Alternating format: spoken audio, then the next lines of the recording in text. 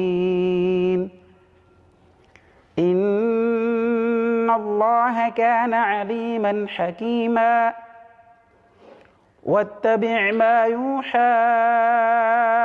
إليك من ربك إن الله كان بما تعملون خبيرا وتوكل على الله وكفى بالله وكيلا ما جعل الله لرجل من قلبين في جوفه وما جعل أزواجكم اللائي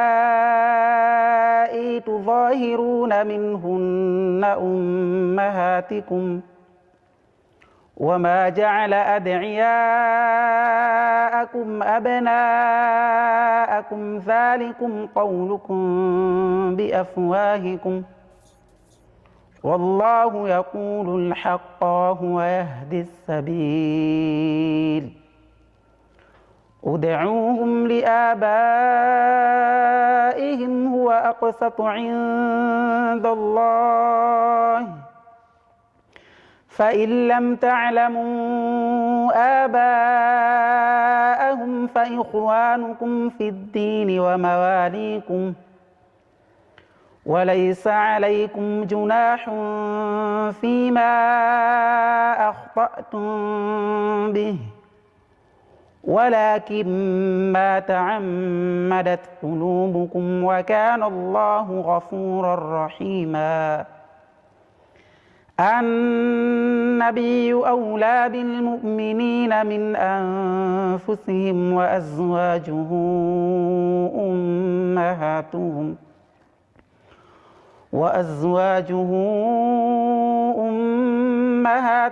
وأولو الأرحام بعضهم أولى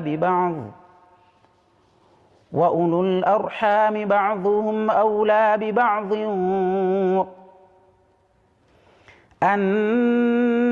النبي أولى بالمؤمنين من أنفسهم وأزواجه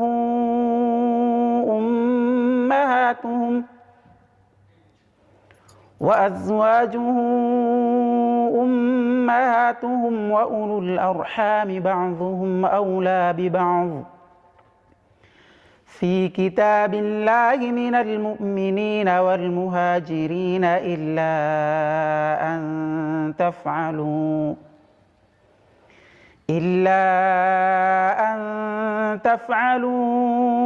إلى أوليائكم معروفا كان ذلك في الكتاب مستورا وإذ أخذنا من النبيين ميثاقهم ومنك ومن نوح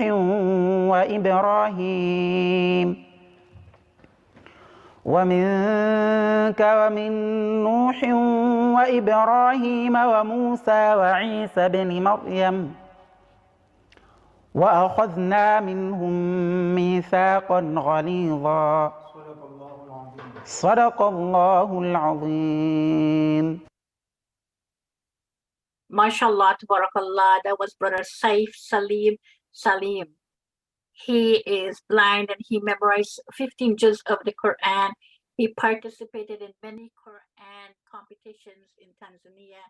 He has a diploma in social work and at the State University in Zanzibar, and he's a father of a child. So thank you so much, and Jazakallah khair, mashallah, beautiful recitation. The next thing is I would like to introduce my dear friend, colleague, and the CEO of Deen Support Services, Rabia. Rabia will be giving us the official welcome. Rabia, please unmute and turn on your video. And Brother Mamoon, maybe you can read her bio in the meantime.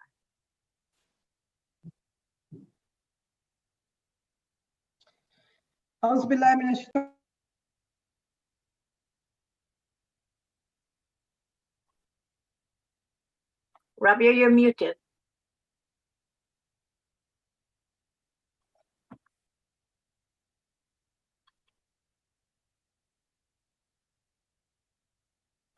Rabia, you're muted. Little technical difficulties there. I think I unmuted and muted and we crossed our channels there. So sorry about that. Rabia, maybe Bismillah ar-Rahman ar-Rahim. Just a little check, Rafia, am I okay on the screen? you're okay, and you can do a brief intro, please, if you don't mind. Perfect. Thank you very much. So I'm Rabia Khidr. I'm the CEO of Dean Support Services. I am also the National Director of Disability Without Poverty. I have a lot of disability in my family, so I am the oldest of 4 children, and now 3 living, I should say. I was born in Pakistan, so hello to Pakistan out there. Came to Canada at the age of 4, and thank God I grew up here because I've had a lot of opportunity to access education and hence community, career, family, etc. So I'm really blessed and really grateful for living on Turtle Island, the original territories of our Indigenous peoples. We are settlers on this land, living here in Mississauga, Ontario, Canada. A little bit about me beyond the lived experience of disability is that I have served as a commissioner for the Ontario Human Rights Commission. I've been involved in accessibility standards in various ways. I am a part of the Ministers' Disability Advisory Group nationally in Canada. And I live, eat, and breathe disability issues through my lived experience. So I grew up with 2 brothers with intellectual disabilities and a sister with the same eye condition that I have. At this stage in my life, I am blind, I am married, I have 4 adult children, and typical stereotypes that we've all heard of. No, my husband does not have a disability, and nor do my children. Alhamdulillah, alhamdulillah, alhamdulillah, I am blessed with a fabulous team, and I will be giving them little shout outs whenever I can today. But Rafia Hanif Cleophas is my mentor who taught me the way and got me on the path, and I just ran with it for the last almost 30 years almost. Alhamdulillah. We are very pleased to be bringing you our 3rd annual conference. So Dean Support Services is a registered charity that provides services and programs to people with disabilities that are culturally and spiritually relevant from a human rights lens. The founders of Dean, its board, its staff composition are primarily people with disabilities and family members of people with disabilities and allies who champion disability rights.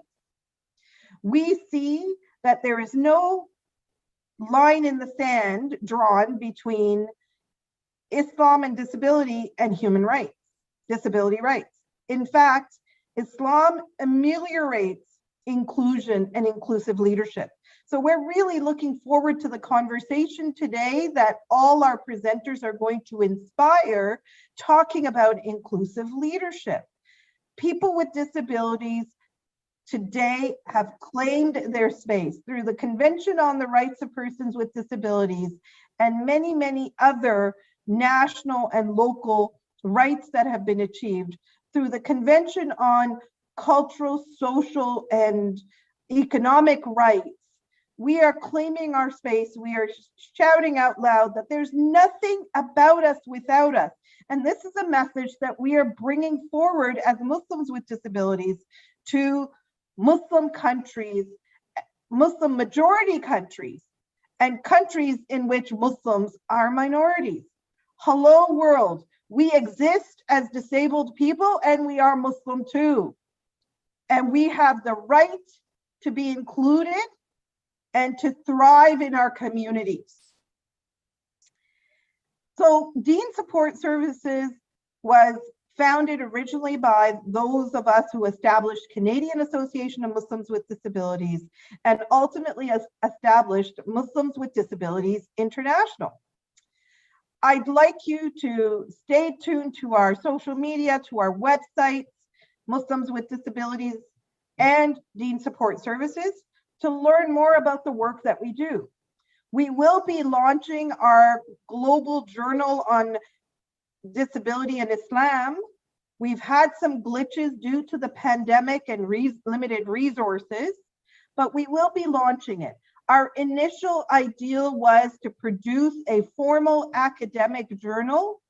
And since then, we've sort of rethought that concept and decided, hey, we are activists. We champion disability rights. We do not want to constrain ourselves within the limits of academia to share knowledge. That in fact, we are going to take on an unjournal model to provide everyone the opportunity to share their work, as long as it passes basic ethical requirements. Alhamdulillah, stay tuned. Our unjournal journal will be coming soon. We also invite you to join our global network on disability in Islam, and we will start planning more engagement opportunities throughout the year for you so that you can stay connected beyond this annual conference. So please join the global network on disability in Islam. Take on leadership, step in. We're here to inspire you. Don't always wait for somebody to open the door. Sometimes just break through that door and say, hello, salamu alaikum. I'm here and I'm ready to help. I'm ready to lead as someone living with a disability. We encourage our brothers and sisters around the world with disabilities to get involved with Muslims with Disabilities International through our global network on disability in Islam, through our journal. And also, please, please, please spread the word about our annual International Disability Khutbah campaign. This campaign has been happening since 2009. This is our 13th year where we invite imams and khatibs to talk about disability rights in Islamic tradition, to foster greater inclusion of people with disabilities and their families around the world through the member. We ask them to talk in their Jummah khutbah in December, closest to December 3rd. The Friday closest to December 3rd every year is calling you, if you are khatibs and imams, to talk about disability rights in Islam. We provide talking points, we provide all kinds of information, and we invite you to spread the word about this campaign. Stay tuned, look for the promos, and spread the word. Ask your local masajids, reach out to your Islamic organizations and associations, and disseminate this information. Help raise awareness through mosques and Islamic centers about our inclusive tradition, about the Prophet's tradition of embracing people with disabilities and giving them opportunities to full and equal participation. People with disabilities are given equal rights in Islam, and we have to model that tradition. So welcome, welcome, welcome. Thank you to our fabulous tech team behind the scenes, managing the chat, managing Zoom, managing our live stream, responding to your needs and your questions. Our accessibility team, our ASL interpreters, captioning that's happening, being, technology that's facilitating that. We are very, very, very grateful. Through every obstacle, there's an opportunity. Through every hardship comes ease. We have gone through the hardship of a global pandemic, and yet it has provided us this beautiful, beautiful opportunity to virtually gather around the world and talk about disability in Islam and inclusive leadership. So welcome everybody, and let's have a fantastic learning together and experience of a lifetime. Great, thank you so much, Rabia. Thank you so much for all that amazing information. And inshallah, as Rabia mentioned, our theme for this conference is inclusive leadership. And we will be looking at different aspects of leadership. We're looking at people with disabilities as leaders, we're going to be looking as leaders and what qualities they should have to ensure that that their leadership is inclusive. We're looking at people who are blind, people who are deaf, different perspective, people with mental health. So we're looking at all these different perspectives when we talk about inclusive leadership. And today I am so honored and so grateful to welcome Shelby Marie Deagle. Shelby will be our keynote speaker, our opening keynote speaker, and she will be speaking about how not to lead when you live with a disability. And I'll ask Brother Mamu to tell us more about Shelby. Bismillah ar-Rahman ar-Rahim. Our keynote speaker today is Shelby Marie Deagle. Shelby Marie Deagle is the editor of MuslimLink.ca. She lives with a chronic depression and PTSD. She has been a public speaking about living with mental illness for over 20 years. She's trained in peer support with the Canadian Mental Health Association and has supported Muslims informally for many years now. And she's working with a team of other Muslims living with mental illness. And on the video project, Mad Like Us, voices of Muslims living with mental illnesses. It is honestly a pleasure to introduce Sister Shelby Marie Deagle. Shelby, please unmute, and you can also turn on your camera. Thank you.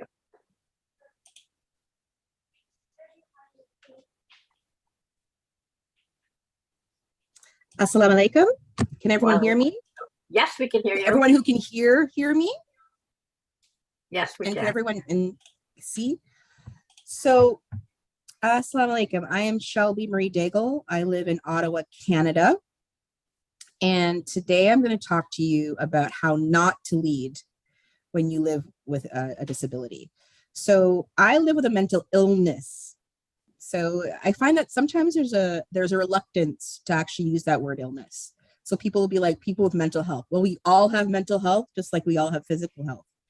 And sometimes people say have mental health challenges. Well, that's one way of saying it, but I have a mental illness and it's a disability, right? If you scanned my brain, you could see it doesn't function like other brains. It would look different. And it affects my daily life and there is no cure.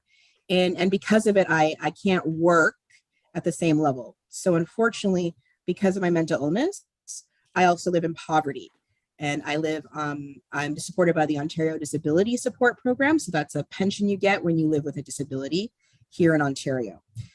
And I want to point that out because even though I do have a title, I run a website, but that's a job I created for myself, really.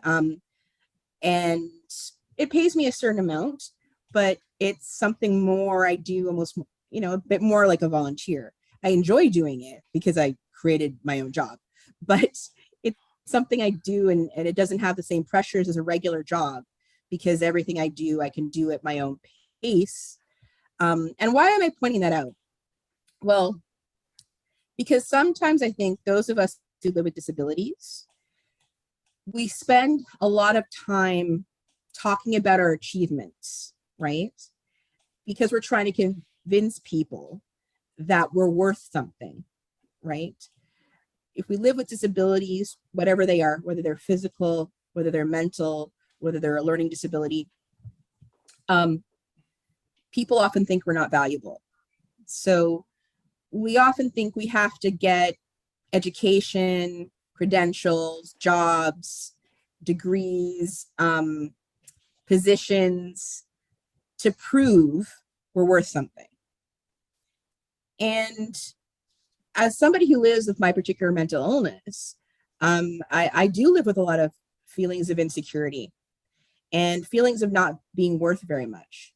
And sometimes, over the years, I've clinged to the fact that, oh, I did this and I had this title, so I'm worth something, right? Because with my mental illness, I often have thoughts of suicide. I often have thoughts of killing myself because I think that I'm a burden to people.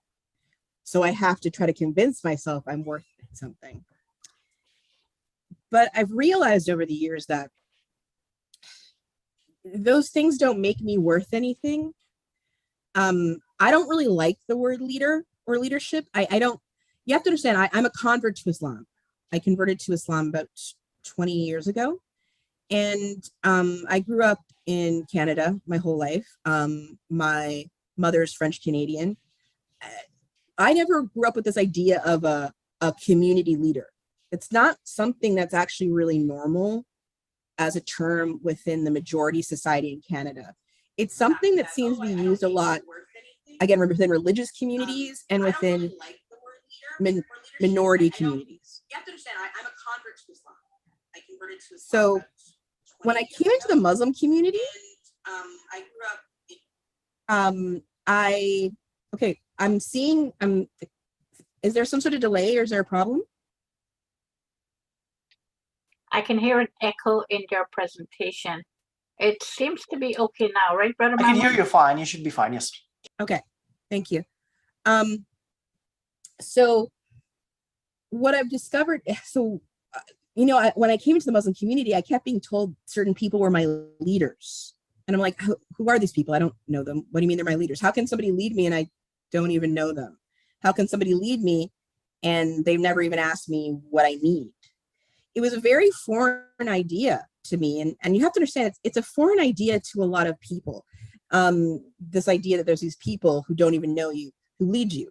I mean, you have that idea for politicians. And I soon realized most Muslim community leaders were basically politicians in our community. And unfortunately, acted a lot like politicians, which is generally not more about power and power over people and the ability to get things for themselves and not really about making things better for anyone else. So I realized I don't really want to be a leader like that.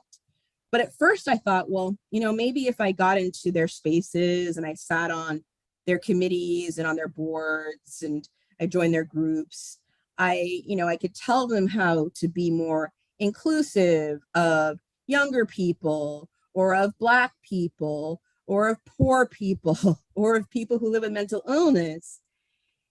And what I learned from that was that, no, a lot of spaces don't want to include other people, or if they do, they want to include people who have a very similar mind as theirs. So they'll include a Black person who actually doesn't want to share with other Black people. They'll include a younger person who doesn't really want to share with other younger people, right? They want to be the youth representative. They want to be the Black representative. They want to be the woman representative. And the same thing in terms of people with disabilities. They'll share with people with disabilities who want to be the people with disabilities representative, but don't want to share power with other people with disabilities. That's what unfortunately I realized. A lot of times, a lot of spaces are about keeping power, not about sharing it, right? And I realized that I had a choice because I could keep doing that. And again, I have a very serious mental illness. I don't have a lot of ability to do things. Things waste my time, because I only often have a certain amount of time during the day where I can really function well, including even speaking. There's times during the day I can't entirely speak very well, or make decisions enough quickly. So I realized I was wasting my time a lot, and it was making me ill. It was making me very depressed and feeling suicidal, and it wasn't helping me.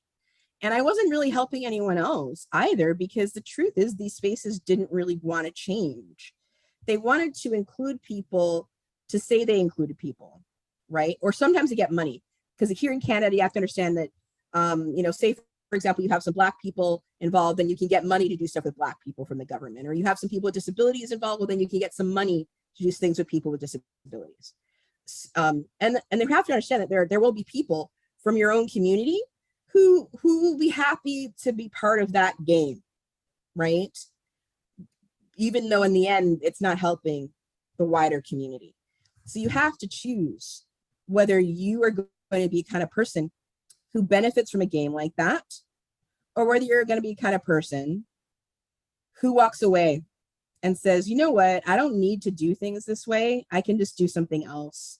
And I realized that I mentally can't do things that way.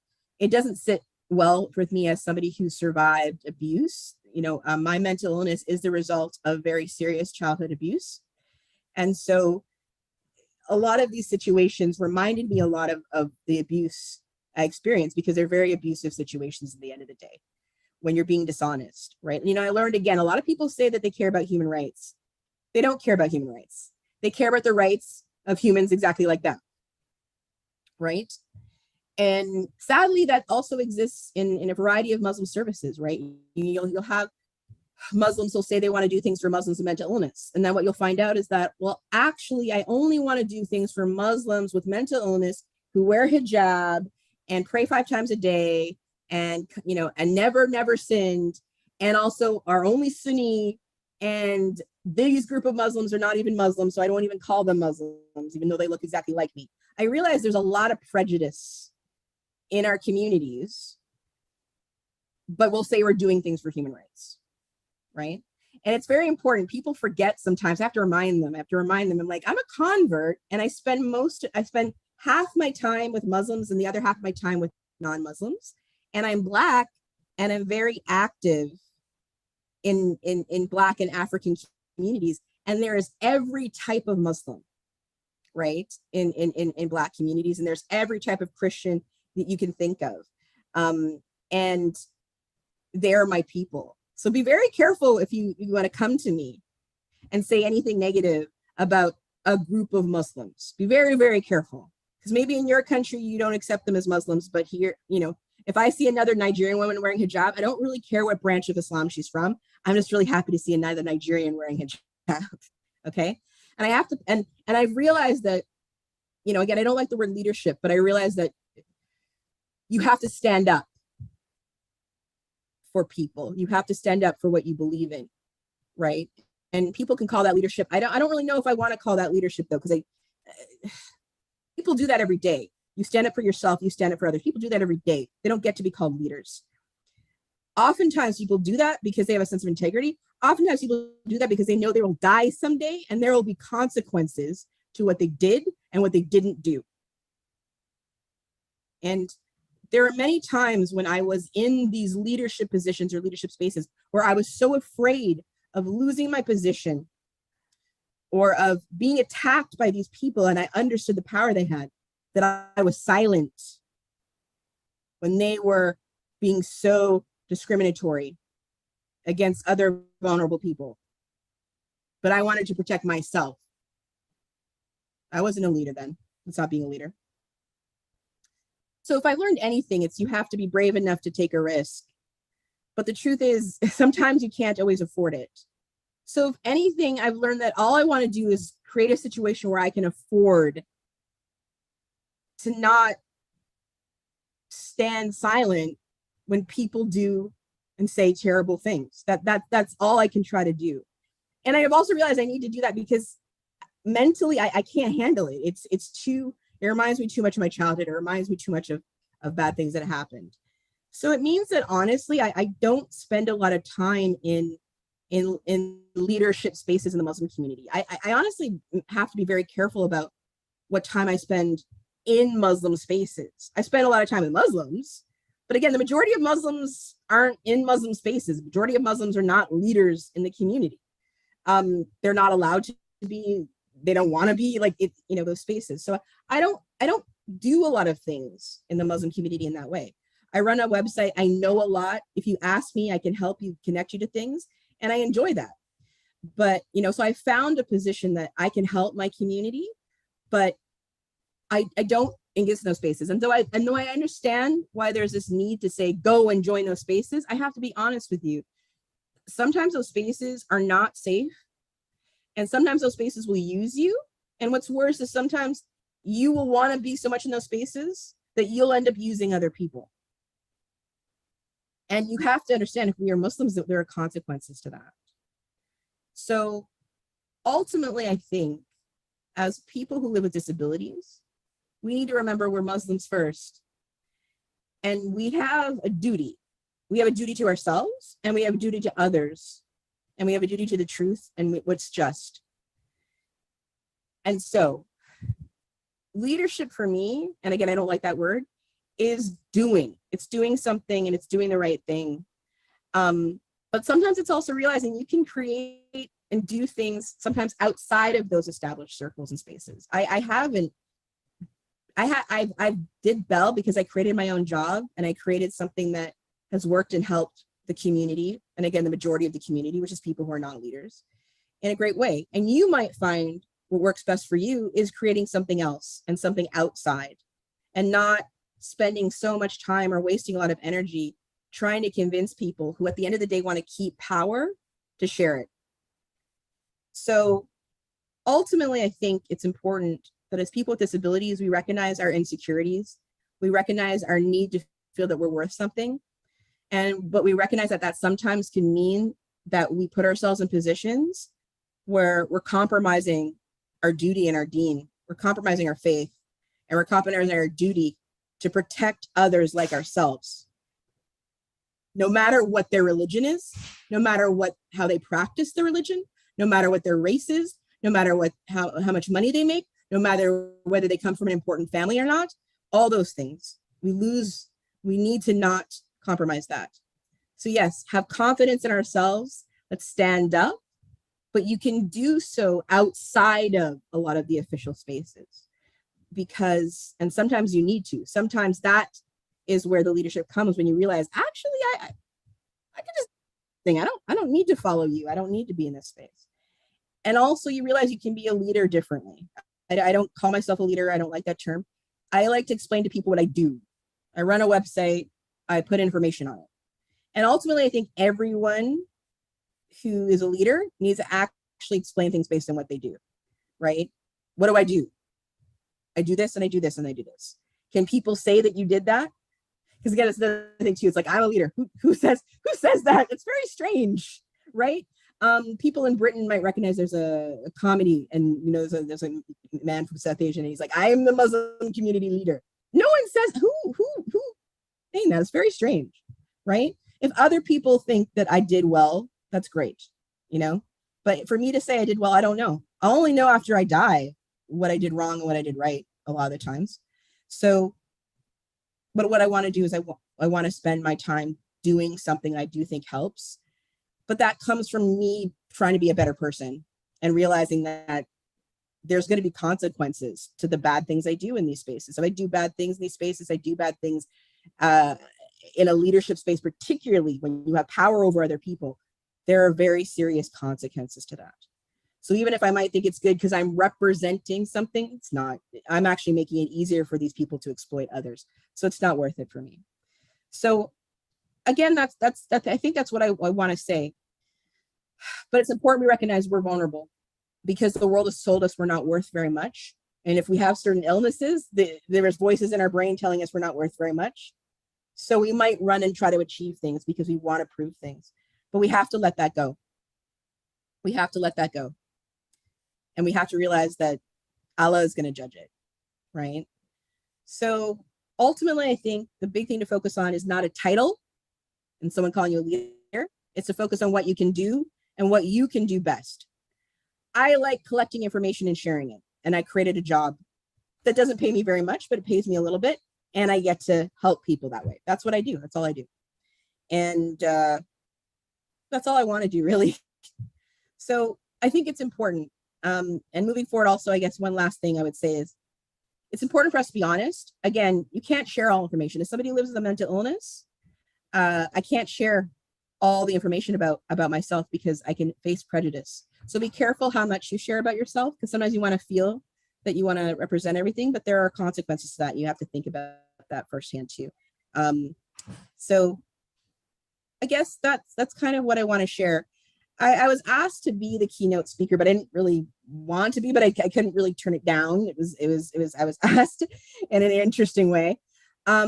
But it's important to understand I didn't prepare for this. I can't. If I write what I have to say down, I actually will become so nervous about it because I have to remember what I wrote down that I often can't do it. So the only way I can do something like this is if I do it from my imagination. It can't be that I wrote it down.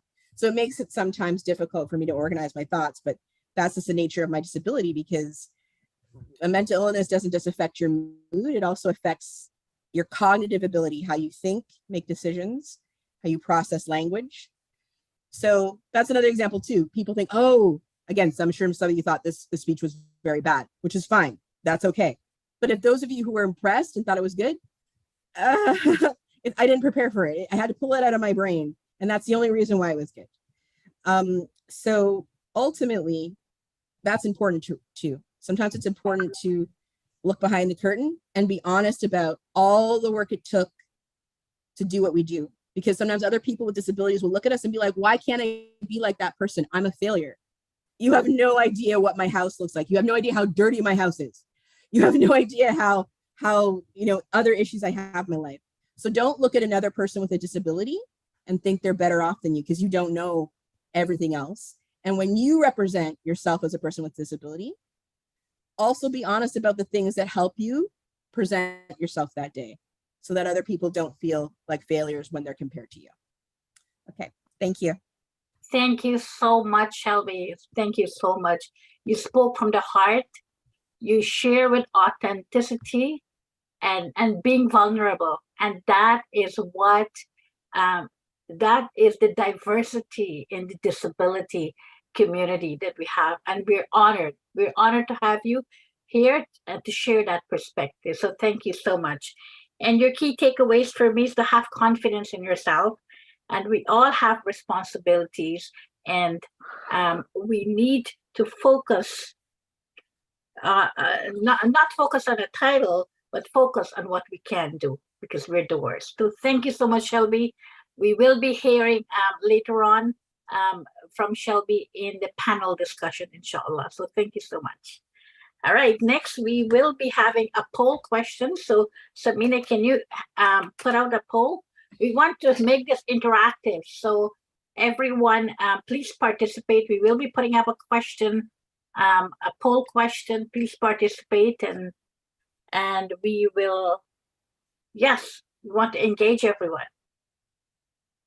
So the question is, you are joining us as a person with a disability, a family member of a person with a disability, service provider or professional, academic, researcher, religious scholar, or other. Okay. Let us know, inshallah. Please vote, everyone.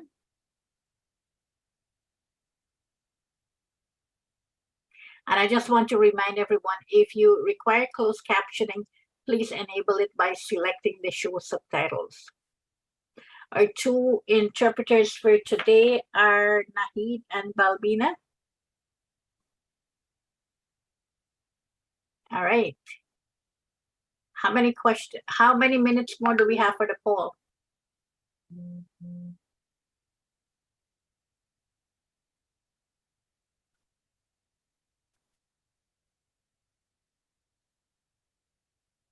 Okay.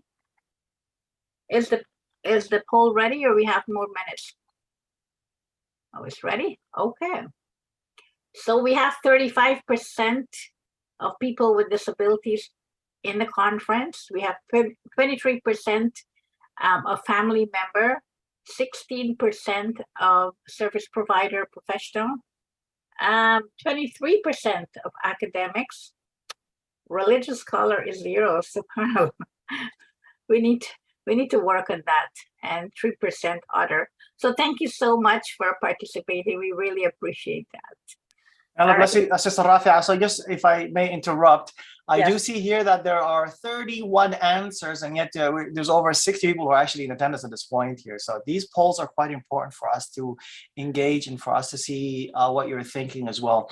And I do know that the word religious scholars scares anybody away. So let's just say, instead of religious scholars, let's just say who is here on, I guess, really on behalf of just their masjid of some sort, who's here representing some sort of actual just religiosity, I guess, really in a sense, or Islam as well. So maybe you may not consider yourself a scholar, but if you're a speaker, if you're an imam, if you're just a small sheikh, inshallah, you can also answer this.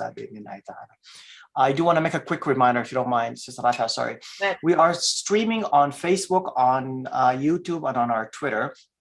And we just need all of you guys who are there to go ahead and share these live streams as they are. I'm going to go ahead and share the live stream link for Facebook right now on our, and if you could just take a moment, inshallah, click on that live stream for those of you who are attending, and share that with your contacts, share that with people who might be interested, inshallah.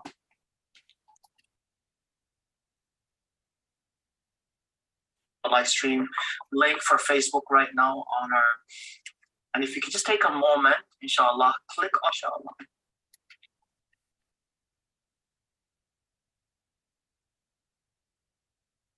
Okay, everyone. Okay, so we can close that question there. Okay. So moving right along, Brother Mahmoud, do you have Brother Sheikh Laja Yassini's video ready?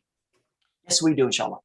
Okay, so if you can please, Sheikh Laja Yassini also happens to be one of my professors from Islamic Online University, and his topic is inclusive leadership in Islam, and he will be we will be having a video of him. And inshallah, this year, one of the things that we did is that we have more videos, because to ensure accommodation for sometimes people with disabilities, people who are in different time zones, and people who are also experiencing blackout or lack of electricity in their countries and would not be able to join the Zoom live. So, alhamdulillah.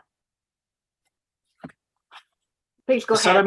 let me just go ahead and introduce Sheikh Laja Yassini. He holds a BA in Islamic laws from Medina University in Saudi Arabia, a Bachelor of Laws from the University of South Africa, and he has a master. He's on Master of Laws candidate in Pretoria from South Africa. He is an assistant lecturer at the International Open University. He's a legal advisor on Islamic jurisprudence. Imam and a Khatib in Mkoba Islamic Center from Zimbabwe, inshallah. And I'll just go ahead and I'll turn on his video right now.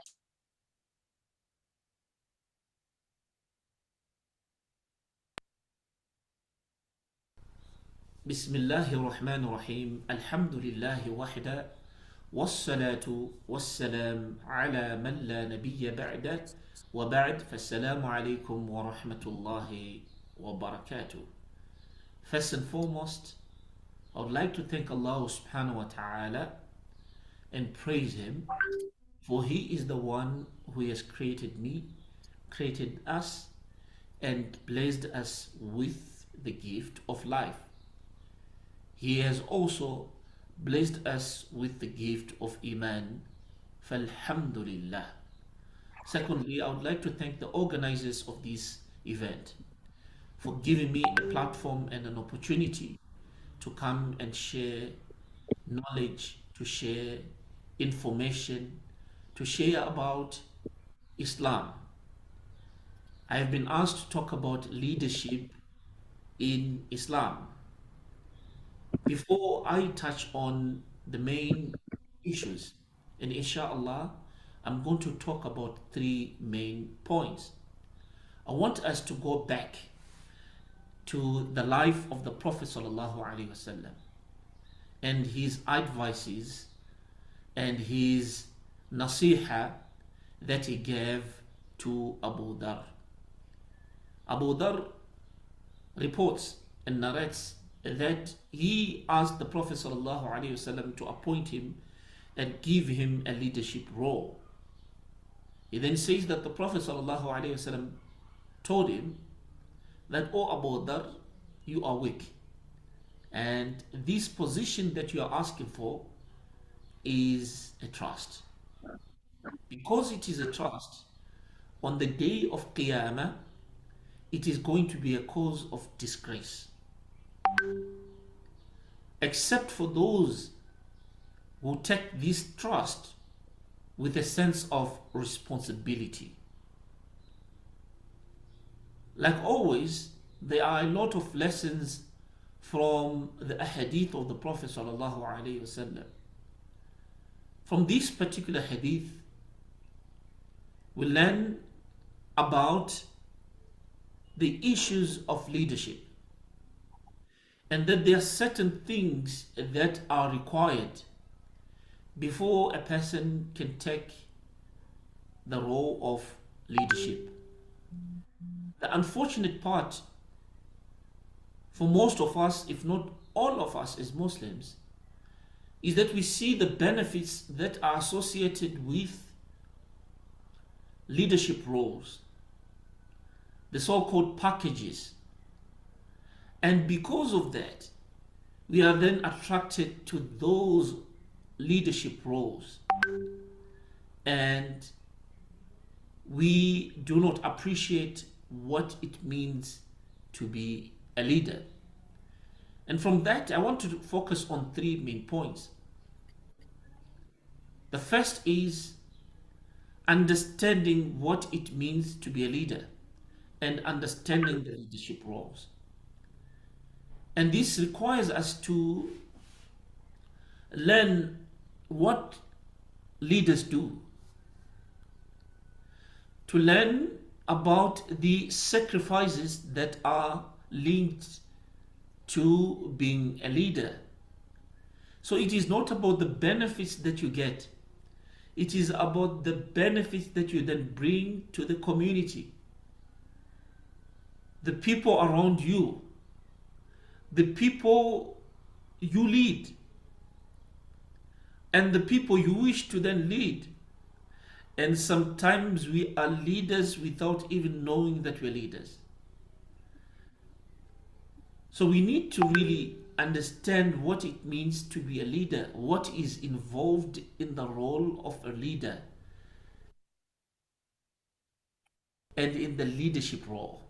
The second thing is that we need to make the decision to be a leader. So you have known and you now understand what it means to be a leader. And through your life experience, you then come to understand that leadership is a lifestyle. What we do, what we do not do, what we have and what we do not have. How do we respond to certain incidences? How do we react to the negatives in our lives? How do we handle our weaknesses? Some would say, how do we interact with our own abilities and disabilities? Each and every one of us has weaknesses and an inability to do certain things. But we are also endowed by Allah subhanahu wa ta'ala and blessed by Allah subhanahu wa ta'ala to have certain abilities and capabilities.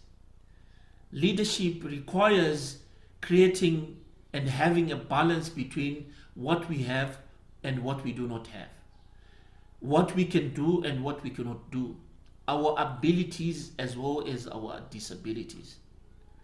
Certain people have the ability to then turn their own weaknesses and disability and inability to do certain things into actual ability and into actual capabilities. How do we do that? It is through learning and understanding the role that we have to play in our lives and in the lives of others. Some say that leaders are students of other leaders. You should be able to take lessons from those who are leaders. And who is a better leader than Muhammad sallallahu alayhi wasallam? لَقَدْ كَانَ لَكُمْ فِي رَسُولِ اللَّهِ أُسْوَةٌ حَسَنَةٌ. Indeed, in the message of Allah, you had the best of all leaders. You had the best of all examples. You had the best leader and person that we can learn from. The third thing is taking the responsibility to actually be a leader. And in a hadith of the Prophet ﷺ, is reported to have said, in a hadith of Ibn Umar radiallahu anhu, is reported to have said, each and every one of us, each and every one of you, kullukum ra'in, that each and every one of you is a leader, and each and every leader or shepherd has a responsibility, has a flock that is responsible for.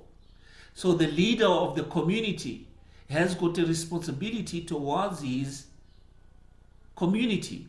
And the leader, or the man who is regarded as the leader of the house, has got a responsibility. And the wife is also a leader in her own right, has got certain rights and responsibilities. Most importantly, you are going to be asked about this role that you have selected to play. So when we talk about leadership, we need to understand what is involved. We need to make the decision to be leaders, and also we need to take responsibility, and we need to be responsible leaders. Living at this particular time in life, at the time where a lot seems to be going wrong, we also need to be ethical leaders. We need to be ethical leaders, and the religion of Islam tells us, teaches us about ethics. The world is really changing, and ethics really define who we are as Muslims. With that, I say Jazakum Allahu khairan. I hope the little that I was able to share is going to bring benefit to you, inshallah. As the Prophet ﷺ said, the best amongst you is one who brings more benefit. So if we are true leaders, inshallah, and wish to be true leaders in our own lives and the lives of others, then we need to find ways to bring benefit in the lives of others. Jazakumullahu khairan. Assalamu alaikum wa rahmatullahi wa barakatuh. Walaikum assalam wa rahmatullahi wa barakatuh. That was Sheikh Laja Yassini giving us some tips on leadership in Islam. MashaAllah. And as he says, kulukul ra'in, each one of us is a leader in our own way, inshallah. All right, so moving right along, Brother Mahmoud, are we ready with the next video? I just need 1 minute to replace it. Okay, everyone, just remember that we are live streaming on Facebook, on Team Sports Services Facebook, Twitter, and YouTube channel. So please like and share the conference so it would reach a wider audience, inshallah. And if you haven't done so, please subscribe so that way we can, you can get in touch with what we're doing and the work that we're doing at Deen Support Services and Muslims with Disabilities International, inshallah. Just a reminder that if you need closed captioning, that you can activate that on your screen, at the bottom of your screen that says live transcript. And we have our ASL interpreters for anyone who needs that. All right, so Yeah, we're ready, inshallah, whenever you are. ready? Okay, all right, let's go, inshallah. So our next speaker is Sadia Nisar. Sadia Nisar is from Hong Kong, and she is doing a very brief video. Brother Mahmoud, can you read her bio? And her topic is Rising with Mercy. Sorry, I just lost my mute button here. So yes, Sister Sadia Nasar is a TEDx speaker. She's a poet and an author of Strength from Within, which is based on the life with physical disabilities and driving the strengths from the stories of the prophets. She previously received her bachelor in English language and literature from the Hong Kong University. She then pursued her Islamic studies and wrote for the variety of outlets, including Sisters magazines and the HuffPost. She is Hong Kong's Resolves Social Justice's 2020 Fellow for Disabilities, Less Assumptions, More Conversations. She directed community care and Islam events in Hong Kong. And you can download chapter 1 of her upcoming book actually on her website, which is www.sadianasser.com. She was, if I'm not mistaken, she was our keynote speaker for last year, I believe. So yeah, I can play her video whenever you guys are ready. Okay, please go ahead. The topic is Rising with Mercy.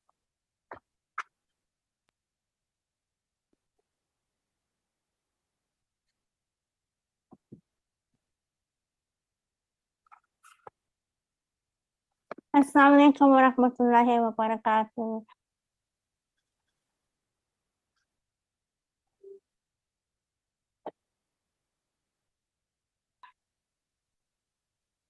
Brothers and sisters in Islam and humanity, I'm your sister Sadia, the author of Strength from Within, which is a book based on my life with physical disabilities and deriving strength from the stories of the prophets. I was actually previously hoping to show up in live, and give a detailed talk on rising with mercy as part of inclusive leadership. But for the past few months, I've been struggling with my health. So I'm only able to record a short video to actually briefly go into detail what I mean by rising with mercy as part of inclusive leadership, inshallah. Inclusive leadership cannot be without empathy, compassion, or mercy. It cannot be without rising up towards any form of injustice towards the oppressed. This is what makes a leader, especially one that is inclusive. Prophet Musa alayhi salam rose up to address injustice. He did so out of mercy for his people and also out of obeying Allah subhanahu wa ta'ala. Allah subhanahu wa ta'ala guided Musa alayhi salam to talk to Pharaoh in soft words. So he was merciful in the way he approached Pharaoh. He was merciful with the hope that Pharaoh would also be included when it comes to receiving guidance from Allah subhanahu wa ta'ala. Musa alayhi salam therefore embodied inclusive leadership. All prophets actually embody inclusive leadership. Prophet Muhammad sallallahu alaihi wasallam was described as the mercy of mankind. The word mercy keeps showing up in Islamic tradition. That's why we cannot look at inclusive leadership without looking at what it means to be merciful. What it means to be merciful is to be authentic, sincere, to not use anyone as prop pieces when you're a leader, but genuinely guide and include people for the benefit of the community. Genuinely include them within leadership positions as well. Genuinely include them by honoring their requests and honoring their basic human needs as well as rights. That's how we can rise towards mercy. A leader is someone that tries to fulfill the needs of the community. People with disabilities are human beings that have needs, and we are part of the community. Inclusive leadership means treating people with disabilities as part of the community. You automatically treat people with disabilities as part of the community if you are rising with mercy.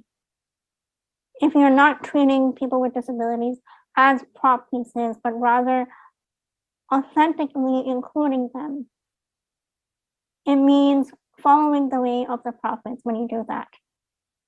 I want to end by saying that inclusive leadership is something that we can all work towards.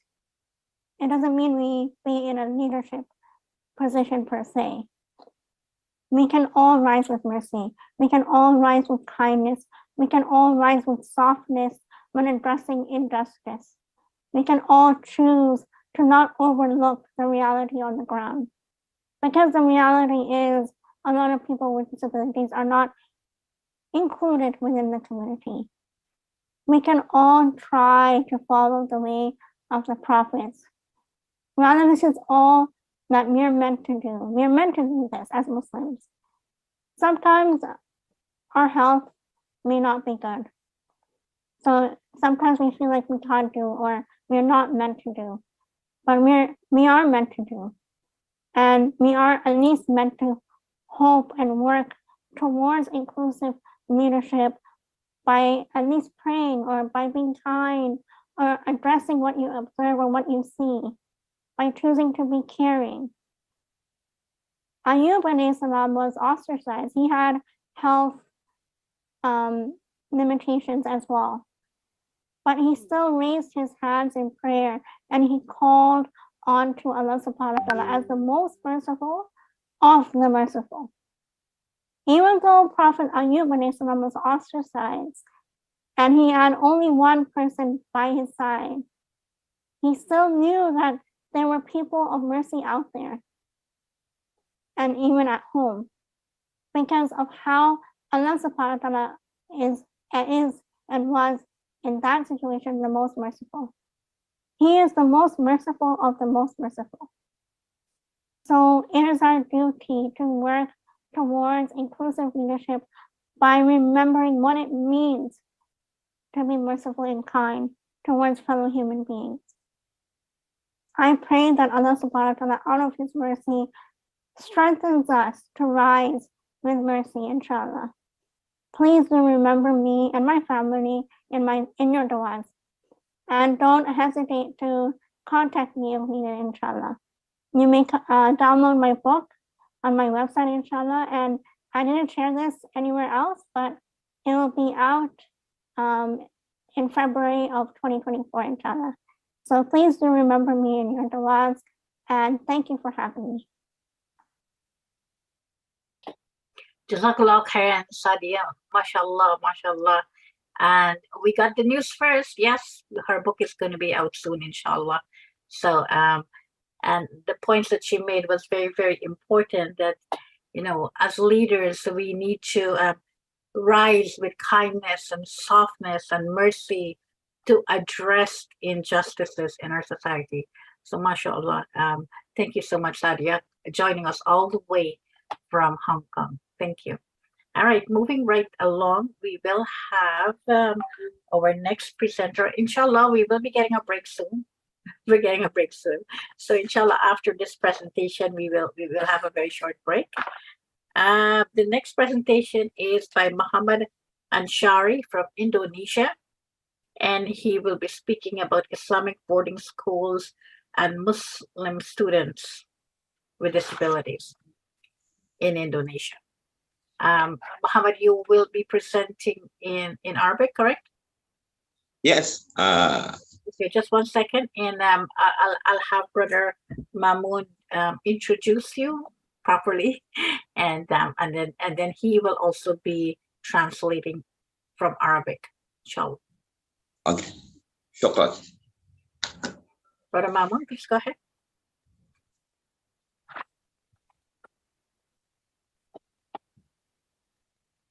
Sorry, I lost my mute button again. Sorry, give me one moment, Brother Muhammad, just one moment while I just set it up, inshallah ta'ala.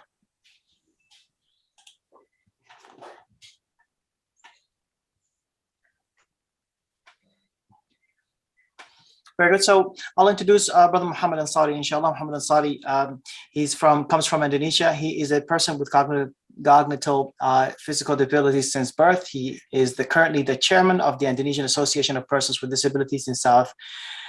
I am really sorry, I won't know how to pronounce that province. As a Muslim student who has studied, he's interested in conveying about the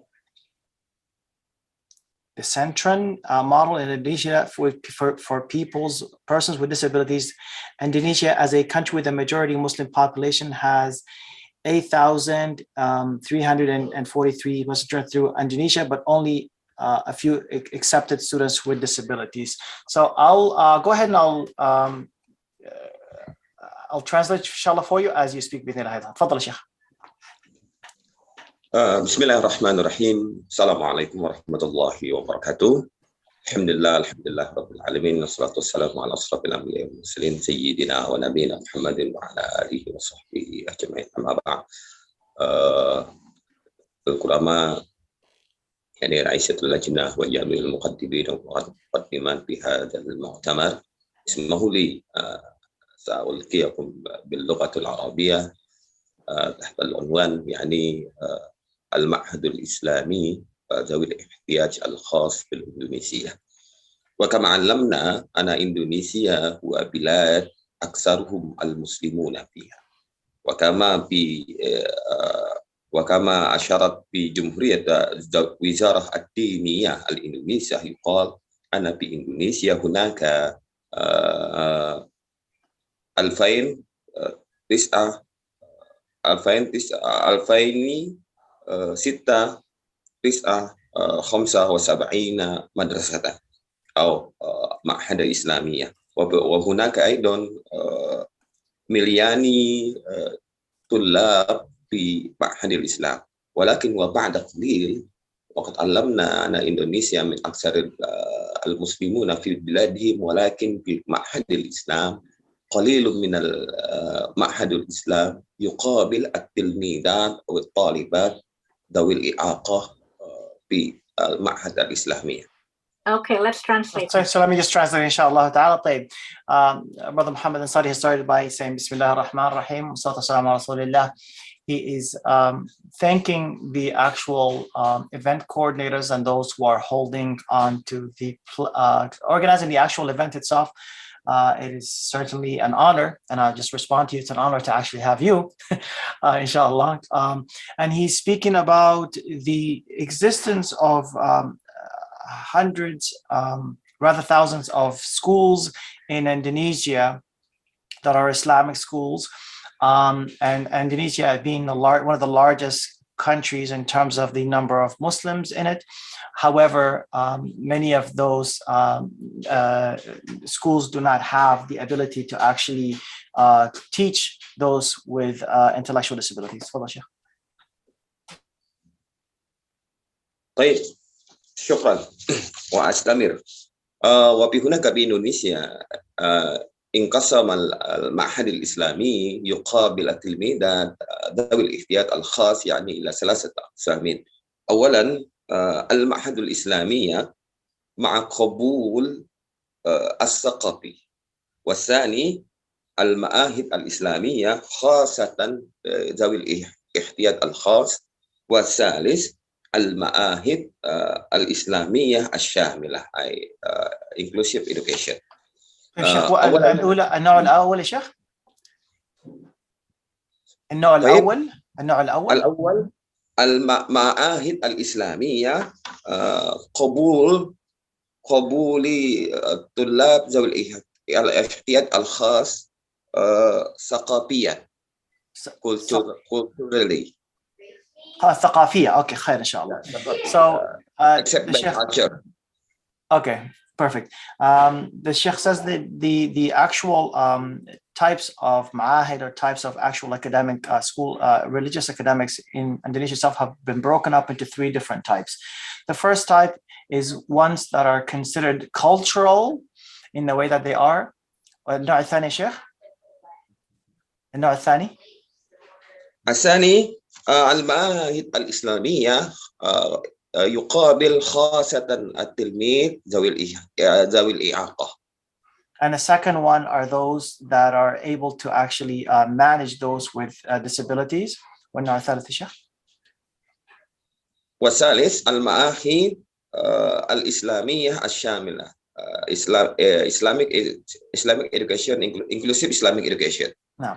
And the third one are those that include inclusive Islamic education.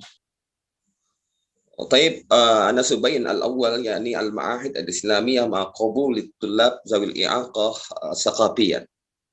في إندونيسيا هناك معاهد الكثيرة وكما علمنا هناك منذ قديما المعاهد الإسلامية يقابل التلميذات ذوي الإعاقة ولكن بغير الوصول accessible الاستيعاب accommodation إلى هؤلاء التلميذ ذوي الاحتياج الخاص. لماذا؟ لأنه بعد النظر. Sorry سامحني يا شيخ بس just so we can make it عشان بس تكون سريعة إن شاء الله وأنا ما أنسى. سامحني. So the Sheikh says the actual one of the first portions that he wants to talk about is the first type, which is those that are cultural in the way that they are, and he is saying that those are not able to actually manage or rather accommodate for those with special needs. Why? No. وبعد من المعاهد الإسلامية يقابل التلميذ ذوي الإعاقة على حسب آسفة object of piety وهناك أيضا نظرية مرة ثانية آسفة يعني object of piety. ما سمعت. وكذلك يقابل على حسب على النظر يقابل التلميذ ذوي الإعاقة على حسب من كان يقابل تلميذ ذوي الاحتياج الخاص هذا يؤتي الأجر من الله تعالى. So the first one that you're talking about here are those that are actually schools that offer the education, it's Islamic education itself. I did not ما فهمت الكلمة اللي قلتها يا شيخ. طيب. محمد ما فهمت الكلمة اللي قلتها أنت. على أساس الأجر من الله ومن كان يقابل التلميذ ذوي الاحتياج الخاص طبعا الله يؤتي صوابا كثيرا إلى من غير أجر يعني. أستاذات بذلك المعاهد. من غير أجر قصدك. من أجر. من غير أجر. Now, so he's speaking about the first one that's done based on volunteer basis, and those are the ones that are non-paid, and they strictly depend on basically like the being rewarded from Allah Subhanahu wa Taala. تفضل. تفضل. والثاني يعني المعاهد الإسلامية خاصة لذوي الاحتياج الخاص. هناك بالإندونيسيا. النوع الثاني المعاهد الإسلامية التي تختص بتعليم ذوي الاحتياجات الخاصة، صح؟ صحيح. Yes. The second part are those schools that are specifically meant to actually teach those with disabilities. وأنقسم إلى ثلاثة أقسام. أولا معهد الإسلامي خاصة لذوي الاحتياج الخاصة يعني عميا، وهناك معهد تحفيظ القرآن تونانيترا للأعمى روضة المكفوفين. والثاني هناك معهد الإسلام خاصة للأعمى يعني تحية القرآن.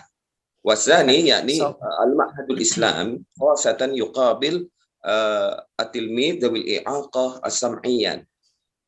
So those are three different, and he speaks about these, even those ma'ahid or actual academic institutions are broken up into three as well. One of them is for those with intellectual disabilities. The second one is for those with visual disabilities. And the third type are for those with auditory disabilities, who are those are hard of hearing and deaf. يعني معاهد الإسلامية خاصة خبو يقابل التلميذ ذوي الإعاقة سمعيا، مثلا دار الأصخام يوغياكارتا، ثم تونارونغو أباتا، وكذلك دار الأصخام، وكلهم من المعاهد يعني خاصة لحفظ القرآن. And he speaks about a couple of examples of several academics that are aiming to specifically have the Quran memorized for those who are hard of hearing. I think he mentioned a couple of specific schools in Jakarta. والثالث يعني المعاهد الإسلامية الشاملة. Islamic education, inclusive Islamic education. والنوع الثالث, and the third type is the actual academic institutions that are inclusive of all Islamic education. يعني في إندونيسيا هناك قليل من المعاهد الذي يقابل على شاملة على التلميذ أو الطلاب ذوي الإعاقة وغير الإعاقة على معهد واحد، ووجدت أن خمسة معاهد الذي فقط يقابل التلميذ ذوي الإعاقة وغير ذوي الإعاقة على معهد واحد، وما من الباقي صار يقابلون على طريق الثقافي. شوي شيخ عشان حصلها. So he says there are very few organizations, almost none, that are able to actually combine the actual education of those with disabilities with those who are not with disabilities. So those are inclusive. And the vast majority of the actual academic organizations are those that are based on the cultural practices of teaching those with disabilities. وكله من المعاهد كله من هذا المعاهد يبنى من الآباء والأمهات التي لديهم الطفل ذوي الاحتياج الخاص. And many of those schools and many of those organizations and academic institutions are usually actually built by the parents of those with disabilities. لأنه صعوبات على الوصول الدراسة الإسلامية في المعاهد الإسلامية ثم يبنى على نفسه المعاهد الإسلامية خاصة لذوي الاحتياج الخاص وخاصة المعاهد الشاملة. And that's because it's quite difficult for them to actually be enrolled in regular Islamic educations with the lack of those that are just basically those are just based on everybody else's. طيب شكرا يا شيخ. السلام عليكم ورحمة الله وبركاته. جزاك الله الله يحسن إليك يا رب. MashaAllah, tabarakallah, jazakallah khairan, brother Muhammad and Shari. And these are some of the things that you guys are way advanced in, mashallah, in Indonesia. And these are good examples that we can follow. We don't have to reinvent the wheel. If we have a system that's already set up for schooling for Muslims with disabilities, mashallah, that is absolutely amazing. Thank you so much for your presentation. We really appreciate that. Thank you. You're welcome. All right, so next we will be having a poll. Just checking in with everyone, trying to get your feedback. So Sabina, if you can put up the second poll there. Which age group do you belong to? 10 to 19, 20 to 39, 40 to 59, or 60 above? So let us know, and inshallah, we have an idea of who our target audience is, mashallah. Brother Mamoon, let us know when the polling is closed and how many percentage have voted. Yeah, so we're just waiting for those who, inshallah, who have posted. We do have only 27 answers. That's a lot less than how many people we have in the actual webinar itself. So if you are seeing this, go ahead and give us an answer. We don't know who you are, so don't worry. Even if you're pointing to the fact that you are a young man or an old man, inshallah, we love people of all ages.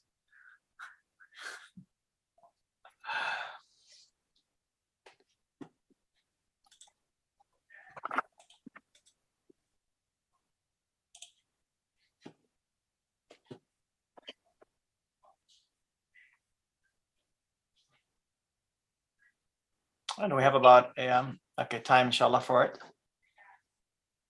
Let's share the results, please. Okay. Oh, the results is we have quite a young group here. 3% under 19. I'm actually surprised with that, mashallah. 20 to 39 years, we have 52%. 40 to 59, we have 33%. And 60 plus, we have 12%. So mashallah, we have a fairly young group here, and over 50% is less than 39. So mashallah, that's really good. All right, so we will be next on the agenda is that we will be having Brother Mahmoud, I sent a link for you to play. Is that, do you have that? It's in the chat. Yes, just working on it. One moment. Okay, so inshallah we will be having a performance from some students from the Madrasa School for the Blind in South Africa, and they did a beautiful nasheed, and I just want to share that with you all. we will be having the founder of the Madrasa School for the Blind who will be speaking this afternoon. So stay tuned for that. Stay tuned for a lot. We have a lot of more interesting speakers coming up. So inshallah, stay with us to the end. All right, are you ready? We're ready, inshallah, yes. All right, please go ahead.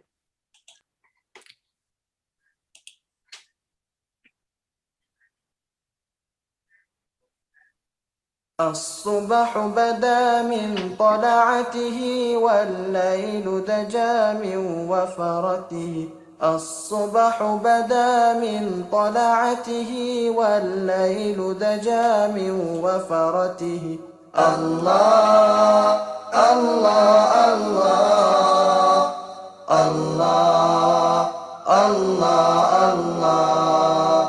الله الله الله الله كنز الكرم مولى النعم هادي الأمم لشريعته كنز الكرم مولى النعم هادي الأمم لشريعته الصبح بدا من طلعته والليل دجى من وفرته الله الله الله الله الله الله الله الله الله الله الله نال الشرف والله عفا عما سلف من أمته نال الشرف والله عفا عما سلف من أمته الصبح بدا من طلعته والليل دجى من وفرته الله الله الله الله الله الله الله الله الله سعت الشجر نطق الحجر شق القمر بإشارته سعت الشجر نطق الحجر شق القمر بإشارته الصبح بدا من طلعته والليل دجى من وفرته الله الله الله الله الله الله الله الله الله الله جبريل أتى ليلة إسراء والرب دعاه لحضرته جبريل أتى ليلة إسراء والرب دعاه لحضرته الصبح بدا من طلعته والليل دجى من وفرته الله الله الله الله الله الله الله الله فمحمدنا هو سيدنا فالعز لنا لإجابته فمحمدنا هو سيدنا فالعز لنا لإجابته الصبح بدا من طلعته والليل دجى من وفرته الله الله الله الله الله الله الله الله الله الله الصبح بدا من طلعته والليل دجى من وفرته الله الله الله الله الله الله الله الله الله الله الله الله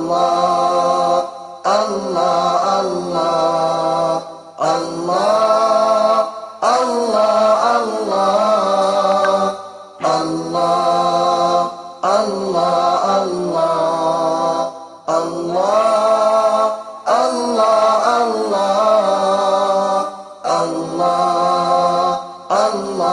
الله MashaAllah, tabarakallah. And what was so beautiful is to see our ASL interpreter Nahi just going with the flow and doing a mashallah, a beautiful, beautiful sign language interpreting there. MashaAllah. Thank you so much. That was Madrasa School for the Blind in South Africa. With a beautiful nasheed. And moving right along, we will be, our next presenter is Namiro Jalia from Uganda. And we'll be speaking about challenges faced by deaf Muslims in accessing Islamic education. So, Brother Mahmoud, can you read the bio, please? Sorry, so we are just having a challenge bringing her on. She did send an audio message, inshallah. So we're going to be able to go ahead and add that on there. But just give me a moment, inshallah, while I do that. Sinamiri Jalia is age 28 years old. She's a Muslim Ugandan holding a diploma in Ugandan Sign Language Interpretation from Kimamugo University. She's a Ugandan Sign Language interpreter by profession. If I can just get a moment to go ahead and add her. She did send a message. It's just an audio message because she wasn't able to join us from over there. And this is some of the challenges that we're having here when we have people joining us from all over the world, inshallah. So I just need one moment. Sister Rafa, if you can just fill it out for me. Sure, inshallah, inshallah. And just I also want to remind everyone in the meantime that we are streaming live on YouTube, Facebook, and Twitter. Feel free to comment, and also if you're feel free to share your gems in the chat. If there's something that resonates with you, share that in the chat so we can all have that gem to take back with us, inshallah. Just let me know when you're ready, inshallah. Oh, one moment, inshallah. Okay, inshallah.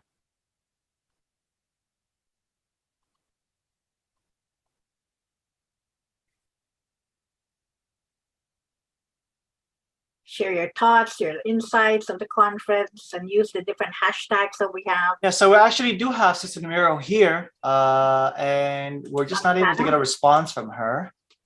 She's on the panel. Yeah, she's here, but we can't get a response from her. I don't know if she can hear us or not.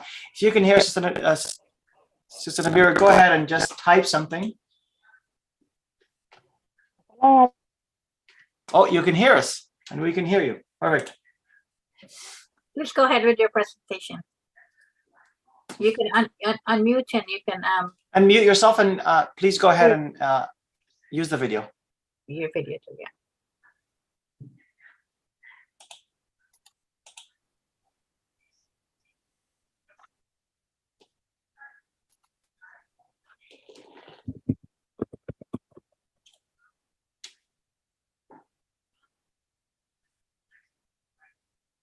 Okay, we have the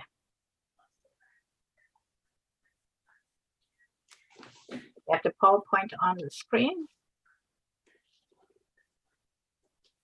Okay, please go ahead, sister. We can't hear you.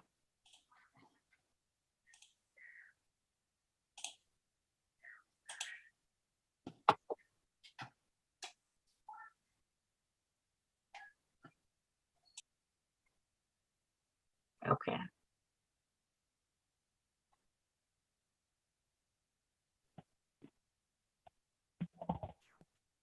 Please go ahead. Yeah.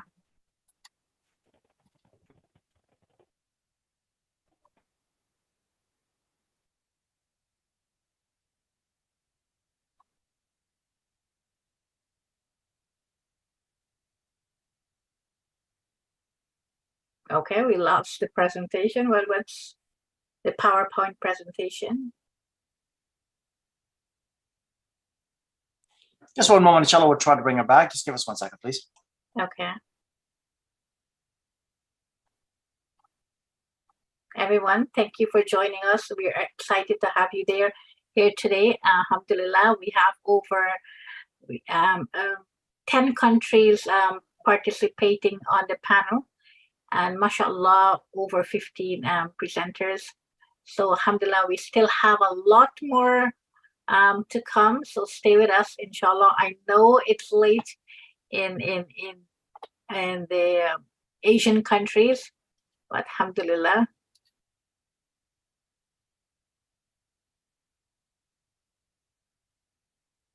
And I just want to give a shout out to all those who are joining us. There were some people who had to leave because of the time difference. There's someone from Indonesia, Hong Kong. These are all places that it's really late right now, subhanAllah. So thank you for joining us. We have Zahra from Pakistan. MashaAllah, we had a really, really good representation from Pakistan. So that's really good, alhamdulillah.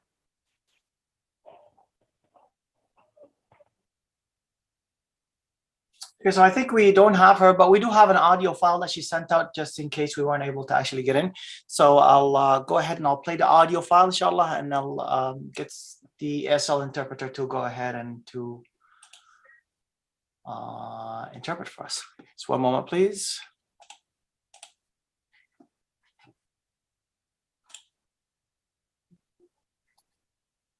Okay.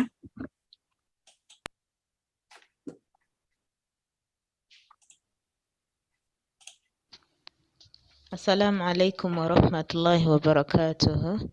Good morning, good afternoon, good evening to whoever is listening in. My name is Nami Rojalia. I'm from Uganda. Due to technical issues, I'm just going to provide a sound record of my presentation. Yeah, I was presenting about a topic on an investigation.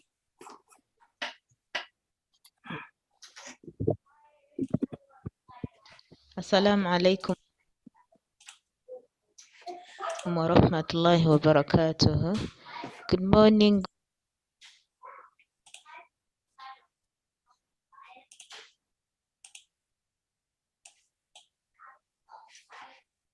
good afternoon, good evening to whoever is listening in. My name is Nami Rojalia. I'm from Uganda. Due to technical issues, I'm just going to provide a sound record of my presentation. Yeah, I was presenting about a topic on an investigation into the challenges faced by deaf Muslims in accessing Islamic religious doctrines. This study was carried out within the 3 biggest mosques in the country, that is the Uganda National Mosque, Chibuli Mosque, and Wandegea Mosque, because they are the biggest in the city. That's where the study was carried out, and that's where most of the congregational prayers are done. Yeah, deaf Muslims do live among us and do exist really naturally throughout the world. The only difference is the mode of communication. Deaf communities in Uganda are mostly in urban centers where they do migrate in search of employment and interaction. They do share a common language, experience, and values. Islam being the total submission to the oneness of Allah, it's one of the oldest religion in the country. And the study was done on a question and answer session which employed a number of deaf Muslims and the Muslim leaders within the 3 mosques in the city. Yeah, they expressed that the Islamic teachings really heavily rely on oral teachings from the Quran and other Islamic literatures. Being orally delivered, they are left behind because of the way they do communicate. A few people know sign language. Most of the Muslim leaders in the region, they don't know sign language. So they just deliver. These people do come for prayers, the deaf Muslims, but they are left out. And most of the time it is done in the Arabic language. So they've been long felt isolated. Also, deaf Muslim parents with deaf children. Most of them leave their children when they're going for prayers at home. Some of them who go with them, they just watch and just emulate what is happening, and they don't understand what's behind. And they need to know their religion because they really feel they are Muslims, but they are left behind. So they have that urge of knowing their creator and knowing what Islam really teaches about, or what they have to do, like what other Muslim or other people who are hearing do. And some deaf Muslims do attend prayers from their areas of residence, but these sermons, the prayers, the teachings are done without interpretation services. Some of them who have friends, they do sign for them, the friends and the relatives do sign for them what has been happening. Some of them have never even declared Shahada, but they say they're Muslims. Muslim leaders do or have never, or those who have done something, they've taken little initiative because of the minority of the deaf Muslims. They are minority in number. So they've taken little initiative.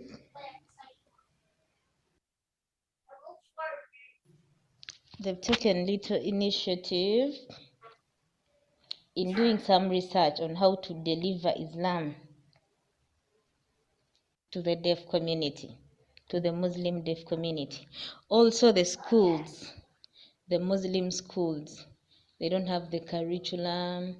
There are no deaf Muslims who really go down deep into Islamic studies and do come out to be examples or to become sheikhs and teach other deaf Muslims within the region. And also limited sign language interpreters. Most of the sign language interpreters in the city are non-Muslims. A few who are Muslims, they don't understand the real vocabulary of Islamic faith and Arabic language. And some are ladies who can't stand in front of Muslim male, most especially during the Friday sermons, due to temptation. So this, of course, keeps them behind and not attaining what they have to get.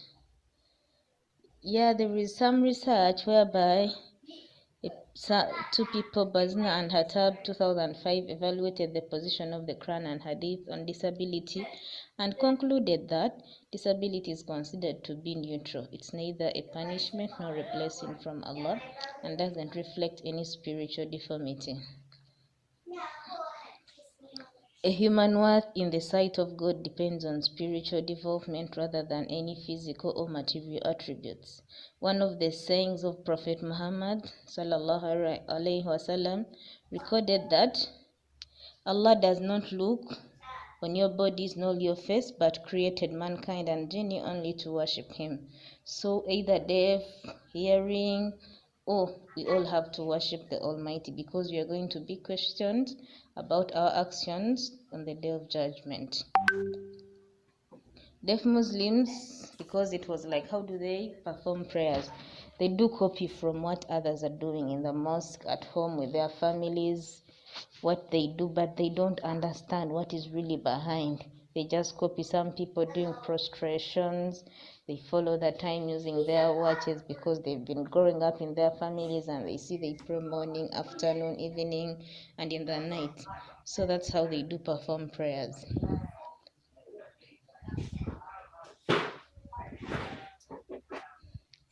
A way because of the theme of this conference, it's about having inclusive leadership of all persons with disabilities, and being the CRPD talking about like creating space for all of us and leave no one behind. So having interpreters with appropriate language skills and competences, religious and cultural knowledge would enable the service providers access the religion and begin to form an identity. Also, the parental support, like this has to start from the families. Let the families with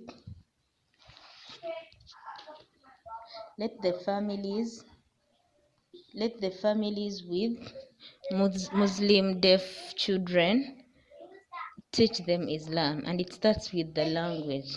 If they really know the language, this is how they are going to start teaching them, bringing them on board, not hiding them, not leaving them behind.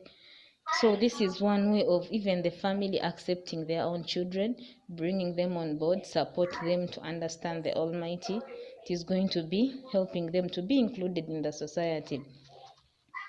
Also, the communication, it's a very key.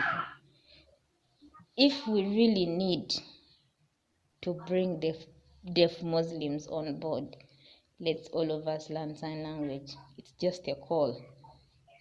It's a call to everyone, like, get to know sign language. This is the only way we can communicate to these guys, with the Muslim leaders, with the family members, with the friends. Also, something about the Quran into sign language.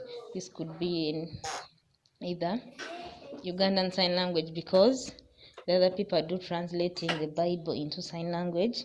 So I think even the Quran can be translated into sign language so that it can cater for the needs of the deaf Muslims within the country.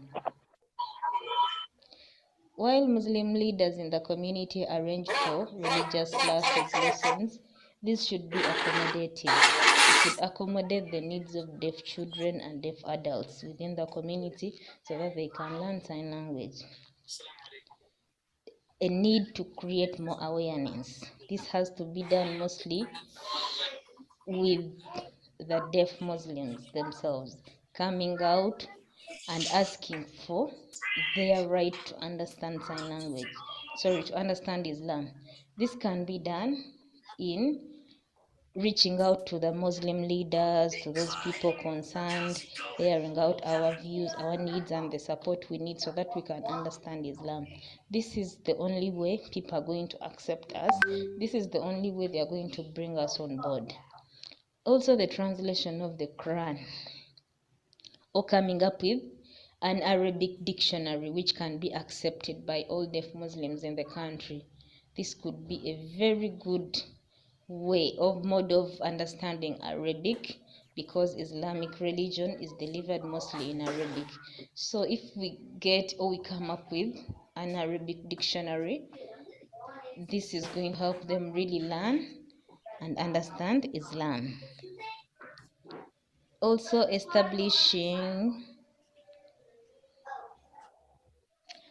training Muslim Ugandan Sign Language interpreters Arabic language. Yeah, this is one thing which keeps them behind, because you can go to the school, maybe you learn the sign language and what have you, but there is the gist of Arabic, which is the language mostly used in mosques while they're revealing while they're revealing the Islamic doctrines and everything. So if they don't know Arabic, of course they can't stand behind. Islam involves, or Arabic language involves, the understanding of the terminologies used, the culture, the expectations and everything, because it's a lot. Yeah, and if all that is given, I think this is going to lead us to go to achieve the theme of this year's conference. Because all of us are going to be together, we are going to be included, accommodated, our needs are catered for, and the deaf Muslims can also access Islam as other people within the country or the region. Assalamu alaikum. Walaikum assalam wa rahmatullahi wa barakatuh. Jazakallah khairan. Alhamdulillah, we were able to get your message, even though we had some technical difficulties. We good there, Brother Mahmoud? Yes, and We're good. Yeah, and one of the things you mentioned is having interpreters with appropriate language skills and competencies, religious and cultural knowledge would enable deaf Muslims to access their religion and begin to form Islamic identity which is so, so crucial. So we're hearing from Indonesia about the schools that they have there for people who are deaf.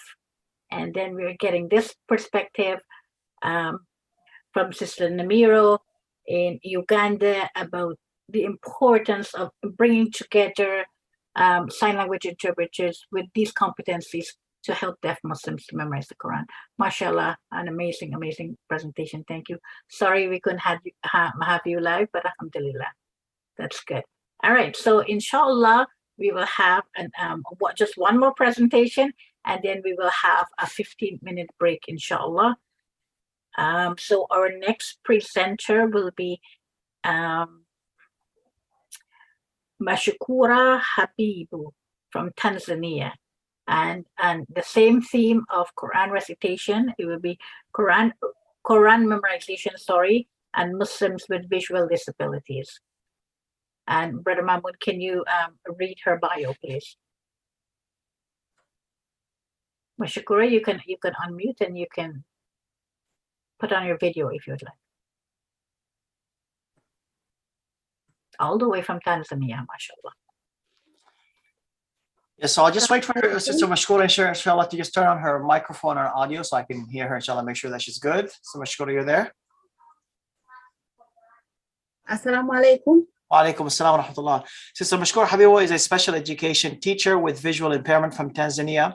She's studying master's degree of education and management administration, a member of the Tanzania League of the Blind, USA State Alumni Association, International Rescue Advisory Committee, and Bridge CRPD Alumni, Global Caucus of Young Persons with Disabilities, and Chief Executive Director of Access Technology for the visually impaired people. She holds a bachelor's degree and a certificate of special education, ICT, and inclusive disability employment. She has implemented an inclusive disability employment project, wrote a policy paper on Article 28 of the CRPD, and prepared ICT tutorials for persons with visual impairments to learn with zero cost. I know that the ESL interpreters are struggling with how fast I am going, but go ahead, Sister Mashkura.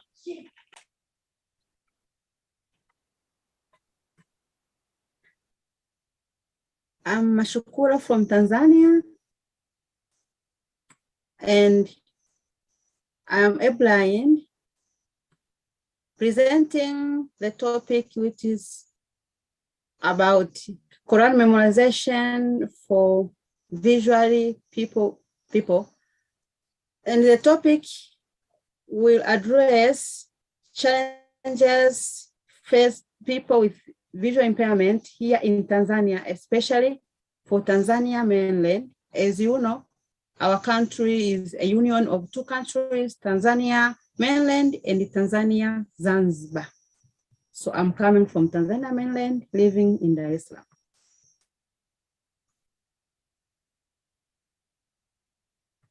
Since the Quran is a book of our Almighty, thousands of people, Saturday people, memorize it, but this is a big challenge for people with visual disabilities.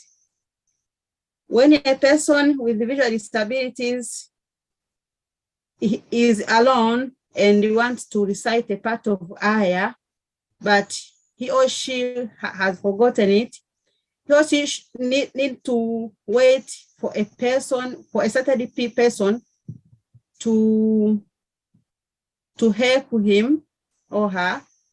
This is because we have hardly in accessing Braille Quran here in Tanzania mainland. So we depend to memorize a Quran from our relatives, friends, parents. So if one among of the people who help us to memorize the Quran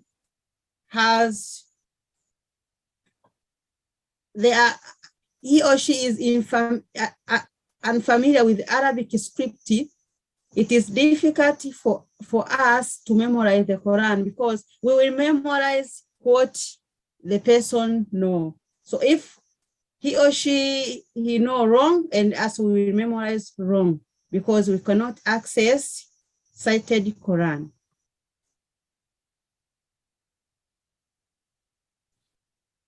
For those persons with visual impairment who depend to listen audio Quran, like me, I depend to listen audio Quran because I have not attended madrasas because of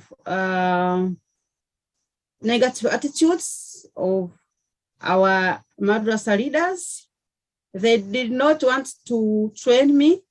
They think they cannot train me. So I depend to listen audio Quran, to learn Quran. The problem is if the audio is not recorded well, or if the Qari pronounce the word, yes, if the Qari did not pronounce the word exactly, and it is difficult for me to understand, or I will memorize the wrong pronunciation. For example, the Qari can say thin instead of sin. The Qari can say abidun instead of abudu. The Qari can say kul huwallahu ahad instead maybe of kul ahadu, and that is a very difficult for me. The Qari can say ha instead of ha.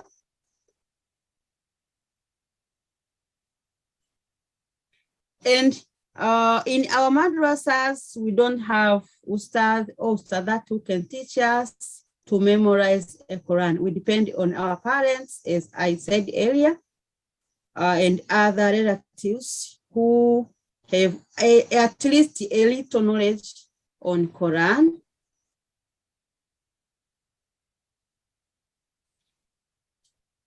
And because we have a little difficulty in memorizing the Quran, we cannot participate, or we hardly participate in Quran competition. And for those who participate, they cannot score higher because they have difficulty in memorizing, in reciting the Quran.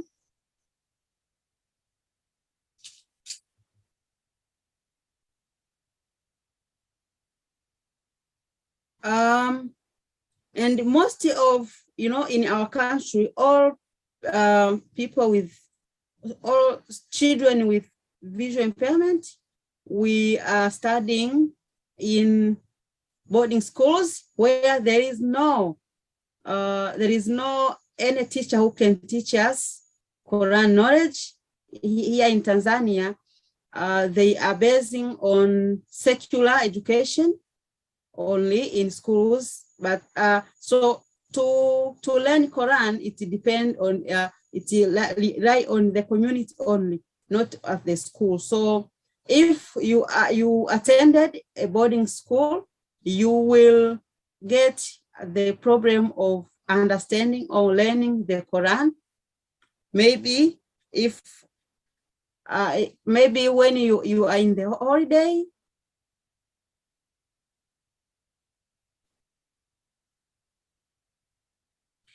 so what is the consequences of all of this? If Islamic leaders in our country, they are doing nothing to help people with visual impairment to understand or to learn the Quran, it will be difficult to get visually impaired who are Islamic leaders who are visually impaired. And this is true. For example, you cannot find Islamic leader who are visually impaired in a big Islamic institutions like students Islamic institutions, our Tanzania Islamic Council, which is known as BAKWATA in Swahili, and in other big mosques, you cannot find a khatib or imam who are visually impaired. If there are very, very few. And this is for men, but for women, it is very, very worse because, as you know, our religion is not allowed us to go anywhere to talk more about these things. We are needed to stay at home. So there is even we don't have ustadhat who are visually impaired in our religion.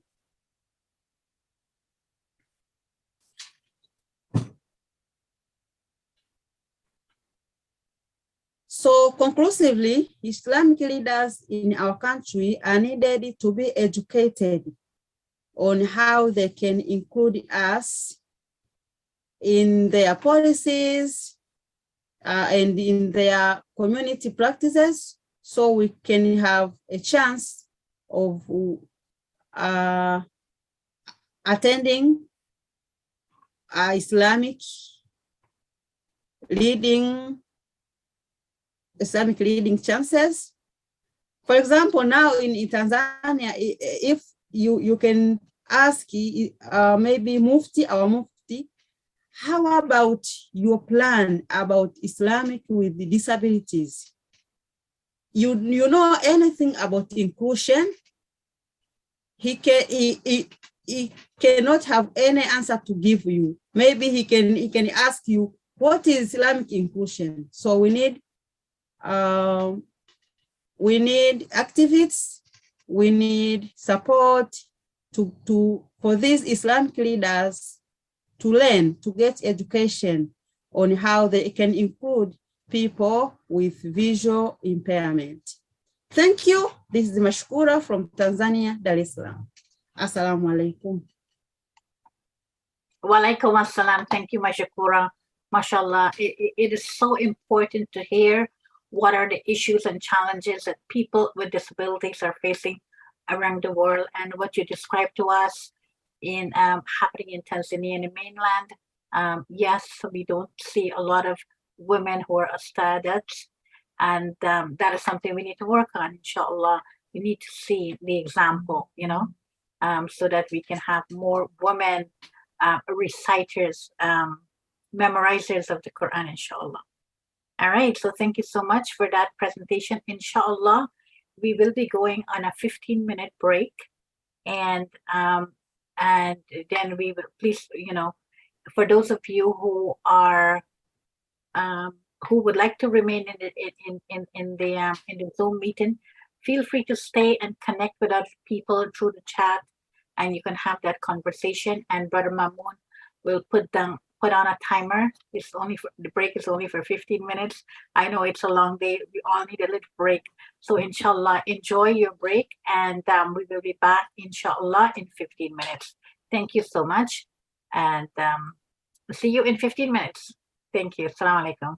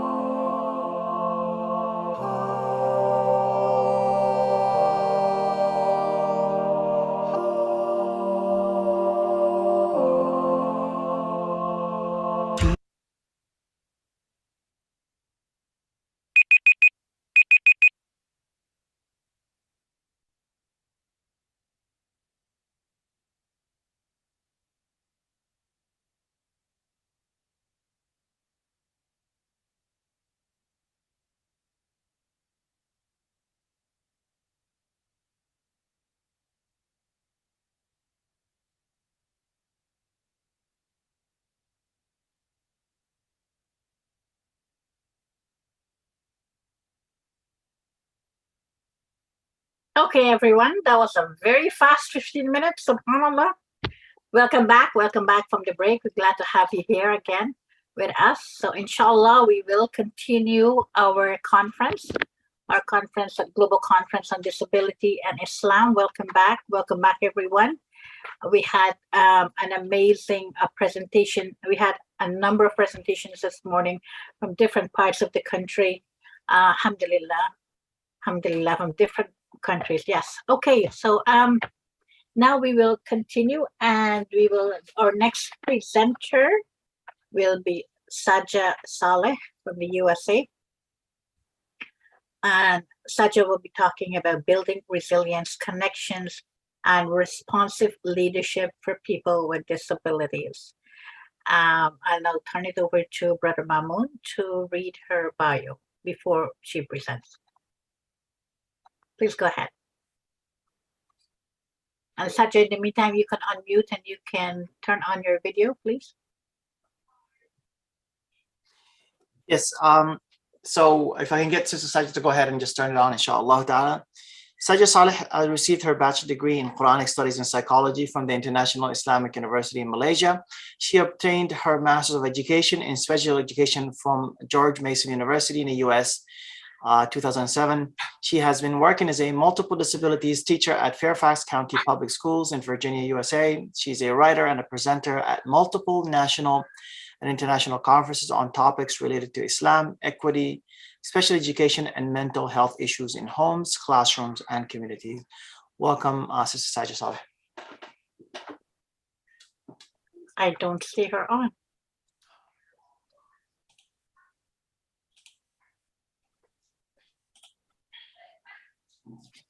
I don't think she's on. I do see her. Just one moment. Let me just go ahead and actually promote her to panelist. Yes, inshallah.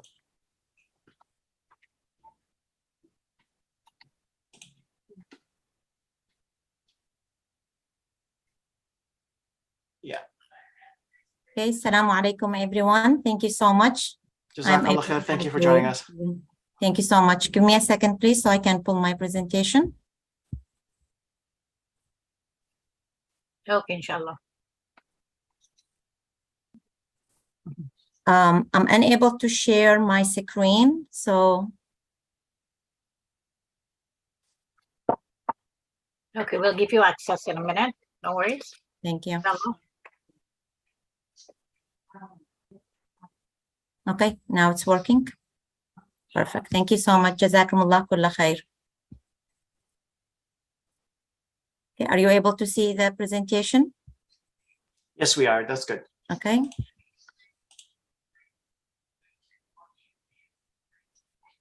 Okay.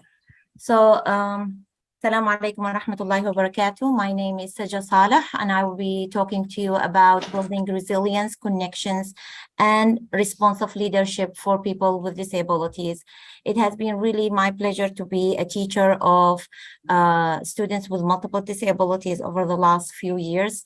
And I continue to support and believe in the special education and our role as educators to support students, to push them to their really highest potential. As we know that with disabilities, life can be very hard, and supporting families, students, and educators who support people with special needs can be hard. But with awareness, with the right training and the right support, we can see a difference within the outcome of this respectful population. So I'm going to dive in right away because we don't have a lot of time. So please forgive me if I'm a little bit rushing through the slides. I want to start by showing you this kind of comic that always gets to me. In here, I want you to think about equity and engagement of and for people with special needs within the Muslims community. We often think about, Islam is all about justice and inclusion, but unfortunately what we see within the Muslim community might not represent what is the Islamic teaching of the Quran or the life of Muhammad sallallahu alaihi wasallam. So here you see two people, one of them is almost drowning, that person is feeling like, it's so deep.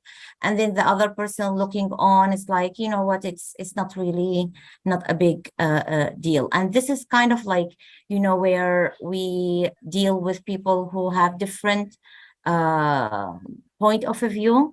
So what we want to do through the next few slides is really we want to open our mind and perspective to how can we have a different perspective that will help us support this students or people with special needs. So you have 4 choices in front of you in here, and this is where I see a lot of the people with special needs role within the community. I have shared this slide in previous workshop that I did, and my focus was for that workshop was about equity of services for people with special education. And when you look at these 4 slides, if you look at slides number 1, this is where you see like, there are a lot of inequality happening within the community, either that think of it as community or classroom or masajid. You have lots of resources, but one person will be able to get a lot of resources and opportunities while the other person is just waiting for something. And then you look at slide or picture number 2, that is a question with equality, because we see, let's go ahead and provide these people with some tools or support to give them access to what they need to do. So both parties are being provided with a ladder, but as you can see, the ladder of a person or the person with red pants, he or she is accessing the apples of the tree, while the other person, even though provided with equal resources or tools, is still continues not to be able to access these services. And then we look at number 3. This is kind of like, okay, this is where a lot of people are right now. I know for me, my students, it's kind of, we are at number 3 right now. We are giving like people with special needs more tools. So you see the ladder is bigger. But then again, it takes us to the question of number 4. Are we dealing with really an equitable, justable account of resources for both parties? So again, this is where we want to think about, people supporting people with special needs and how we see them within the community. Before we dive into what we see now in our life, our Prophet Muhammad sallallahu alaihi wasallam is our role model in learning. And I share with you 2 stories from his life. And both of those stories, to me, they represent how Islam is such, mashallah, a grand thing of teaching and providing equitable, justable services to all people, regardless of their color or their background or their abilities. The first story related to the picture here, you see the picture with the pizza. I just thought of a pizza. That's just one of the things that came to my mind representing food in here. And it goes to a story related to the people of Quraysh during Muhammad sallallahu alaihi wasallam. They said, yeah, Muhammad, we want to listen to your preaching, but we don't want to sit with people who are poor or people who are less than us in social status. So why don't you go ahead and give us a time where you can sit only with us? And because we don't want to mix with that group. And immediately Allah subhanahu wa ta'ala reveals a verse from the Quran. I'm going to read it in Arabic, then translate it in English. Bismillahir Rahmanir Rahim. ولا تطرد الذين يدعون ربهم بالغداة والعشي يريدون وجهه ما عليك من حسابهم من شيء وما من حسابك عليهم من شيء فتطردهم فتكون من الظالمين. Allah subhanahu wa ta'ala immediately is instructing Muhammad sallallahu alaihi wasallam, is telling him, do not send away those who call upon their Lord morning and afternoon seeking his face. Not upon you is anything of their account, and not upon them is anything of your account. So if you were then to send them away, then you will be among those who are doing the wrongdoers. So Allah subhanahu wa ta'ala is immediately teaching Muhammad sallallahu alaihi wasallam, and Muhammad sallallahu alaihi wasallam is teaching us in here, do not give inequality services to people based on their background or their social status. The second story, and I think a lot of you are familiar with it, is the story of Abdullah ibn Maktoum, who was a blind and who came to Muhammad sallallahu alaihi wasallam, and he wanted to ask him a question during a time Muhammad sallallahu alaihi wasallam was busy with other people talking at that time. And Muhammad sallallahu alaihi wasallam frowned in the time that he talked to Abdullah ibn Maktoum. And then immediately again, al-Wahy came, and Allah subhanahu wa ta'ala directed him, do not frown and turn away from a person who came seeking knowledge. And I always think about this, and I say, subhanallah, the fact that, Allah subhanahu wa ta'ala is reprimanding Muhammad sallallahu alayhi wa sallam for frowning. Now, Abdullah is a person with visual impairment. He did not see that frown. Still, Allah subhanahu wa ta'ala is teaching us through Muhammad sallallahu alaihi wasallam. We have to be kind, we have to be merciful. And just the fact that the person who's in front of you, the person who's dealing with you is not seeing you is no reason for you to not control, your body language or your facial expression. We have to be welcoming and kind. And I know a lot of the speakers with this morning presentation, they talked about the mercy and kind in dealing with people. So we come to now, like, what can we do now? We know we want people with special needs to have their rightful place within the community. We want to give them the great support and training and education to give them their rightful place. And I say rightful place because that is their right. It is no one's is doing a favor to people with special needs by saying to them that, oh, you can do this. But again, we live in an imperfect world, and it is our role as educators and service providers, families, people in leadership to really ensure that people with special needs are given their access to leadership within the community. So thinking about that concept, I'm seeing as three major steps that needs to happen within the community. And I will go in the next 2 slides, explain a little bit about that. The first one is the welcoming environment. We really need to create an inclusive and responsive culture by building relationships with people with special needs and their families to support their emotional, educational, social development and learning. So this welcoming environment, we know, like a lot of masajid, they say everyone is welcome, but then again, if you see, like, a mom is going to the masjid with a child with special needs who is maybe sensory wise is being very overstimulated, then you see other people asking the mom to leave because the others want to listen to the khutbah, right? Or the khutbah is not being provided with ASL language. So a lot of people with the deaf population, they are unable to access the services. So again, the welcoming environment is something that we need within our masajid, our classroom, our community, and it is not just a word, it needs to be an action.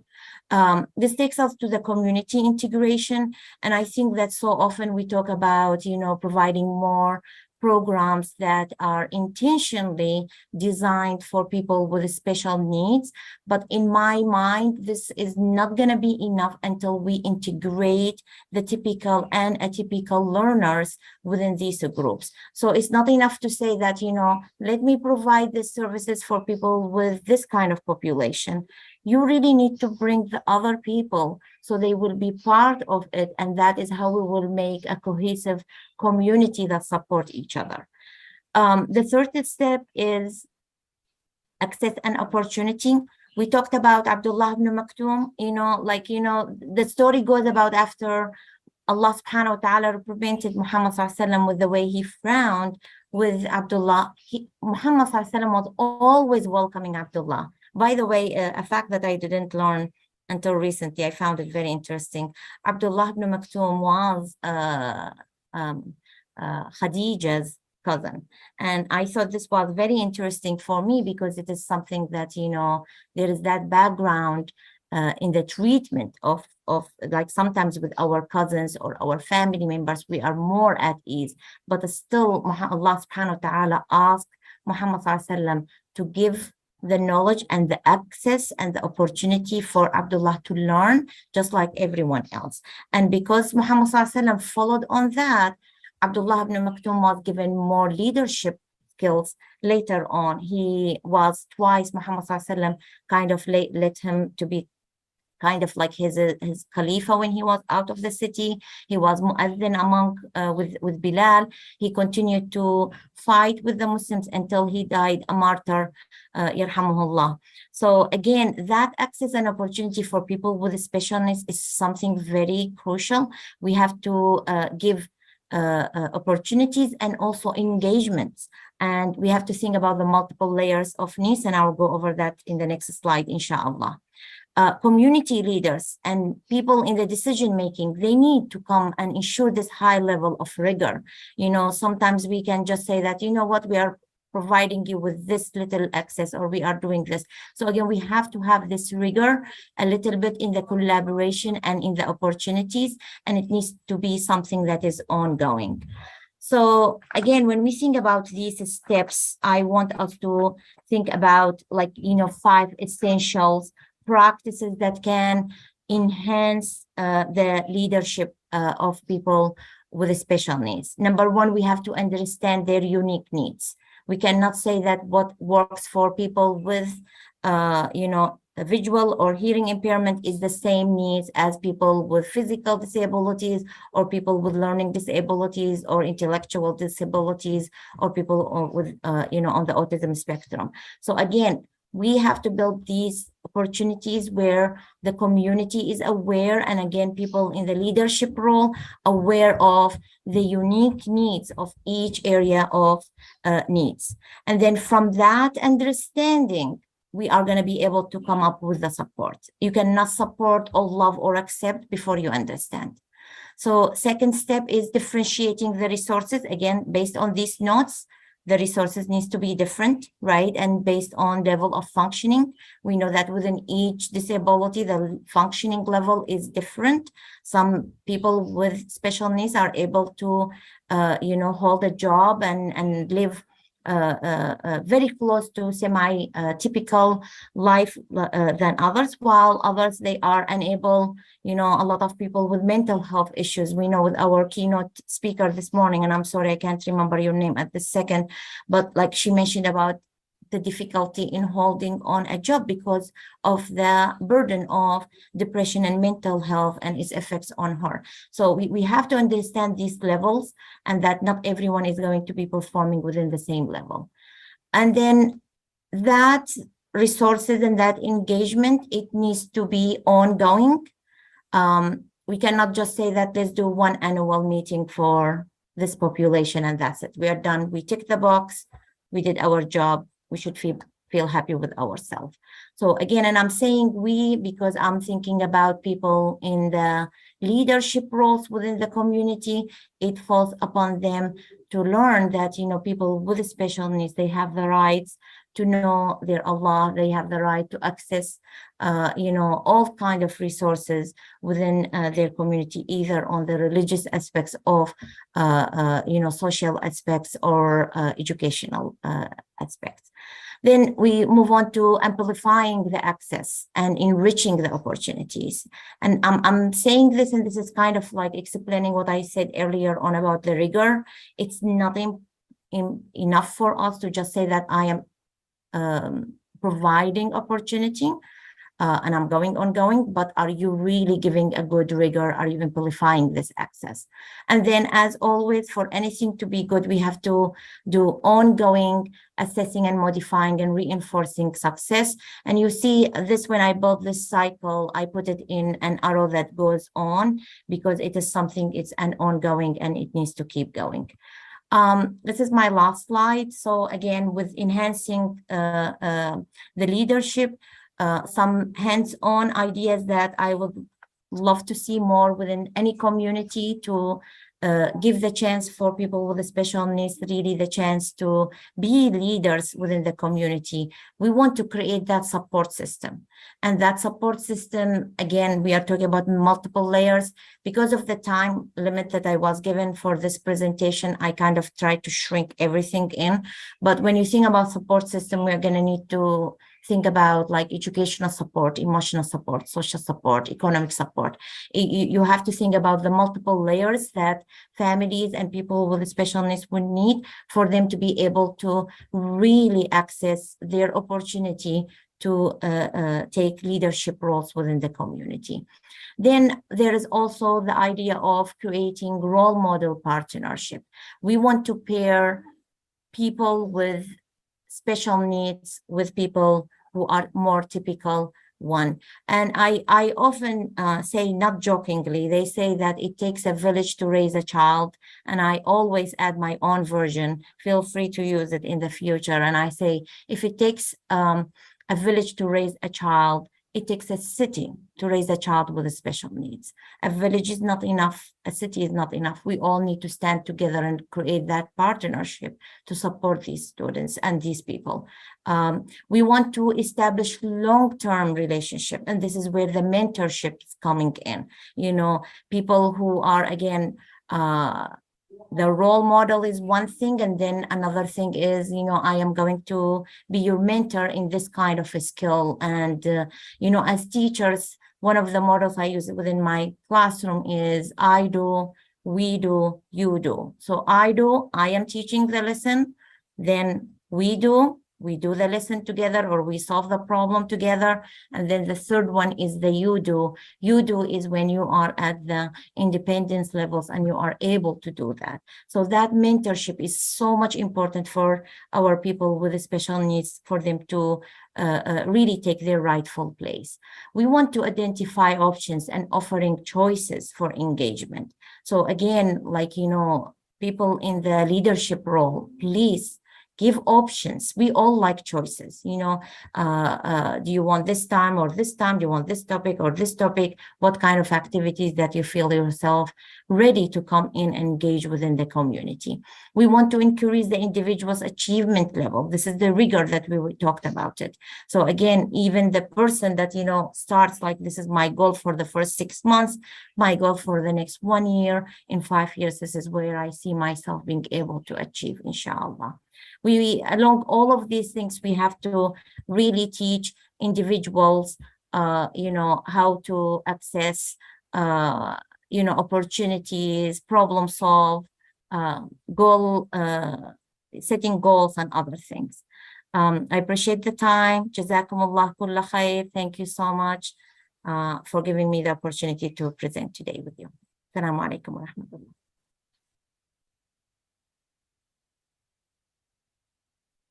Oh, subhanallah, I'm talking with my computer muted. Sorry about that. Yes, Jazakallah khair, Sister Sajja, mashallah, mashallah, great presentation. And I really, really love the model that you laid out for us. And mashallah, it's very good. It's one thing to put people with disabilities in positions of leadership and not give them the support and the accommodation that they need. Inshallah. So mashallah, very, very good model. I really like that model, and something inshallah that we can build on and share with a broader community. Okay, so next we will have Quran recitation. Let's see if that's ready. Brother Mamun, are you there? Or Samina, are you there?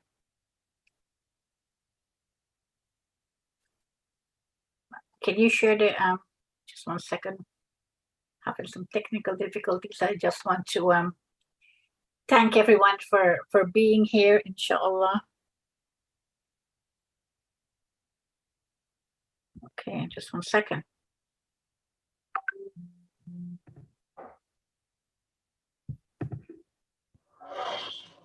أعوذ بالله من الشيطان الرجيم. بسم الله الرحمن الرحيم.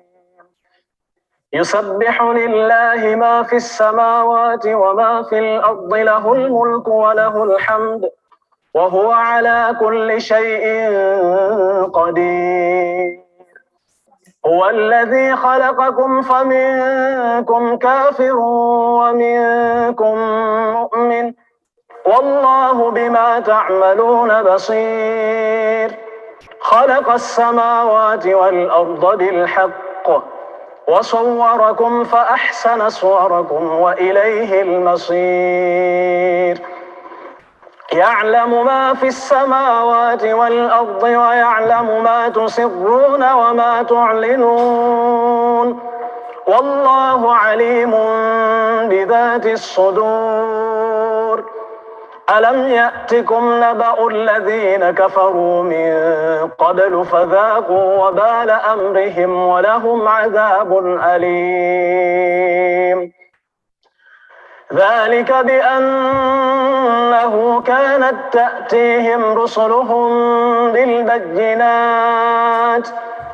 فقالوا أبشر يهدوننا فكفروا وتولوا واستغنى الله والله غني حميد زعم الذين كفروا أن لن يبعثوا قل بلى وربي لتبعثن ثم لتنبؤن بما عملتم وذلك على الله يسير فآمنوا بالله ورسوله والنور الذي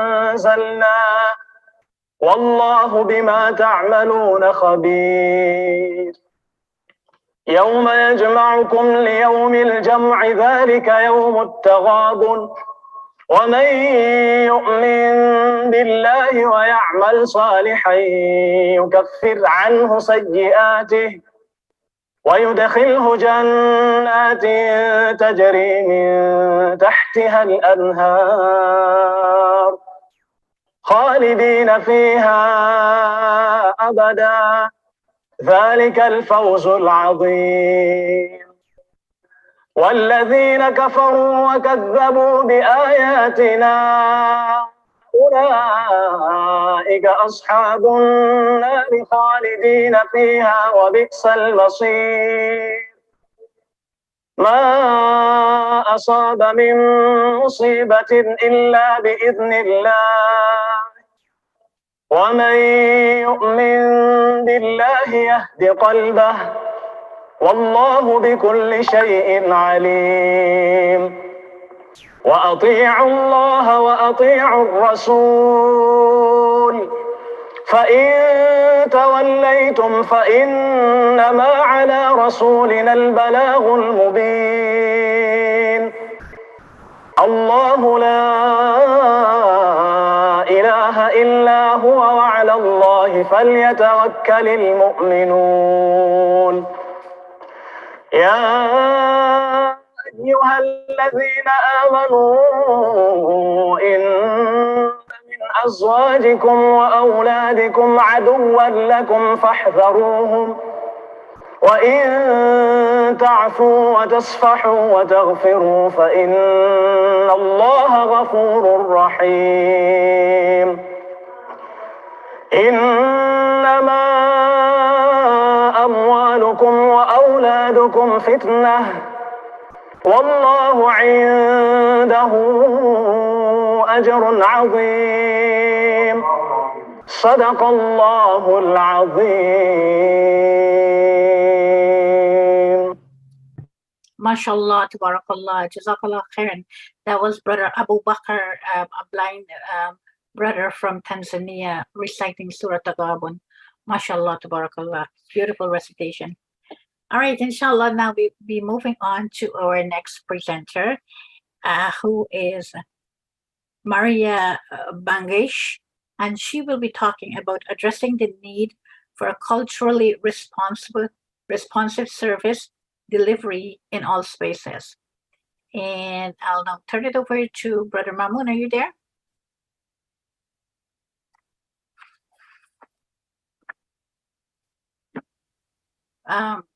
Maria, can you unmute yourself? Well, we will do the introductions 1 minute. Waiting for Brother Mama. Yes, so Assalamu alaikum. Sorry. Salam, yeah. Yes, so I'm here. Can you hear me? Yes. Yes, so Maria Bangish is a education outreach coordinator at Smile Canada Support Services. She is a first-year student at York University. Maria is a co-chair for the Holland Bloorville Youth Advisory Council and a social media influencer who dedicates her time and energy to disability advocacy. Her work includes spreading advocacy and hosting presentations, workshops, and community conversations with community leaders, universities, hospitals, and various institutions on the importance of culturally responsive, accessible support for racialized children with youth and youth with disabilities. It is truly an honor, a pleasure to introduce Sister Maria Bangash. Thank you so much. Thank you so much for the warm introduction. Assalamu alaikum, everyone. I hope that you're able to hear and see me right now. So like mentioned, my name is Maria and I'm the Education Outreach Coordinator at Smile Canada Support Services. Today, I will be discussing the importance of providing culturally responsive support in all levels of service to better serve racialized children and youth with disabilities, as well as their families. So just a quick overview of what I'm going to be going through. I'm going to start with the land acknowledgement, speaking a bit about Smile and our work, and then we'll go over some terminology that's important for throughout this presentation. We'll go over some barriers that Muslim families with children with disabilities face and within healthcare and education sectors, and steps we can take to better help those kids and youth with disabilities. So for today's land acknowledgement, Smile Canada Support Services are honored to be guests on the traditional lands of the Mississauga, the Credit First Nation, Huondat, Anishinaabe, and Huron-Wendat peoples. It's important to note that the land we are on is unceded. This means that colonist treaties with Indigenous peoples have not been respected or upheld. And as a result, we must all work together to make reconciliation with Indigenous peoples as a reality, as it will result in a better nation for all Canadians, both Indigenous and non-Indigenous. So on this slide here, I have some stats about Smile. So we serve over 500 families with children and youth who have disabilities. We provide culturally responsive support and service navigation. Most of our families that we serve come from racialized communities, being refugees, immigrants, and Muslim. And many of our families face a lot of accessibility issues. Racialized families with children with disabilities face many challenges when trying to access care in multiple sectors. This is due to a lack of understanding on how to appropriately respond to the intersectional nature of the needs of these families. At Smile Canada, we provide support to racialized families with children and youth with disabilities, with a primary focus on diverse Muslim families. Many of the families we provide services to are newcomers, immigrants, and refugees. When we provide any sort of service navigation, advocacy in hospitals or schools, or resource connection and allocation, we've seen similar barriers after barriers for all of our families. And although a space might be physically accessible, they fall short in being inclusive for all who require their support. It's because they fail to adapt to cultural responsiveness into their programming and services. Now I'm going to go over some terminology that will be important and key in this presentation. The first term being intersectionality. So on the slide here, it says that intersectionality is not just about identities. We aren't counting and competing. I identify as certain things and you identify as others. It's about how structures make certain identities the consequences of the vehicle for vulnerability. It's about context. What is happening and what is going on? What policies impact us and what institutional structures play a role in contributing to the role of exclusion. And this is a direct quote from Kimberly Crenshaw. Intersectionality is a metaphor for understanding the ways that multiple forms of inequality or disadvantage sometimes compound themselves. And they create obstacles that are often not understood within conventional ways of thinking. Some other terms that I'd like to go over are social detriments of health, culturally responsive, culturally relevant, and cultural humility. Social determinants of health defines the non-medical factors within the environment in which people are born, live, learn, work, and spend their time that influences their quality of life and health outcomes. Culturally responsive defines the ability to learn from and relate to people of your own and respective of other cultures. Culturally relevant defines the practice that recognizes and respects the identities and cultures of others and safely meets their needs. And cultural humility recognizes and incorporates the assets and strengths of others, ensuring that the practice is relevant to their needs. For today's presentation, I will mainly speak about culturally responsiveness with the understanding that cultural humility and cultural relevance must also be present in combination within service delivery. Disabled persons continue to be among the most exposed and excluded groups in any displaced society, even though they represent a significant portion of the total Canadian population. In 2017, 6.2 million Canadians identified as having at least one disability. This represents 22% of the total Canadian population. According to a study done by Morris in 2018, disabled persons were more likely to live in poverty than persons without disabilities, in part because the expenses of living or caring for a person with a disability is exponentially higher. Unfortunately, we see multiple cases of Muslim immigrant and refugee families registering with us at Smile who have children and or youth with disabilities. More times than not, they require financial assistance, therapy, and respite. In addition to these challenges, reported by the National Canadian Council of Muslims in 2017, those who identify as Muslim experience increased discrimination and isolation on a nationwide scale. Now, I'd like to share a few stories with you from two of our Smile families.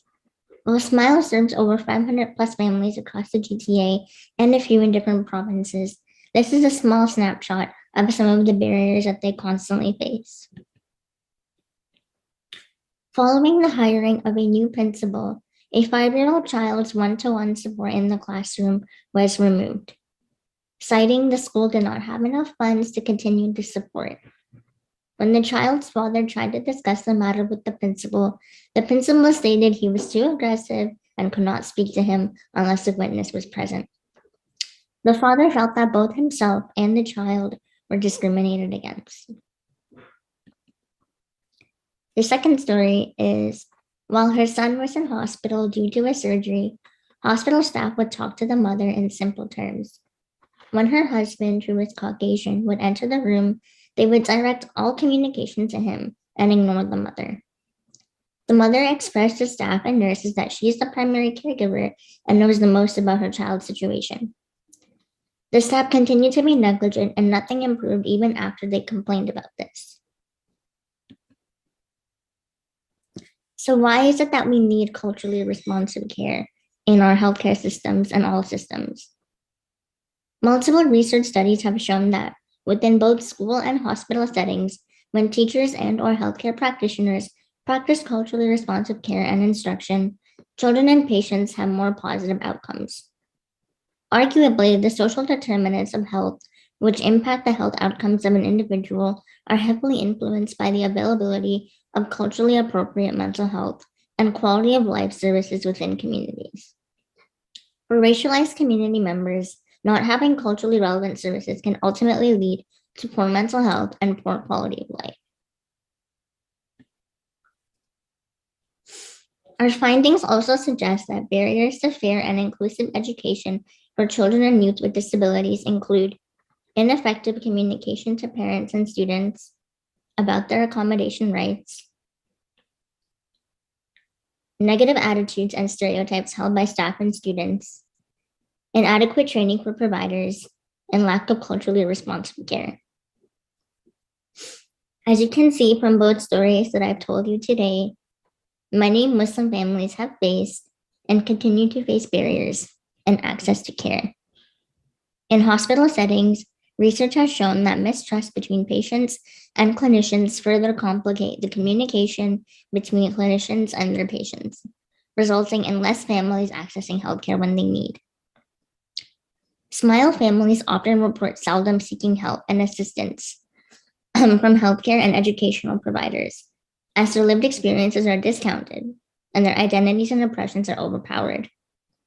Creating culturally competent staff and having care that is relevant to families can significantly reduce perceptions and instances of discrimination.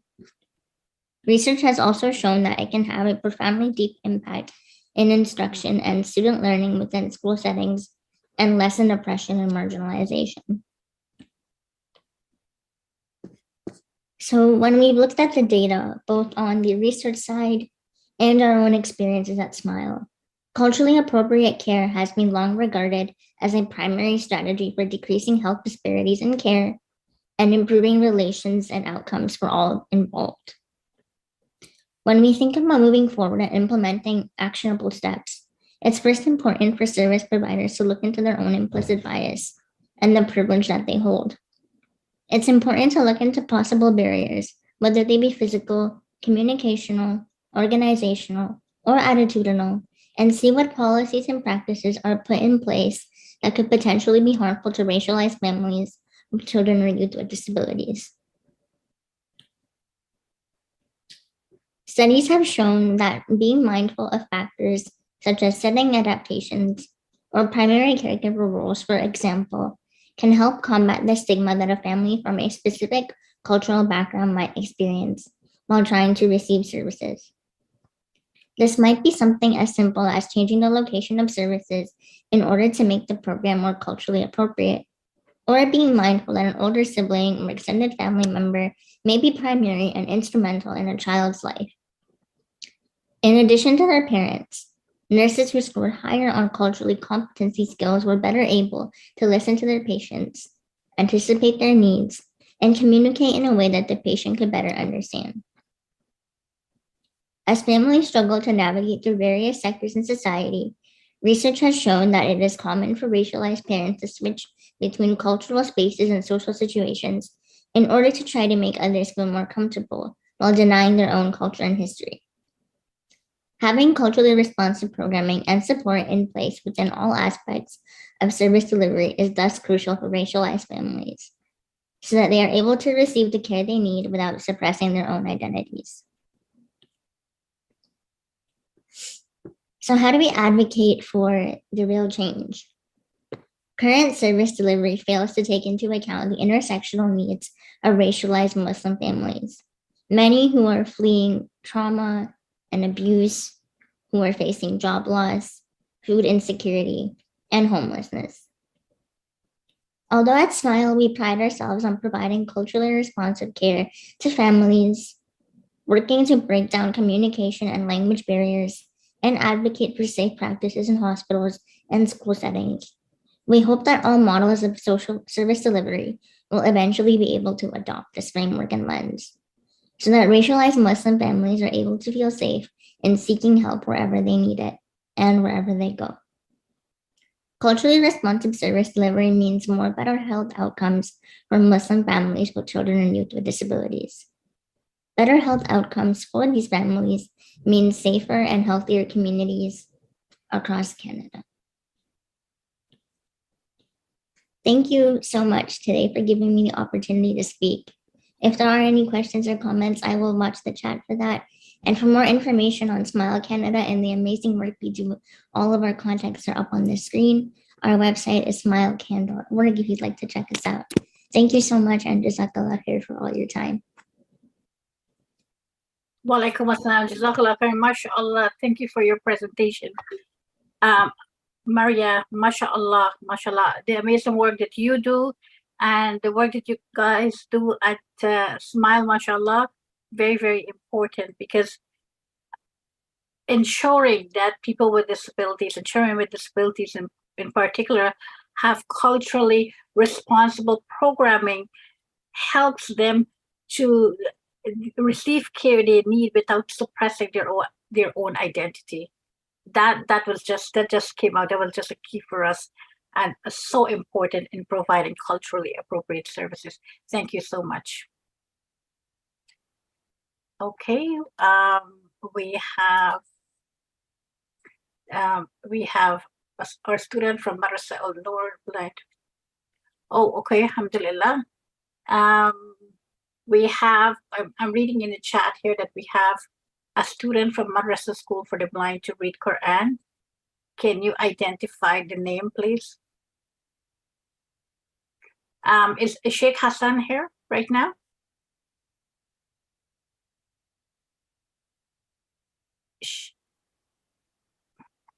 Brother Mahmoud?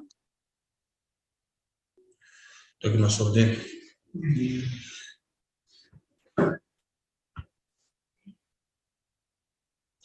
You can start reading Quran now. Tom, present yourselves. Assalamu alaikum wa rahmatullahi ta'ala wa barakatuh. My name is Nasruddin. I'm from Comoros. I'm studying Madrasa Noor Blind.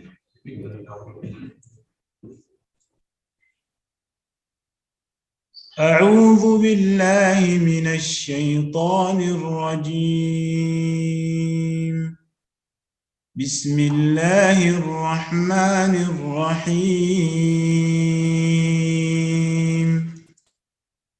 سورة أنزلناها وفرضناها وأنزلنا فيها آيات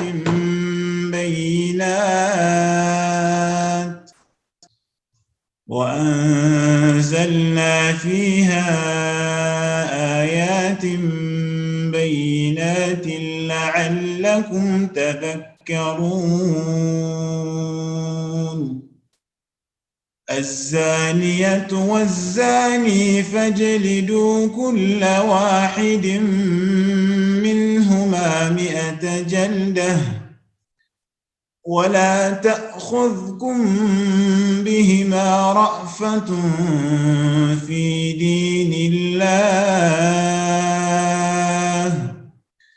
إن كنتم تؤمنون بالله واليوم الآخر وليشهد عذابهما طائفة من المؤمنين.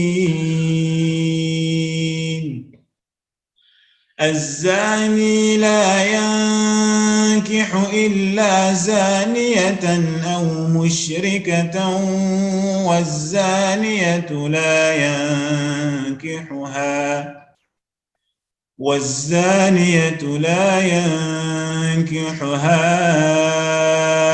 إلا زان أو مشرك وحرم ذلك على المؤمنين.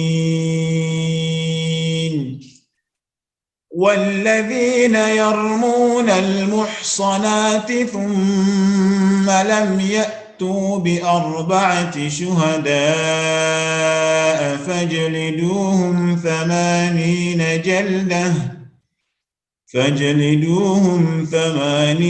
جلدة ولا تقبلوا لهم شهادة أبدا وأولئك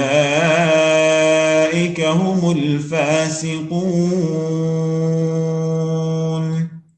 إلا الذين تابوا من بعد ذلك وأصلحوا فإن الله غفور رحيم. والذين يرمون أزواجهم ولم يكن لهم شهداء إلا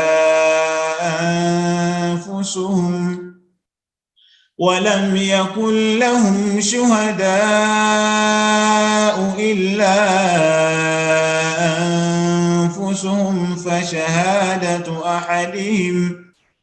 فشهادة أحدهم 4 شهادات بالله إنه لمن الصادقين. صدق الله العظيم.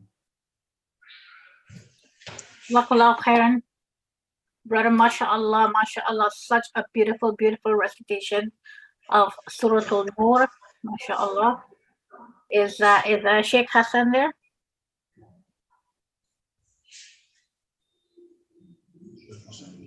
That was from Madrasatul Noor for the Blind in South Africa.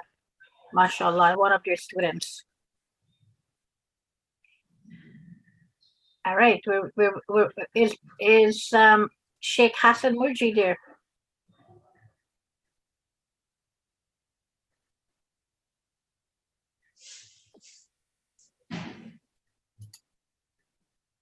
Sorry.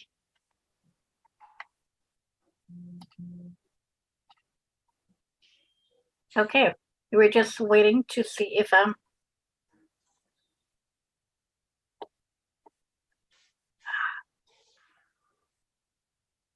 Brother Mahmoud is Sheikh there? Well, what are we doing right now? So Rafi, I don't actually see Sheikh Hassan here, so let's just move on to the next speaker, inshallah, and we'll see if we connect with him. Okay, inshallah. Jazakallah khair. So our next speaker is not a speaker. We have a video coming up from Brother Hussam Al-Akhbari. I hope I said their name correctly.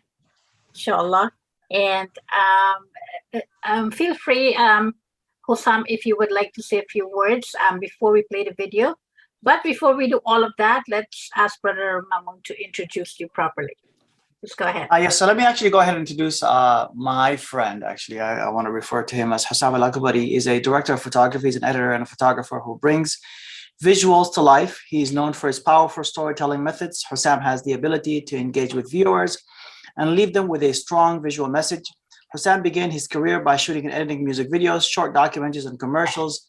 His body of work, hunger, and work ethics landed him a full scholarship to Toronto Film School, where he graduated with honors. He continues to hone his skills and grow his network by working on documentaries, short films, and content creation for brands and companies.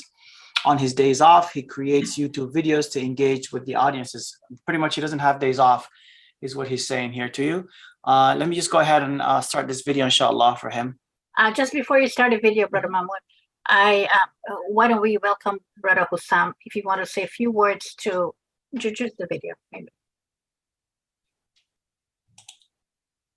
Okay, so let me just go ahead and promote him to a panelist. Okay, yes. Yeah.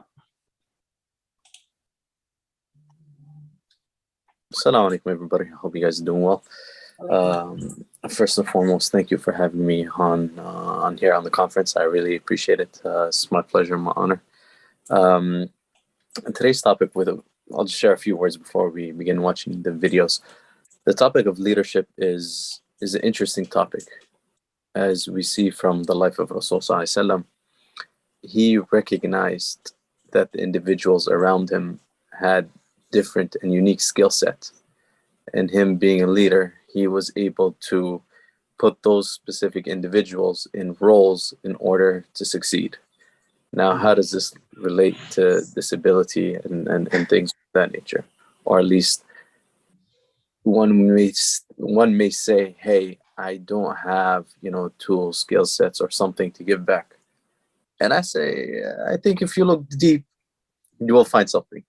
So, for example, myself being a filmmaker, at times I'm like, hey, I don't have, but then I catch my mind. I say, man, I could share these stories that are unique to us. If this is my skill set, I can promote the Muslim community. I can work on documentaries, and we will see in the panel and the video coming up, I can contribute to this cause, behind camera. You bring these stories to life. And that's something, you keep at the back of your mind, learning from the seerah of Rasul Sallallahu Alaihi Wasallam and from your acquaintances. A long time with Ma'mun, I used to work with him for a year and a half, 2 years maybe. And, we were training. And now I'm grateful that I can create the video that you'll see highlighting a specific individual's story. And these are the skill sets that you and I have to extract and lead generations. Jazakumullah khair. Let's enjoy the video, and we'll see you in the panel coming up. Thank you.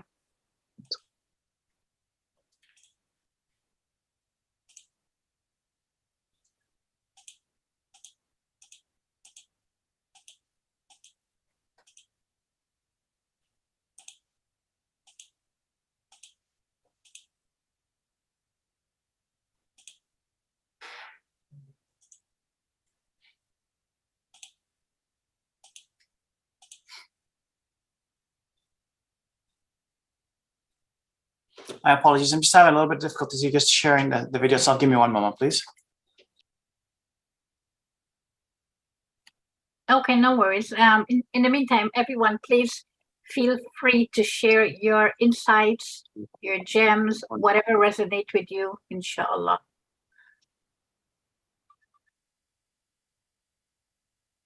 After the video, we'll have Sheikh Hassan, who will be presenting, inshallah. Are you ready?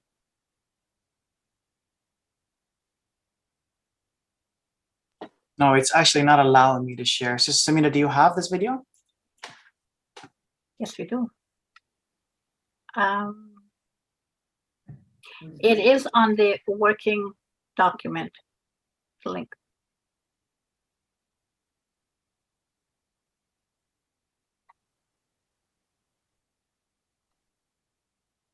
Okay. All right, so technical difficulties there. Yes.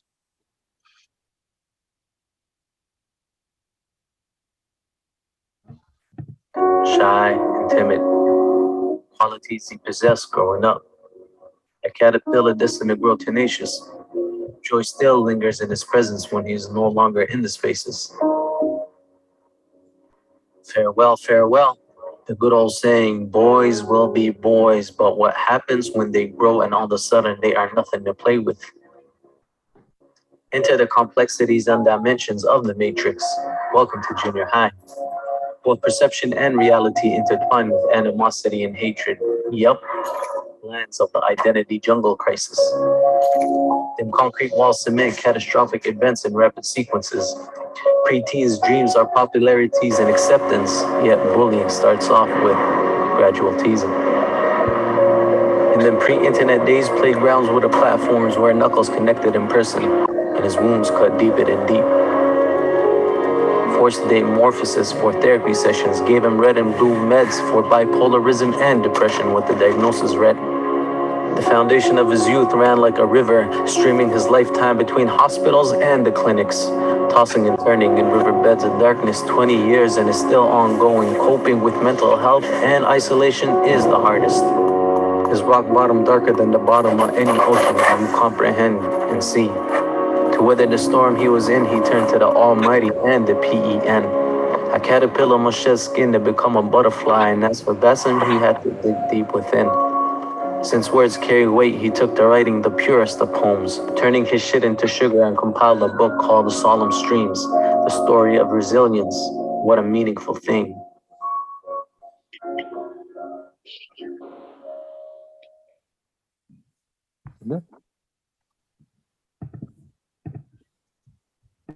Jazakallah khairan. Thank you so much, Hussam, for that video.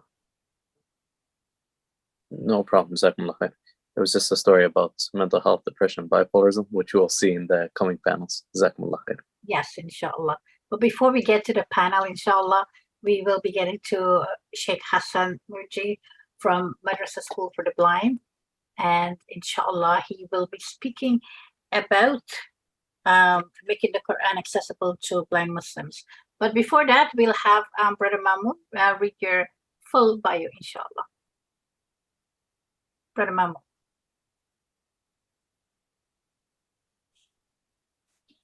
Let's go ahead.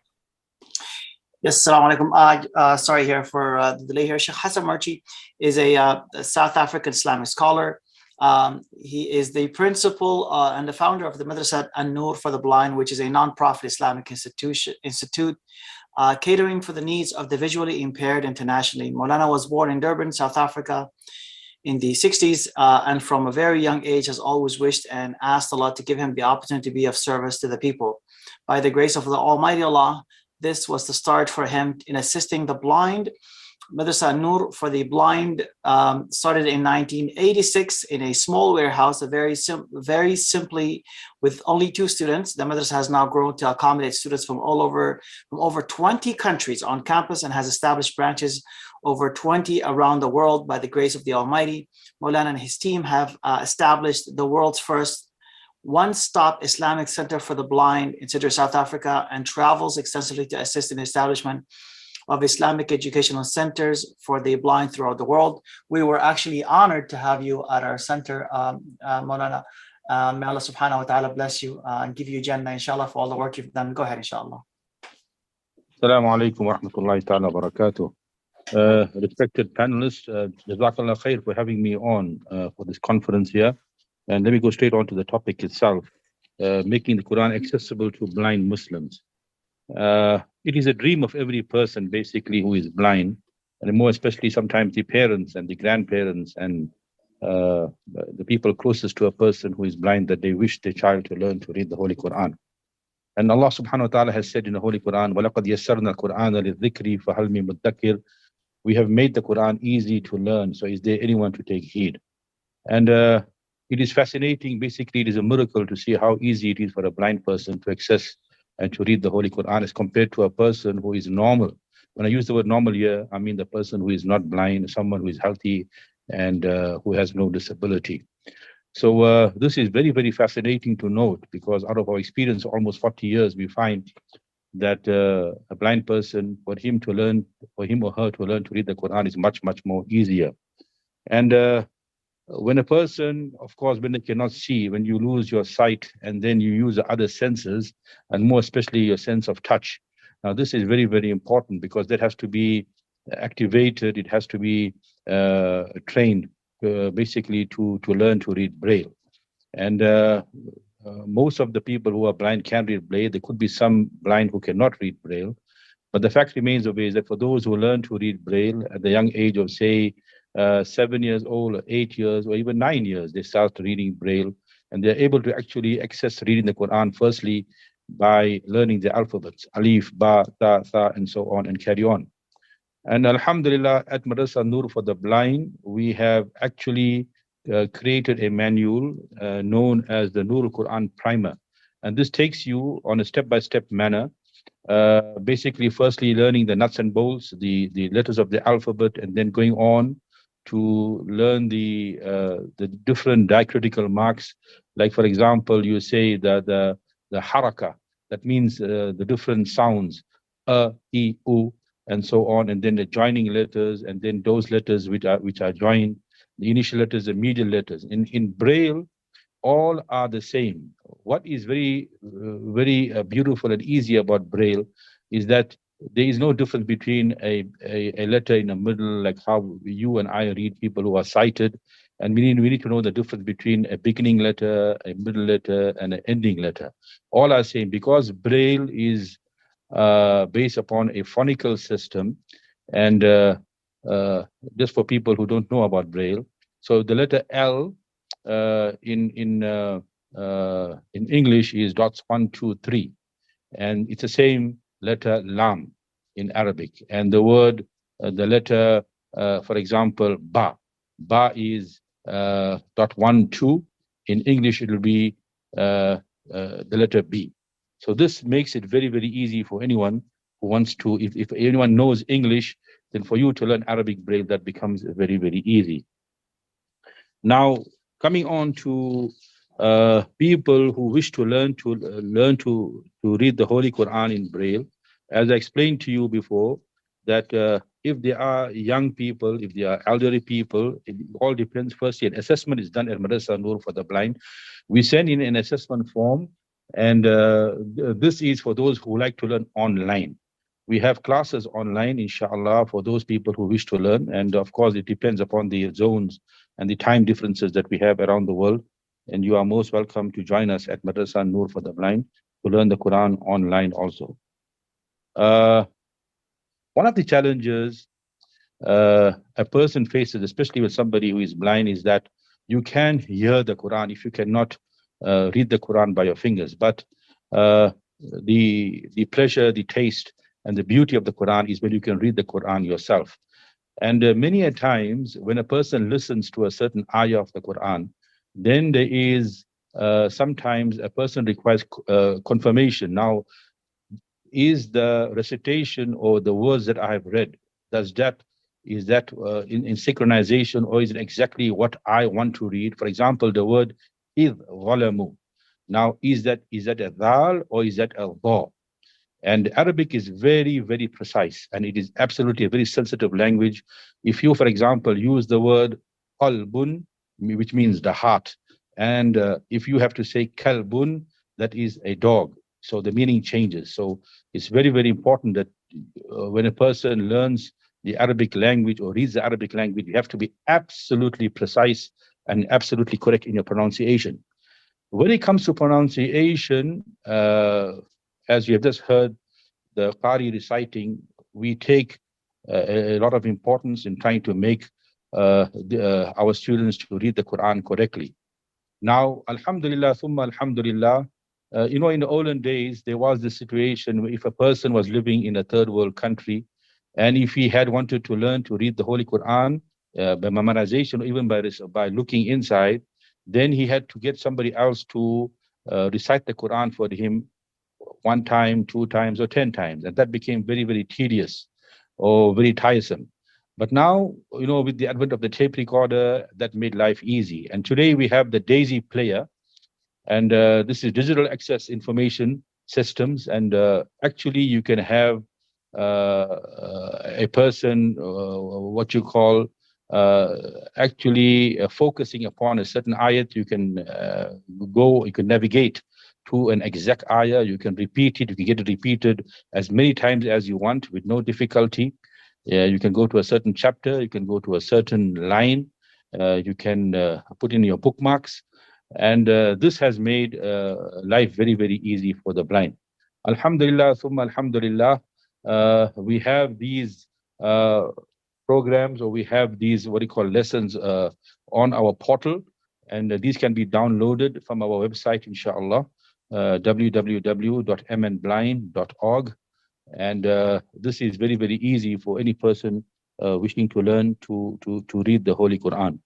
And of course, I need to mention this part over here that with technology and with machines coming and being available, you cannot never ever replace the position of teacher to student, meaning a live situation wherein there is a teacher teaching live to his student, because this has been the original way between the Prophet Muhammad sallallahu alaihi wasallam and between Hazrat Jibreel alayhi salatu wasalam, who had actually heard the Prophet sallallahu alaihi wasallam reading his recitation. And we heard that before the Prophet sallallahu alaihi wasallam passed away, the Jibreel alayhi salatu wasalam came down twice at that time of his life to listen to the Prophet sallallahu alaihi wasallam. Coming back now to the Quran, how does a person read Braille, and is the Quran available? Yes, it is available. We at Madrasa Noor for the Blind, we have actually our own press, and we are able to send the Quran to anyone anywhere around the world. And generally, because of cost of the courier or the transport cost is much more than the Quran itself, especially if it's sent overseas. So we actually send 180 Qurans in a 20-foot container to any person who wishes to actually import these Qurans and like to distribute them. And a very important point I'd like to make out of here is that for those who actually know about the code of how the Quran was written in Braille, there are 2 considerations. One consideration is for people who are Arab speaking and for whom Arabic is their first language, and they for them it's their native language. And for others who are non-Arabic speaking, known as the Ajim, people like us whom Arabic is not our first language, and we have to actually learn this language. So what happens over here for us is this, that we have more of the diacritical marks, or more the signs to actually show us the different pronunciations and letters, how they are actually pronounced. So our Quran is written for people who are non-Arabic speaking. And it is, alhamdulillah, it took a lot of proofreading to try and get the exact and the perfect copy, alhamdulillah. This is a challenge, especially in Braille. There are sometimes breakdown between the soft copy and the hard copy. So this is the difficulty. Now let's come back to something that, let's come to practical, to brass tacks. Do you know of a person who has a blind child? Do you know of a person who is blind? Do you know of a brother and sister who wants to learn to read the Holy Quran? Yes. If you know, then we at Madrasa Nur for the Blind, we can help. And unfortunately, I don't have the slides to show you as to the Nur Quran Braille primer and how it has been designed. There is basically this primer, as I explained to you, it is the Braille version, and that is for the person who is blind. And then you have the sighted version, that is for someone who is sighted. And they have also simulated Braille, meaning the Braille copied in dots, so they can look at these dots. And then we also have a CD or the audio version, or you can download that from our website. And that gives you a page to page, line to line, word to word, exact description. So this makes it very, very easy for one to learn to read the Holy Quran. I think my time is up. I don't want to go further now. If there's any more questions, inshallah, you're most welcome to contact us with our details, and we're there to help. Shukran jazeelan for having us here. Assalamu alaikum wa rahmatullahi wa barakatuh. Wa alaikum assalam wa rahmatullahi wa barakatuh. Jazakallah khairan, Sheikh Hassan. MashaAllah, amazing work you've set up with the Madrasa School for the Blind and the whole Braille Quran, all the amazing work. It's quite a legacy, MashaAllah, and you have made the Quran so much more accessible to those who are blind. So Jazakallah khair, may Allah reward you generously for all your efforts. Ameen. Ameen. Most welcome to visit us in South Africa, inshallah. Yeah, thank you. All right, so let's move on, inshallah. We are going to be going on today to the panel discussion, inshallah. And the panel discussion is going to be, it's called Mad Like Us, Voices of Muslims Living with Mental Illness. And Shelby, who was our keynote speaker, will be moderating the panel. And the panel will be with Bassem El-Gawabi and Hussam Al-Akbari. So inshallah, Brother Mahmoud. Just while everybody's just joining us, inshallah ta'ala, I would ask for all the panelists to go ahead and turn on their cameras and their audio.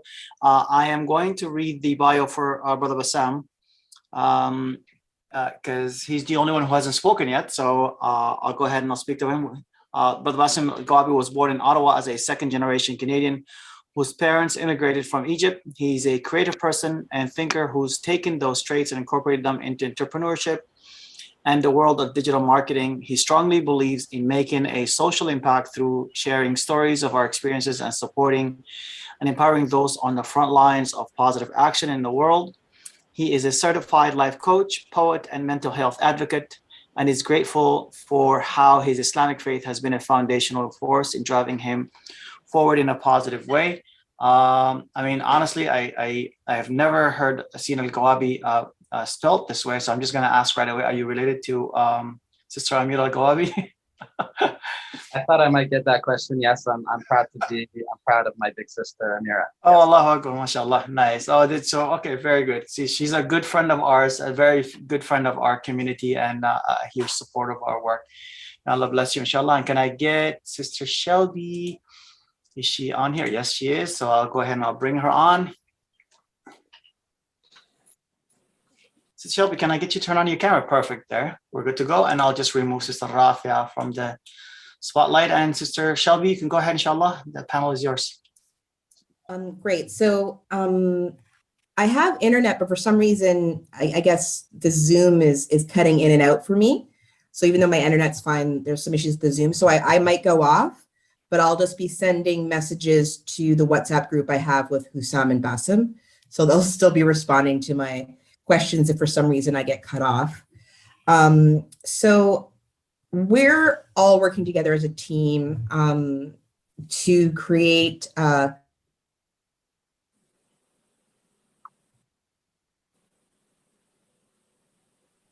For some reason, you're muted. Can't hear you. Shelby. Muslim link with the idea, and we agreed to work together to try to make this happen. So we've been fundraising through Launch Good. to finance the program. So I'm going to put a link in the chat if people want to make any contributions to it. But so far, we've been able to film 2 profiles, and inshallah, we'll be getting a 3rd. So first, I'm just going to talk about, how the idea came about, why you chose to work with Muslim Link, and kind of we'll discuss what we've accomplished so far. So yeah, Hussam and Basim, why, how did you come up with the idea, and why did you decide to approach Muslim Link with it? Okay, I guess I'll jump in, Hussam, first, and then you can add your thoughts as well. So as we described, this is a program of this is a project around Muslims living with mental health, mental illnesses, right? So it's for me, it's been a really personal journey. It's been I've known Hussam for several years now, and we both have been in the creative space. And for me, it's always been when I, just to talk a little bit about my own personal journey towards this project. When I was much younger, I was shy, and it was hard for me to express my story, and it took a long time for me to open up and feel connected and heard with other people, and also around my mental illness as well. So it's been a long journey to get here, but it's been through the encouragement of others in both the mainstream and the Muslim community that have pushed me towards wanting to suggest this project and look for partners and talented people and organizations to bring it to fruition. And I'm so happy to have connected with my good friend Hussam, who's in the filmmaking space, and also Shelby from Muslim Link, to bring this project to as many people as possible. So did I answer your question, Shelby, a little bit? No, not really. I'll wait for Hussam. Maybe he will. Okay, and then okay, go ahead. So I wanted to work on this project because I wanted to share the stories from within the community. I wanted to create something for us, by us, not influenced by other media outlets or whatnot. How can I capture these stories and bring them to the forefront? That was the main driver why I chose to jump on this project. Why exactly was Muslim Link chosen? Because for Muslim Link, we've seen what your work has been throughout the past for a really long time. You are an organization that works with the youth, that is here, home base in Ottawa in general. But in this specific topic, it's like I can go to so many organizations, always red flag, always, can we talk about mental health? Sure, inshallah, whenever, So again, I don't know if maybe you realized it, but why do you think there's a difference when you came to us? The barriers to entry, and to a certain extent, you're already sharing these type of stories on websites, from blogs, from. Why do you think that is?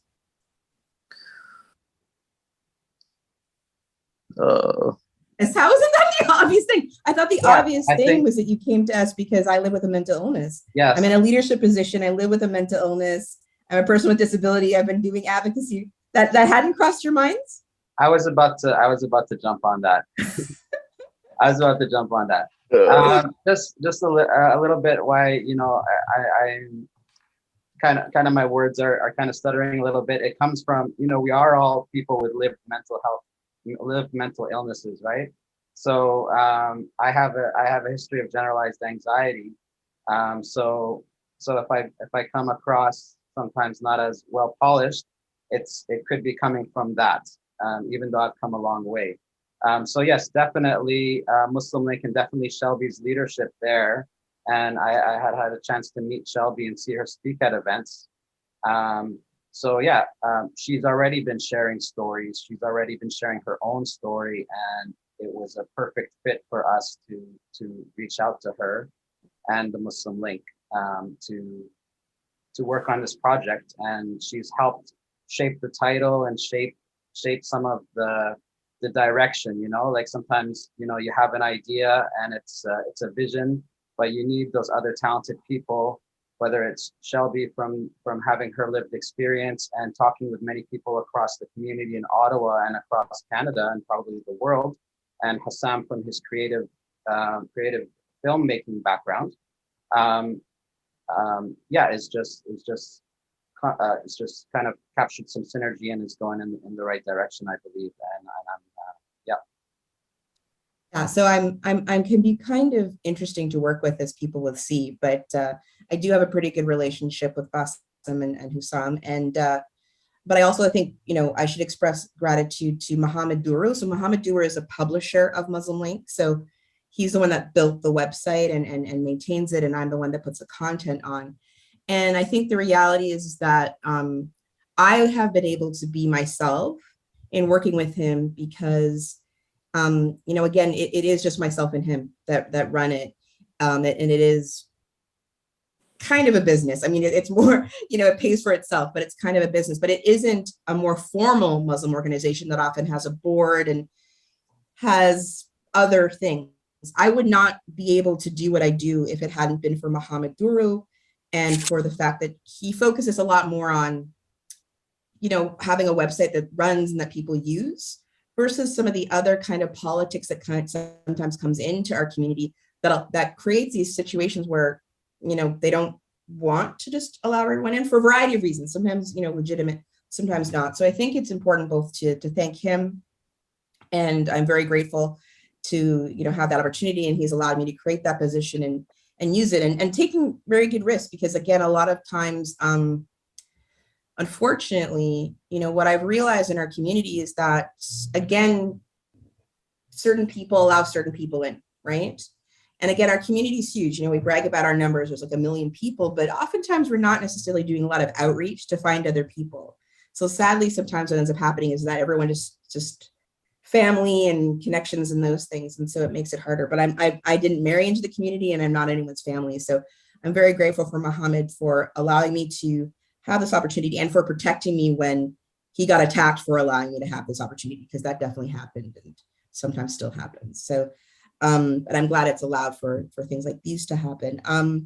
So first, I'm just going to talk about the first person, Hussam, that you went to Toronto to profile, because that was somebody you didn't know, something neither of you know.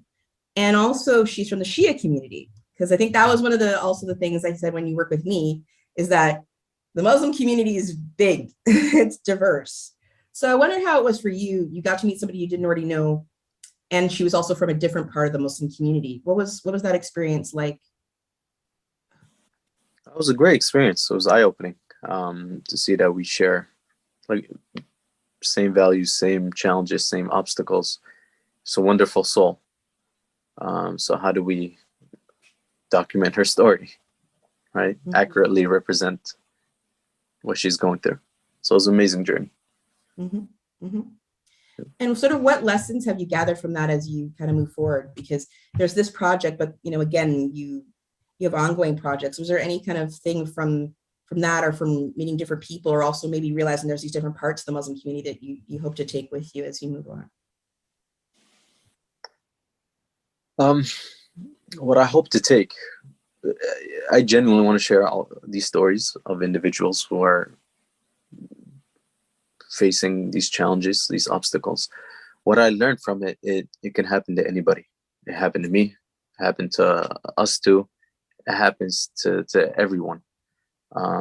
Some at later ages, some early ages, some are, it's there. It's so much in the community, and it's one of those taboo topics we just sweep under the rug.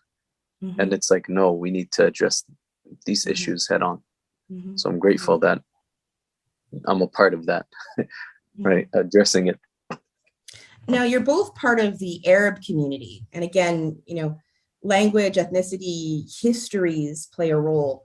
So, and in Canada, it's interesting, right? Because there's a very large Arabic-speaking community, large Arab community, but oftentimes a lot of things are sometimes maybe more done, say, by the South Asian Muslim community. So do you also feel it's important, and I think definitely so far in terms of the stories we've gotten, there has been a bit of a prioritizing of Arab voices. And I've kind of done that intentionally as well, because I've noticed that there's a gap. And definitely if I'm looking at a city like Ottawa, Arabic's the third language spoken in Ottawa. It's the third language spoken in Montreal. It's the third language spoken in Hamilton. I think it's also the third language spoken in Halifax. There's a huge Arabic speaking community here. And again, a lot of Arabic speakers come from countries where there's been a lot of trauma, where there's been war, where there's still war, where there's been political problems. But oftentimes that story, that reality hasn't come into a lot of our discussions about mental health and mental illness in the Muslim community. So I'm wondering if that's also something you've reflected on a bit in terms of some of the ways in which we tell the stories, or some of the other stories we maybe need to collect on our journey to make this project happen. You want to handle this one, Wes? Yeah. No, I think definitely from my own experience, I think the reason why it's important for us to be speaking about this is, from my own experience, like in the culture, Arab men don't necessarily share these type of things too much openly, right? So it's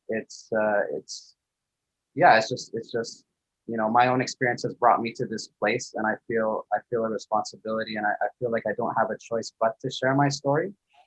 And I'm sure maybe Hassan feels the same way as we've come together in this project.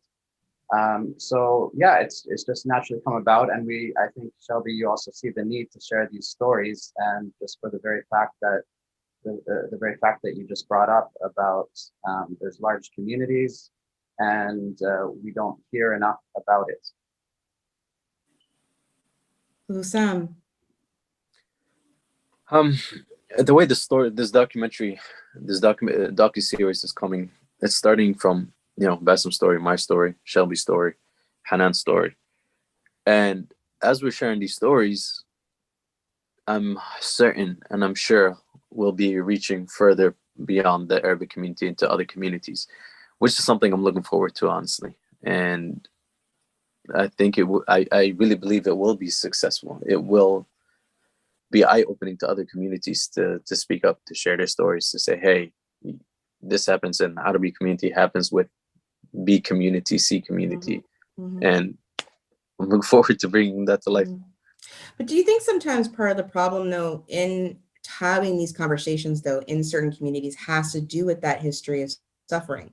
Because I guess what I've seen happen is that maybe these issues were already here, but some of these issues were caused by going through a war, having to be a political refugee, all these things. And so say sometimes when the child of a refugee has a problem, the parents are still in survival mode. I think it was kind of like what Maria, who had presented from Dean Support Services, was talking about. Children, these parents put their children in the school system can't support them, but the parents are dealing with all these things that they go through as refugees. Not all Arabs in Canada are refugees, but a significant amount of Arabs who live in Canada have come here in some way as refugees. And I'm just wondering, either one of you can identify with that or speak to that a bit.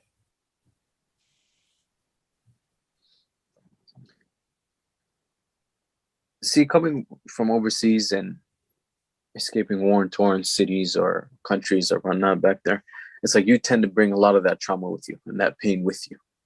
So while the parents are coming and struggling to integrate, to migrate, to figure out the system, they're passing that trauma down to their children, and they don't know how to cope with it. And there's no outlets. And it just becomes this taboo topic that nobody wants to talk about, something that is frowned upon, looked down upon. In our first series, the first episode that we filmed, it was that exact conversation that I had with Hanan, our subject matter. And she was just saying the same thing. It's like she's an excellent student, getting straight A's, graduating. Everything was smooth on the outside. But on the inside, when she's dealing with mental health, depression, bipolarism, all this anxiety, her parents were like, hey, don't tell anybody in the community. Hush, hush. Nobody can find out about this. So that element of trauma is already passed down. We don't even know how to identify it. In our community, it's like, oh, I'm depressed. What does that mean? Oh, go read some Quran, go pray. What does that mean? How can we tackle these issues? We don't have the outlets, the therapists, the resources, so we don't know. And diving deep into this topic is like, we need to tackle these issues. They must be addressed. Yeah, I think. Yeah, if I can add to what I feel the importance of us sharing our stories as people living with these mental illnesses is that when I've seen in the past, before I shared as much, seeing somebody else share their story it gave me a little bit more permission to share mine. And it also made me feel connected that I wasn't alone. Because sometimes, growing up, going to the mosque, we don't see this talked about too often. And if it is, it's not given its proper justice, I don't think. So, so I think that just getting back to the importance of the project, is just more people sharing their stories, and seeing where it goes, and hopefully, this grows into a larger project and other people pick up the ball or partner with us to do even more. Yeah. So again, I'd like to thank you for, leading with this, and coming forward. Because again, I've had ideas about doing this too, but it's really hard. Again, you have a skill, you guys had ideas, but it's also really hard to do things alone, right? And on your own. So I was really happy when you guys came, and it's been good to sort of work together, because like sometimes we have ideas and it'd be great to do things, but it's hard to do it on your own, right? Yeah. Either because you don't have the skills, or even if you did, it just seems so overwhelming sometimes.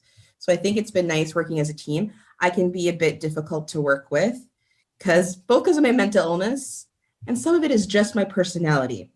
But but either way, though, it's been great working with you so far, and inshallah, as we move forward, as more people in the community support the fundraiser, we'll be able to do more work and tell more stories that hopefully help less people feel alone, better educate Muslims about the different experiences of living with a mental illness in Canada, and and also start advocating for our communities, because reality is mental health services in Canada, services for people with mental illness, it's a very broken system. And yes, Muslims can offer some supports, but this is a broken system, and you're just going to replace it with another broken system. At the end of the day, we have to work together to fix it. And the only way to fix it is to center those of us who really are using the services. So I feel that there's lots of ways in which, inshallah, our project can help not only the Muslims, but also many non-Muslims who live with similar illnesses as ours. Because in my view, I'm part of the Muslim community, but I'm also part of this whole community of other people who live with disabilities and live with mental illness. And I think even people who aren't Muslim are going to really enjoy watching these stories. So thank you so much. If there's anything else you'd like to add before we wrap up? I'll just take like 30 seconds just to echo your sentiments about, just gratefulness, right? So I've become good friends with Muhammad Duro as well. And every time I bring him like these ideas, he's willing to, he's very receptive, and he's like, okay, how can we do this? And how can we come to a great outcome? I'm also grateful to you, Shelby. You complement the team, and you complement me, just getting us, okay, what exactly are you trying to get across? And just being receptive that way. And Hassam, helping me with my own project in that video earlier, and also with the profiles. And there's other people to thank in the community that, so just gratefulness is part of our religion, and it's also how Allah increases us as well. So we have to keep that in mind. Hassam? Thank you guys so much. Appreciate it. I'll keep it short. Great. Okay. Thank you so much. And thank you for the conference for allowing us to discuss our project. So again, we can support the fundraiser. We also hope to have an event in early September where we'll be showing part of the series. And so we will also keep you informed about that date, because we hope to have it in person, but also virtually. So look out for that as well. Thank you again. Thank you, guys. Jazakallah khair, mashallah, mashallah. This is what you call the power of collaboration. And your project embodies the theme, nothing about us without us. It is very important that people with mental illness are speaking for themselves and not someone else speaking on their behalf. So mashallah, an amazing, amazing project. I encourage everyone to help them with this project by donating. The link is in the chat box. Please do that. And Shelby, we look forward to the event that's coming up, inshallah. So Hussam, Bassem, and Shelby, thank you so much. We really, really appreciate, and it's quite an honor to have you here. And mashallah, great work. Thank you. Yeah. Okay, inshallah, we will be moving. Thank you so much. We will be moving along with our program. And the next presentation is by Dr. Kanza Aslam, and who will be talking about, Dr. Kanza Aslam Hasmat, who will be talking about investigating newcomers, parents, sorry. And so, Brother Mahmoud, if you can please. So yes, just while we're waiting for Dr. Hashmat to actually join us, inshallah ta'ala, if you could just turn on your camera and let us know that you are here and that we're able to see you. If I just find, I'm just going to find her real quick here, sorry. Dr. Kanza Aslam.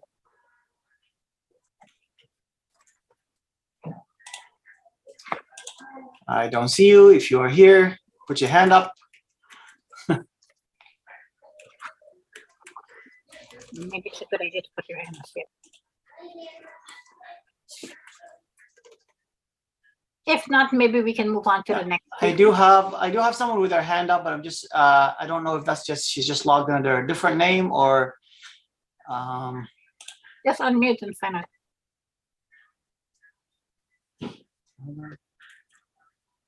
Or you can just directly send me a message here, inshallah. Okay, that is not her. Okay, do you want to move on to the next speaker and wait for her? Because she doesn't seem to be here, inshallah. Okay, no problem. Inshallah, we'll move on to the next person. And that's Brother Ahsan Sawi. Are you here? If I can get Brother Ahsan Musawi, inshallah, to also join us. Yes. Please I turn do on know your that he video. was here. So let He me is go here. ahead and promote him to panelists, inshallah. So while he's just joining us, Brother Ahsan Musawi is the Officer of Partnership and Engagement with Holland Bloorville Foundation, and he supports the celebrity strategy and the anti-ableism Dear Everyone campaign at the hospital. Ahsan has limb strength discrepancy, a disability where his left limbs are shorter and weaker than his right limbs. He has presented anti-ableism workshops to schools, universities, and Fortune 500 companies. He shares his lived experiences as an athlete with disability and barriers he faces in life. Ahsan is a soccer fan. He followed his passion and love for the sports and his studies and graduated with Bachelor in Sports Management from Brock University. Oh, that's my alma mater. That's crazy. In 2020, in his previous roles at Jay's Care Foundation and Special Olympics Ontario, he delivered inclusive sports programming to kids of all abilities. And while we are here, let me go ahead and welcome Brother Ahsan Musawi, my alma materist. I don't know if there's even a word to say, but we are both out of Brock, and that's not very easy to find nowadays. Brother Ahsan Musawi, fadal, inshallah. Hello everyone, assalamu alaikum. Thank you so much, Mamoon, for such an amazing introduction. I just want to start off by saying thank you so much, Dean Support Services, for having me on here and giving me an opportunity to talk about sports. Just give me 1 second. I have my presentation up. Let me just share my screen real quick.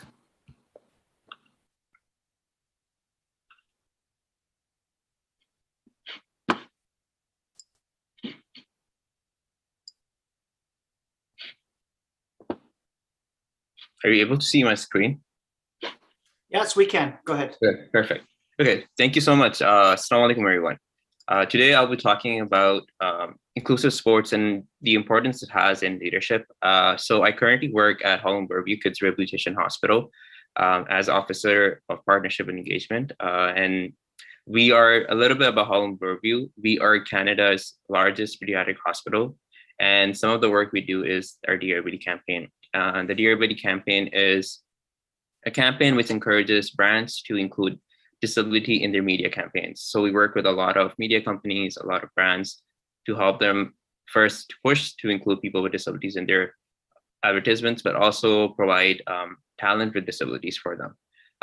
So I'm very lucky that I am in this position. But the goal of the Dear Everybody campaign is to fight the stigma and ableism against disability that people with disabilities face. A lot of speakers here today, and also myself. As Mohammed said, good to know you're from Brock.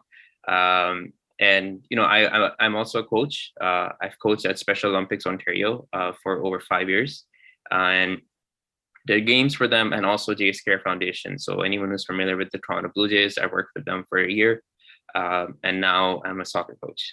So thank you so much for having me here, and I'll be sharing about my experience as a coach and also as an athlete. So let's talk about inclusive sports. What is inclusive sports? Inclusive sports programming is based on activities for people with and without disabilities. And it is a place where we provide safe and welcoming environment for athletes to stay active, first of all, most important, healthy. And the other thing is the social aspect of making a friend. As a coach, I work with athletes and plan activities according to their abilities. And something that I would like to share with everyone here is that you have to be willing to adapt and be creative when it comes to inclusive sports. There are many organizations that are doing inclusive sports like Special Olympics, Challenger Baseball, a lot of small programs in pockets. I'm from Pakistan, so I know Special Olympics is also in Pakistan, and there are quite a few other organizations who are doing this. And I'll be sharing why it is so important. So, why should we have inclusive sports for people with disabilities? Sports is more than just physical activity. It offers good health for the body, a place where your mind can relax, put all your worries away on the side and focus on, just being fun, playing, having fun. A child, learns valuable skills while playing sports, such as leadership. I was a captain of my soccer team, even though I played with mixed sports, but that is where I used to shine. And I see a lot of athletes also shine when given them the position of being a captain.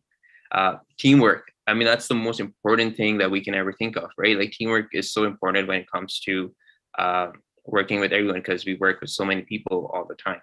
Problem solving, critical thinking at critical times. Like, that person's about to score a goal. Do I tackle? What do I do?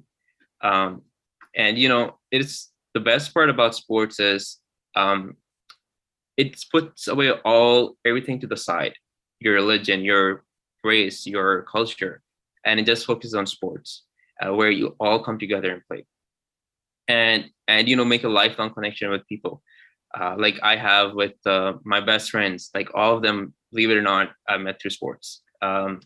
And even at Brock, all my crew was sports. Like, we just talk sports, different sports, and we use sports as a vehicle to develop all these important skills of leadership, problem solving, and teamwork. It's a child right to participate in a way which is accessible to them. So we need to create opportunities where everyone can play. Making sports accessible is actually way easier than we think. We need to be a little bit more creative and a little bit open-minded to include everyone in the game. This will allow them to step outside of their comfort zone, learn these skills, and lead.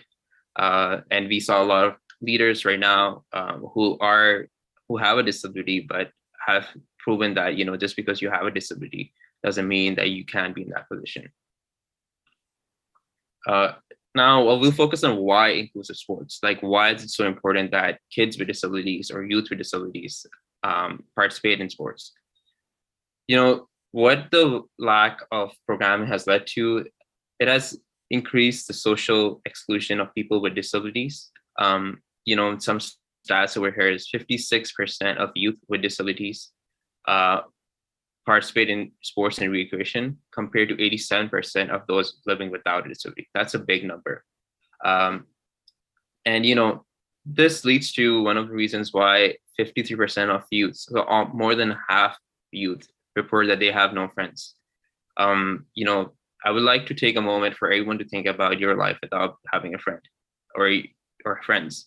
They're such an important part of our lives. And it also hits home for me as well. As an immigrant to Canada, I didn't know a lot of people. I didn't make friends until like 6 to 8 months.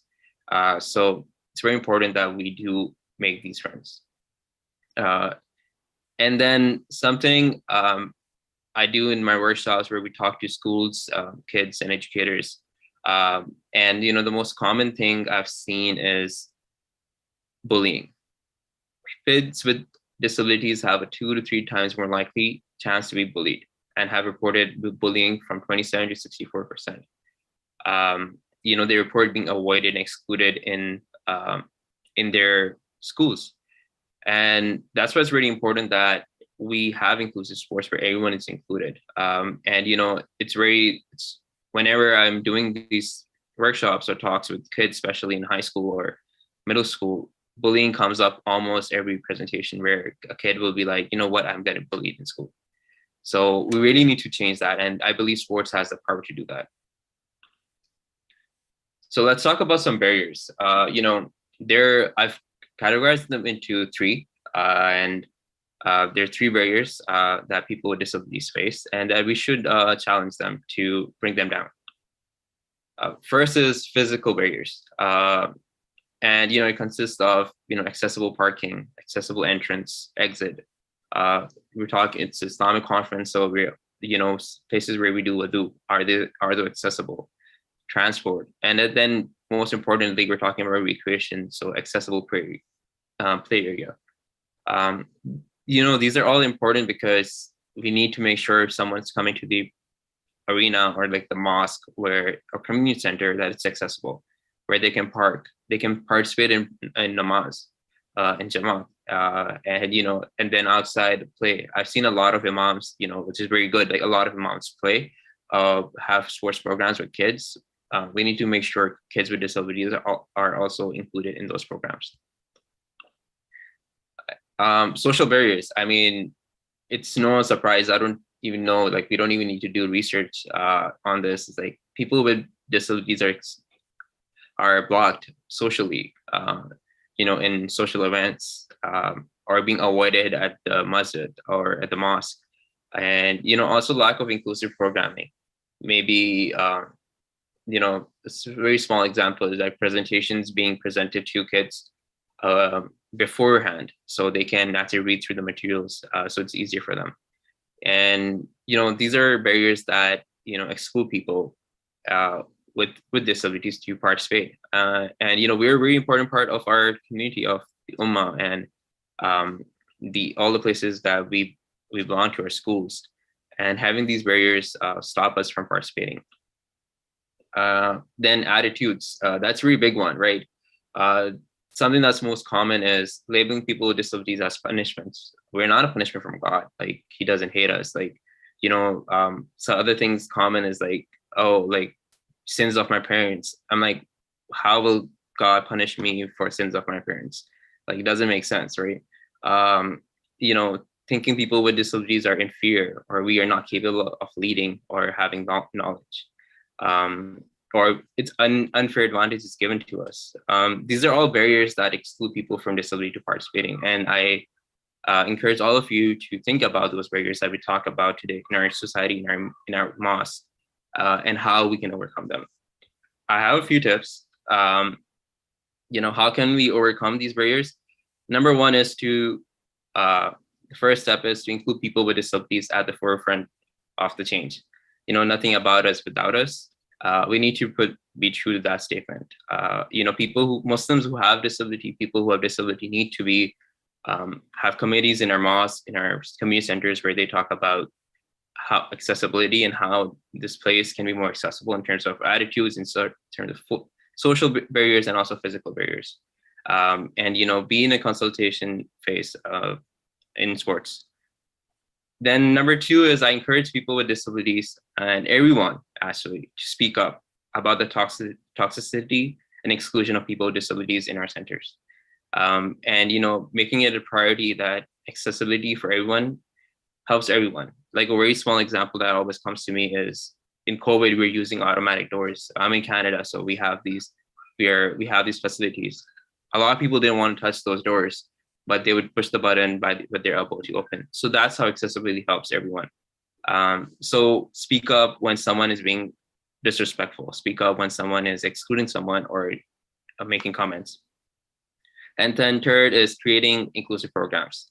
If you're going on a pizza night or a movie night, ensure that there's accessible transport to and back from that cinema or the pizza place. That's just something that I encourage everyone to do.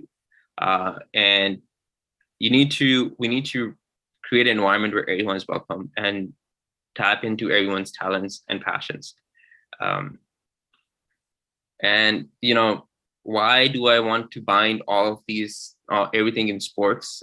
Like I said earlier, sports bring us together, regardless of where we, our background or religion. I've played sports with everyone, religious, not religious, different races, different backgrounds, different cultures.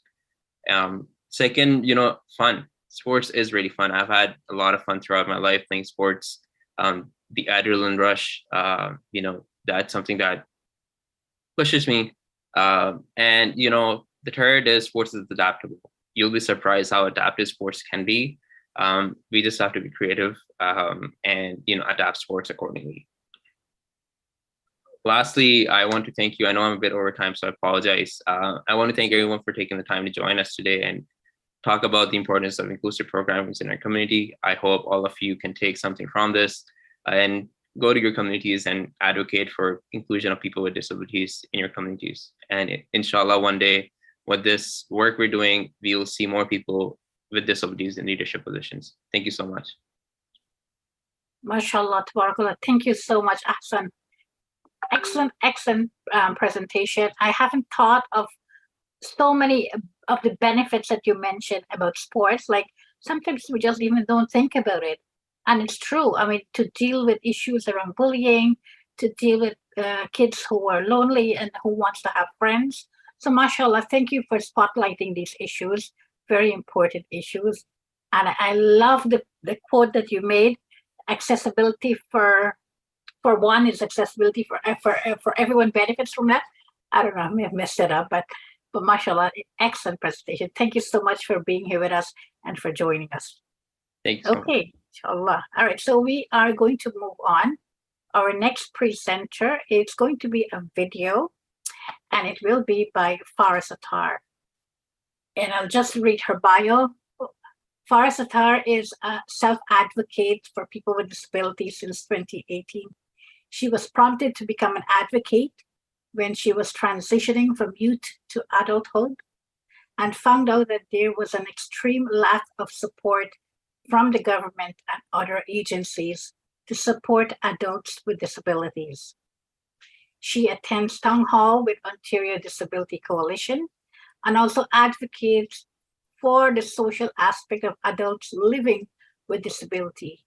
She is a Best Buddy advisor at Best Buddy Canada, Ryerson chapter. And Best Buddy is an organization where university students help people with disabilities, like they pair up with people with disabilities in the community. She is also a member of the self-advocacy group at the Canadian Association for Mental Health, Toronto CAMH. She attends rallies at the provincial legislature assembly, presenting to MPPs and ministers of the government on behalf of people with disabilities.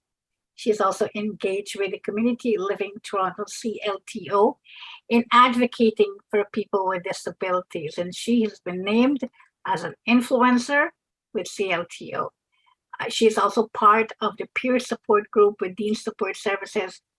I'd just like to welcome Farah Sattar. Let's have a look at her video. Thank you.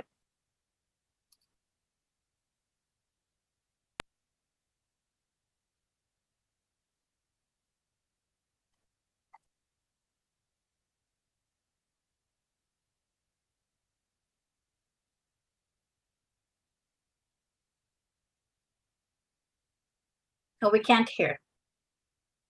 The sound. No, we can't. Just give me 1 second, please.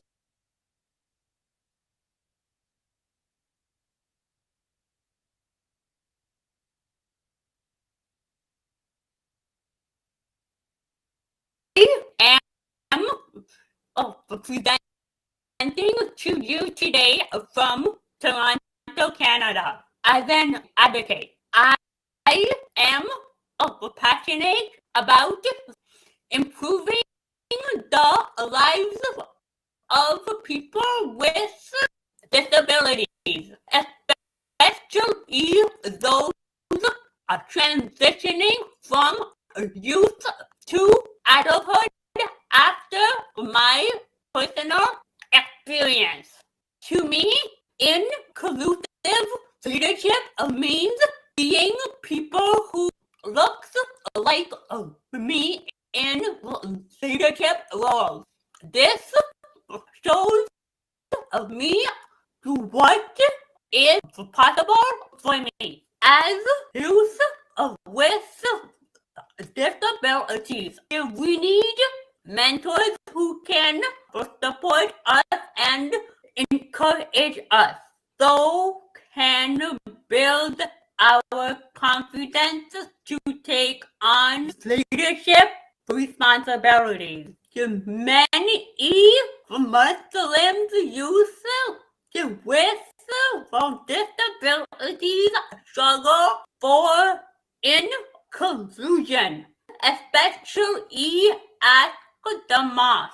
I feel that we should all be heard. Issues on disabilities, both visible and invisible, should be raised at the mosque, and we should be given the opportunity to develop programs that benefit us. At the end of the day, we are all leaders in our own right.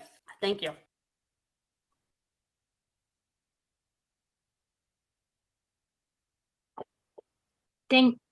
Thank you very much, Farah. MashaAllah, MashaAllah. Farah has been doing amazing work in the community. I absolutely commend her for the work that she's doing in Toronto, MashaAllah. And nothing holds her back, MashaAllah. So I really appreciate the work, Farah. Thank you so much. We'll move on to our next presentation. And that is Dr. Shakira Hussain and Anab Rubli from Australia.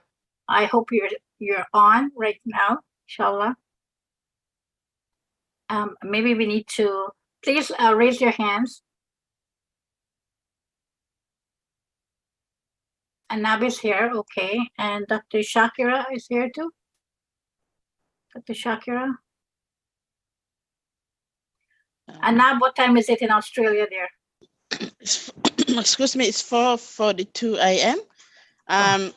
When we calculated the timing, we thought it will be 5 o'clock. So Shakira, I might give her a call.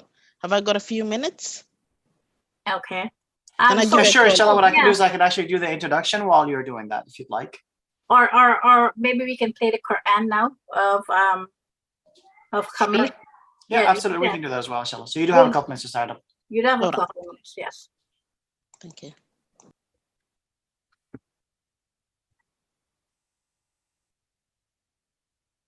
So Rafa, you can go ahead and just introduce the reciter while I pull it up, inshallah. Sure, yes. Brother Khamis member is also known as Abu Nasruddin, is blind. He is a father of 2 children. He memorized the Quran and participated in Quran competitions in different countries, including Iran and Tanzania. And I think he will be reading from, I think, Surah Baqarah. I'm not sure. I think that's the one we have for him. Please go ahead.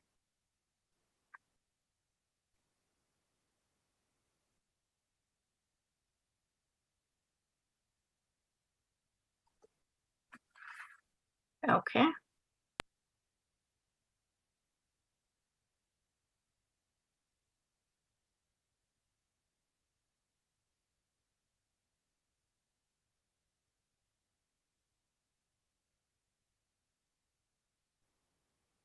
Sound.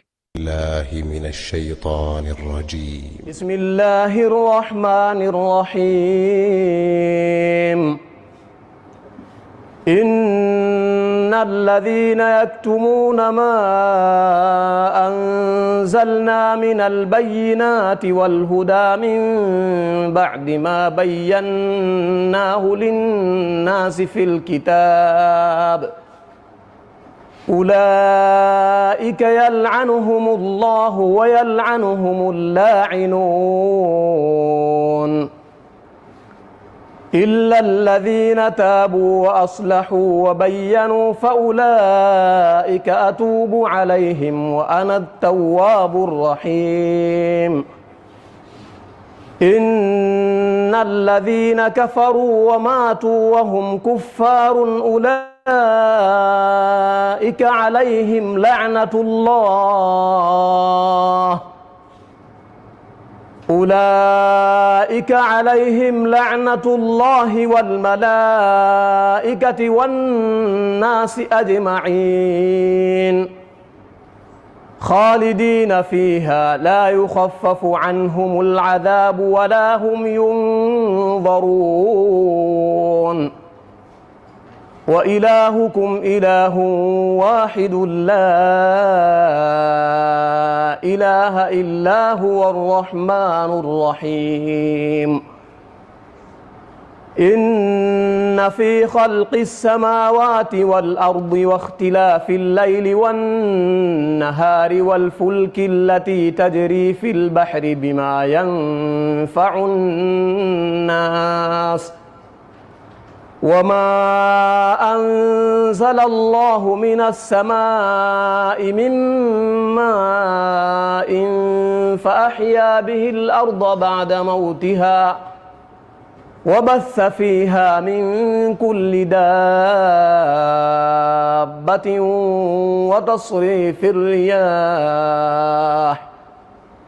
وتصريف الرياح والسحاب المسخر بين السماء والأرض لآيات لقوم يعقلون صدق الله العظيم. Jazakallah khair, mashallah, tabarakallah. That was Brother Khamis, member from Tanzania, a blind reciter of the Quran. Mashallah. So Anab, we're coming next to you. Is Dr. Shakira there? Were you able to get hold of her? I was able to get hold of her, so she's just trying to log in. Bear with us because we probably calculated the timing wrong. We thought our time will be 5 a.m. So she was in another state, but something as well. So we're not in the same state at the moment as well. So she will be logging in. I'll just double check again. Okay, inshallah. In the meantime, I'll read your bios, so that way we will have a better idea. Yeah, inshallah. Okay. So Dr. Shakira is a writer and researcher based at the University of Melbourne, Australia. She is the author of From Victims to Suspects, Muslim Women Since 9/11, a contributor to We've Got This, Stories by Disabled Parents, edited Eliza Hall, and a board member of Women with Disabilities Victoria. And Anab Hubli is an experienced human resources, finance, and diversity and inclusion practitioner. She has 19 years of public service experience and currently leads the corporate service team of the Victorian Disability Workers Commission. She migrated to Australia from Somalia 23 years ago, spoke no English when she arrived, and a civil war prevented her from an education beyond grade 5. Anab enjoys revamping workplace cultures, driving diversity and inclusion initiatives, and learned that organizational change often relies on the individual to have the courage to speak up and highlight where inequity exists, and to challenge the status quo and hopes to see a world where us and them no longer exist. Anab has lived experience of intersectionality in which she regards additional strengths or says she wears many hats. She is a woman who wears a hijab. She belongs to the Muslim faith, refugee, an African migrant, and a person with a disability, and a woman of color. In general, women need to break the glass ceiling, but when you add another diverse layer such as migrants, people of color, and disability, the layer gets thicker. Well, Anab and Dr. Shakir, thank you so much for joining us all the way from Australia. And your session is entitled Muslim Women with Disabilities as Leaders. Okay, were you able to get hold of Dr. Shakira or not yet? I'll give her a call back. Just bear with me minutes, sister, because I thought she will be logging. She might have a struggle logging in. I had a little bit of issue when I'm logging in, so bear with us, please. Okay, inshallah. In the meantime, I just would like to ask everyone how is the session so far? How are you finding the conference? Please light up the chat box. Let me know. Give me some feedback how things are going. I would love to hear from you. Those of us who are joining us on Twitter, on Facebook, on our YouTube channel, let us know that you're there. Let us know what are your thoughts. If there's anything that resonates with you, let us know. Please also share our hashtag that we put in the chat box, hashtag GCDI22, hashtag inclusive leadership, hashtag disability and Islam, hashtag inclusion, hashtag conference, hashtag disability, hashtag disability awareness, hashtag disability inclusion. Tag us, on Twitter at Dean Support Services _S_, and at Instagram at Dean Support, and at Facebook at Dean Support Services. We would love to hear from you. Subscribe to our newsletter send us an email at info@deansupportservices.ca. And also, if our technical team can put the link to the global network, that will be a good place for you to join the network, so you will be part of this community. You'll get the updates, inshallah. So inshallah, if you if someone can put the global network on disability and Islam in the chat box, we can have people fill that out, inshallah. Yes, I'd like to hear how is the conference so far? Please let us know, inshallah, while we wait on the next speaker. So I was able to speak to her. She's really struggling to log in, but she was trying. I sent her the link again. I'm not sure if your technical team can assist her. I'm not sure. Brother Mahmoud, is there something we can do? Is there a special link we can send her? Just give me one moment, inshallah. Okay. Thank you. Or one of the other things that we can do is that we can go with the next presentation now and then come back to you guys. I think that might be better. I just wanted Shakira to be better, but we were two, so I just don't feel comfortable doing it just myself. Okay, sure, no problem. And Fatima is ready. So alhamdulillah, can we make Fatima in the panelist? Yes. So inshallah, yes, let's welcome Fatima. Fatima Ahmad from Canada. Okay. Yes, you're in the panelist here. Fatima, can you turn on your video and unmute yourself? In the meantime, I'll read your bio, inshallah. Alaikum, alaikum. Alaikum assalam, Fatima. MashaAllah, good to see you. Good to see you. Fatima is currently pursuing a master's degree in dual specialization in indigenous education and social justice education. Prior to this degree, Fatima has completed a BA in Peace and Conflict Studies, Bachelor of Education in Primary and Junior Qualification, and a Master in Disaster Risk Management and Climate Change. Wow, mashallah. She is also working on wrapping up an MSc in Educational Leadership and Innovative Technologies and an associate degree in Computer Science. Fatima will start her JD degree in University of Saskatchewan in the fall of 2022, where she hopes to learn about Aboriginal and Indigenous law. MashaAllah, tabarakallah. Fatima, are you in Toronto? Whereabouts in I Canada? am. I'm based in Mississauga. Yes. Oh, you are. Yes. You are. MashaAllah. Welcome, welcome, welcome, Fatima. We're so happy and honored to have you here with us. Thank you. I'm honored to be here. I'm a big fan of the work that you do. I'm a big fan of the work that this organization does. Thank you so much. And Fatima will be talking about care, social justice, and inclusion in graduate studies. Please go ahead. Thank you. Assalamu alaikum, dear all. Welcome. My name is Fatima Ahmed. And today I will speak about navigating academia with a psychiatric disability. Because the theme of this conference is inclusive leadership, I thought it would be an appropriate forum for me to share what my experience being in academia with an undiagnosed psychiatric disability was like. As you can expect, there were a few obstacles along the way, but also there was a little bit of relief after my diagnosis, and that's what I hope to share with you today. I will not only talk about what my obstacles were, but also talk about the phenomenal role medication and a correct diagnosis can play in helping us achieve our full potential and helping us thrive academically. So I will start all the way back about 2 decades ago in 2004. I was fortunate enough to be accepted at the University of Waterloo's engineering program, which is a very selective program.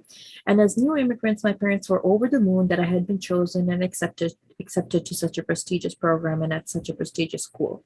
However, what we didn't realize is that the stress from this program was going to trigger one of my first major depressive episodes. So I started off in the fall of 2004 and performed decently. I maintained the minimum average that was required for the program and I passed all my courses. However, near the end of that school term, I started realizing that I was sleeping excessively and I could not figure out the reason for it. However, I just attributed it to a little bit of stress and none of us took it seriously. After this academic term, I had a co-op term and I went back to school in the summer of 2005. At this point, since I was in the most intense stage of a depressive episode, my academic performance was below my expectations and beyond disappointing. I did not understand what was happening because I was putting in my best effort. Yet, in spite of putting in my best effort, and I was not passing my courses. And most importantly, I was unable to wake up on time to get my 8:30 or 9:30 a.m. class. I again attributed this to my own personal shortcomings, and I assumed that it was something that I had to just work harder at. This inability to perform at the expected level continued on during my co-op term. Fatima, can you slow down a little bit? Absolutely. ESL interpreters have to interpret, okay? Just I a little. apologize. I apologize. Thank you. This inability to perform at the expected level continued on during my co-op term. Because I had not received the required academic grades during my academic term in summer 2005, I had to attend a qualifying program for readmission, and in spite of trying my best, I was unable to maintain a minimum average and unable to control my sleep cycle. At this point in 2006, I was required to withdraw from the engineering program because they had given me an opportunity to raise my average, and I was unable to do so. I was devastated, of course, but I also decided to stay at the same university and pursue a different degree, at which point I decided to major in peace and conflict studies instead. As an immigrant from Pakistan, I was always very curious to know why people fought.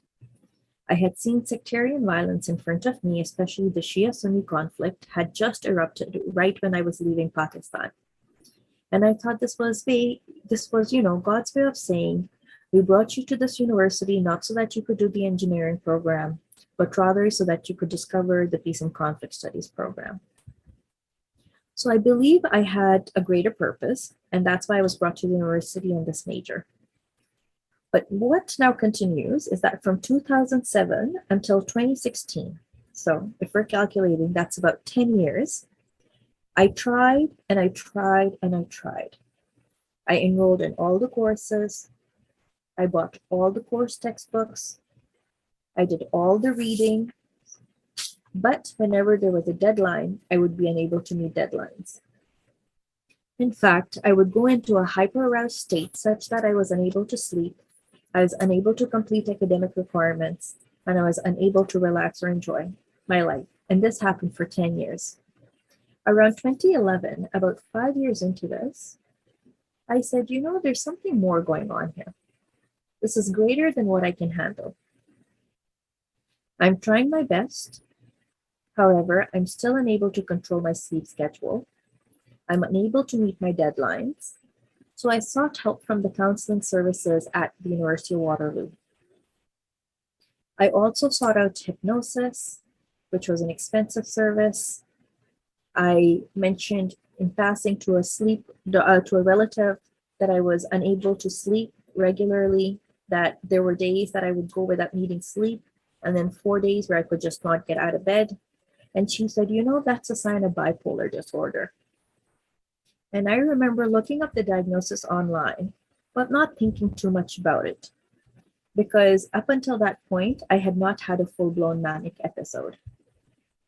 And what I didn't realize is that the hyper-aroused states were mini manic episodes. So for over 10 years, I struggled and struggled. It took me about 13 years, 13 years, to complete my first undergrad, and I finished with barely a 70% average. I was barely able to complete this degree, even though the goal had always been a 4-year degree. Eventually, in January 2016, because of some past trauma I had to face an abuser. And when I faced my abuser, I went into a hyper-aroused state again. I had my first full-blown manic episode in 2016. And when I had my manic episode, I attributed the behavior to facing the abuser and did not want to accept the diagnosis. But I was hospitalized. And when I was hospitalized, I had a very kind psychiatrist who wrote the word bipolar on a piece of paper and said, I'm going to suggest that this is what your diagnosis is. And then I'm going to suggest that we revisit the option of starting medication in April. I was really resistant to the idea that I had something as serious as bipolar. However, my parents were extremely worried by this point. My manic episode consisted of praying a lot. For example, I prayed for 55 days straight. So I thought I was experiencing religious euphoria, when really I was experiencing a manic episode. Eventually, I started medication in February, and as with anybody, the first phase was very difficult. I was not able to find the right medication to suit my needs. I had heard other people say with this diagnosis that the medication will kill me or kill them. And I can say firsthand that there were certain medications that impacted my blood pressure and blood sugar levels so immensely that I thought I was going to die. I did not think I was going to survive taking such strong medication. After multiple hospitalizations, I eventually found the right medication in 2017. After stabilizing on medication, as someone who identifies as a religious Muslim, I continued praying and I did not know what to do next because I had a degree in something I was passionate about, but my grades did not allow me to go to graduate school.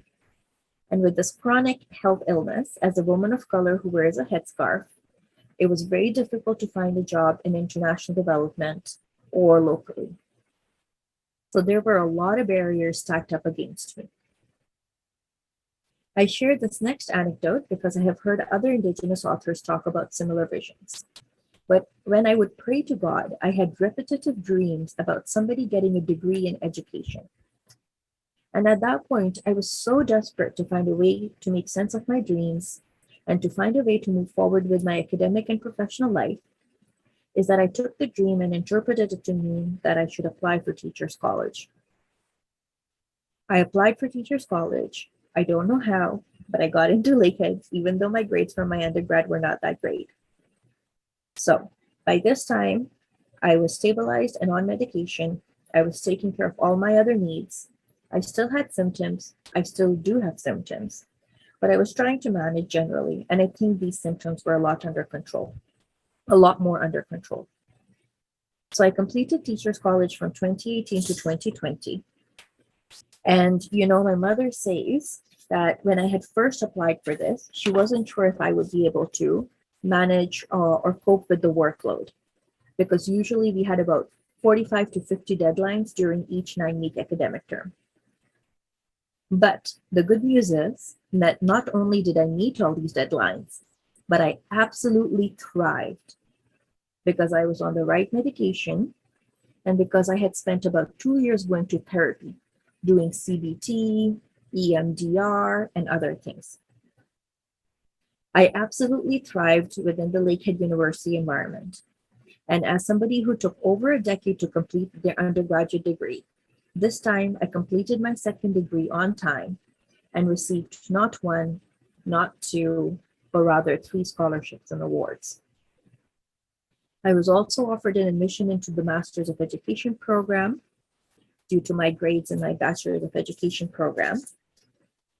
In this degree that I'm completing currently, I am fortunate enough to look at how oral Islamic and oral Inuit traditions teach for peace. So the fact that I can continue talking about and reading about peace and conflict studies, which was my original subject of passion, and make a connection to community education and informal education is something that makes me feel very, very fortunate. I feel very fortunate that all these things have fallen into place to make it possible for me to continue on with my academic studies. The primary reason why I wanted to present this talk, and this is the last 2 minutes of my talk, is because as an educator, there are so many times where I see my students struggling. I see them trying really hard, but I also know that the obstacles they're facing, the barriers that they're facing, are greater than their capacity to manage. So, for example, some of my students might be coming from houses where there is substance abuse and physical abuse. Some of my students might have a learning disability or an anxiety disorder. The reason I share this is because I spent 10 years blaming myself for not being able to sleep at a certain time and not being able to wake up at a certain time. I spent 10 or 15 years thinking that there was something inherently wrong with me, that I was unable to maintain those basic life functions. Now, I realize it was just misfiring neurons in my brain. I just needed a little bit of medication to help me, and this little medication was able to synchronize my sleeping and my waking up times. It also helped me address the hyper-aroused state I would go into during times of stress, such as when facing an academic deadline. So I share this because I want to express gratitude to my university for giving me a second opportunity. I also want to acknowledge the compassion and accommodation and words of support that I have been met with at this university. I think there's a huge difference in the personalities that different universities embody and in the relationship that they want to establish with their students. And I think Lakehead, especially the Aurelia campus, being a smaller campus, was much more compassionate and a lot more accommodating to people's special needs than my first university. I shared this talk as a reminder to us, as people with disabilities, that we can fight for our rights, that we can ask for better accommodations, and it is our right to ask for compassion. I also reflect that as an educator, we can continue propelling that cycle of compassion by being compassionate with our students, by finding different ways to teach them, by finding different ways to assess them, and by finding different ways to evaluate their learning. And so that we can continue to widen the range of who can thrive within academic institutions. That's what I would like to share today, and I thank you for your time. Thank you so much, Sister Fatima. May Allah subhanahu wa ta'ala bless you and give you Jannah for all the work that you have done. I certainly really appreciated actually especially the beginning part of your talk, and very powerful in how you're sharing the finding out about your diagnosis and so on. We really, really appreciate it. May Allah subhanahu wa ta'ala bless you, inshallah. We look forward to hearing more of you. I know you were really close to us physically, so you should come and visit and we will be able to see you, inshallah ta'ala. Yes, absolutely. Jazakallah khair. I do know that Sister Rafia has just gone for stepped off for a quick minute. We are going to take a quick break, inshallah. I do see that Dr. Shakira is here. Jazakallah khair, Dr. Shakira. We were looking for you. We were worried that we're not gonna see you. And Sister Anab is also here. But we are gonna take a 5-minute break, real quick, inshallah, and then we're gonna come back to your presentation, bi'idhnillahi ta'ala. 5 minutes, and I'll go ahead share the actual counter, and we'll be back in 5 minutes, inshallah.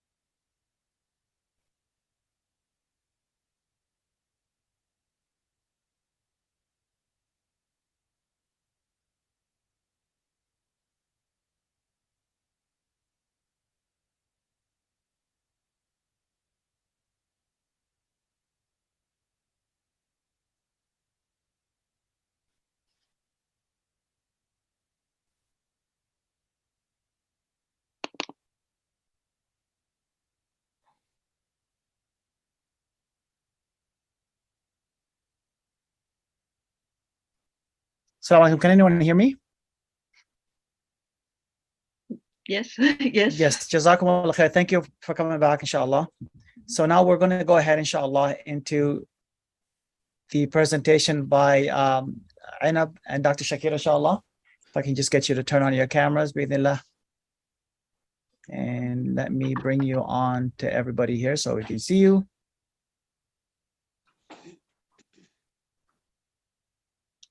Just gonna add the spotlight. Wonderful. And if I can just bring on Dr. Shakira. And Sister Rafia is also here now.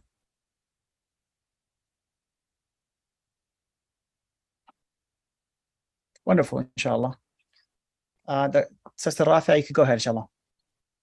Okay, yeah, so welcome, Dr. Shakira and Anab. Thank you for joining us all the way from Australia, mashallah. And your topic today is talking about Muslim women with disabilities and leadership. Please go ahead with your presentation. Okay, thank you so much, and I apologize for the difficulties earlier on when I was having trouble logging in. We pay our respects to the traditional owners of the land on which we live and work, the Wurundjeri people of the Kulin Nation, although I'm joining you today from Ngunnawal land. Thank you to Dean Support Services for all their hard work in organising the Conference on Disability in Islam, and thanks to all of you for being here today. To introduce ourselves, our names are Anab Rubel and Shakira Hussain. We're speaking to you today from Australia. Both Anab and I are board members for Women with Disabilities Victoria, although we are speaking today as individuals rather than as representatives of WDV.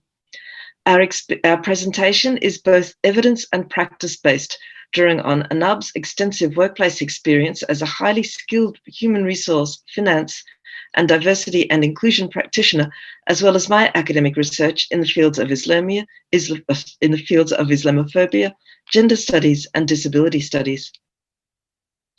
As a leader of the corporate service scheme team of the Victorian Disability Worker Commission, Anab is highly aware of the fact that organisational change often relies on the individual to have courage to speak up and highlight where inequality exists.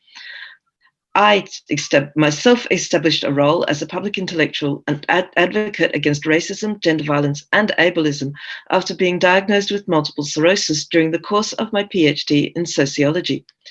In many regards, we have attained leadership roles in our local communities, not despite our disabilities, but because of them. Muslim women like us play an important role as inclusive leaders who are alert to the value of a diverse workforce and are adept in creating the structures that support it. Muslim women living with disabilities in Australia, Europe, and North America face discrimination on the basis of our gender, our religion, and our disabilities. The evidence for this will be sadly familiar for most of you here today. Gender discrimination in the workforce is evident in the pay gap, which in Australia stood at 14.2% in 2021. And what Ms. Sotwali referred to in a recent paper for ethnic and racial studies as the Muslim gap in labour market outcomes has been documented in societies across Europe, North America, Australia, and New Zealand.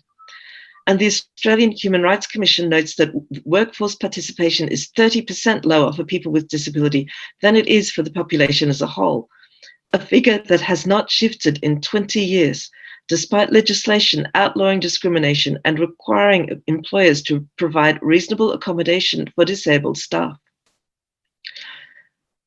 A 2017 study by Carleen Boucher on workplace relationships of female leaders with disabilities found that, to quote, the two ways in which people with disability that have a public persona are presented is to deny or downplay the existence of an impairment and its impact, or to present as a, quote, super crip, end quote. It is more than understandable that many disabled employees try to elude discrimination by passing as able-bodied. Passing is an exercise undertaken by many Muslims who may adopt a more mainstream name, camouflage themselves in mainstream forms of presentation and dress, and restrict their religious practice to their private out-of-hours life. In contrast to those who attempt to pass as able-bodied, Supercrips acknowledge their disability, but strive to defy common stereotypes of people with disability by taking on tasks deemed impossible for someone with their physical limitation. That last phrase was another quote from Boucher. End quote. Their achievements are seen as near superhuman and beyond the scope of ordinary employees, as their inspiration porn, to quote the late, great Stella Young, Australian disability advocate. Academic research on diversity has consistently highlighted the importance of having people from marginalized backgrounds in prominent positions. However, the strategies outlined by Boucher limit the scope for the female leaders in question to further diversify their workplaces. Those who pass as able-bodied are limited in their ability to serve as role models for other employees or potential employees because their disability, of course, has been made invisible. While supercrips are seen as inspirational but exceptional, the supercrips' success does not set a precedent. We would like to suggest a third role for female disabled leaders, that of changemakers. For changemakers, the lived experience of racial, religious, gender, and disability discrimination drives their passion for revamping workplace cultures and driving diversity and inclusion initiatives.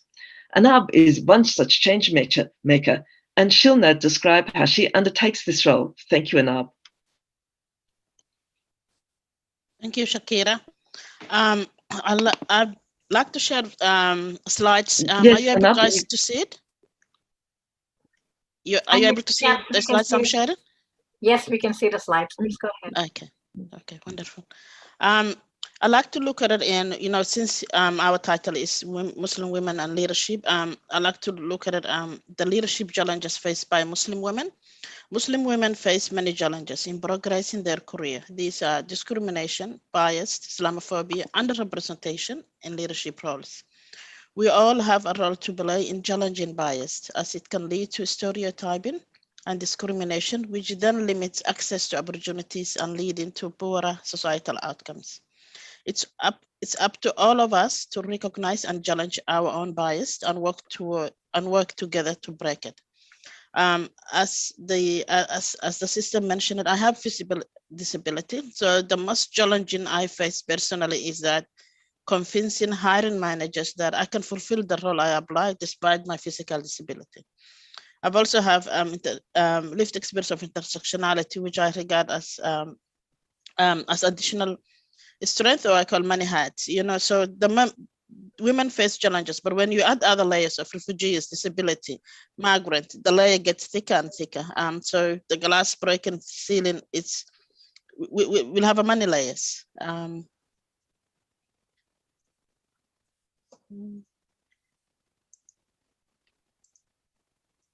Yeah, I'm trying to move. It doesn't allow me to. Yep.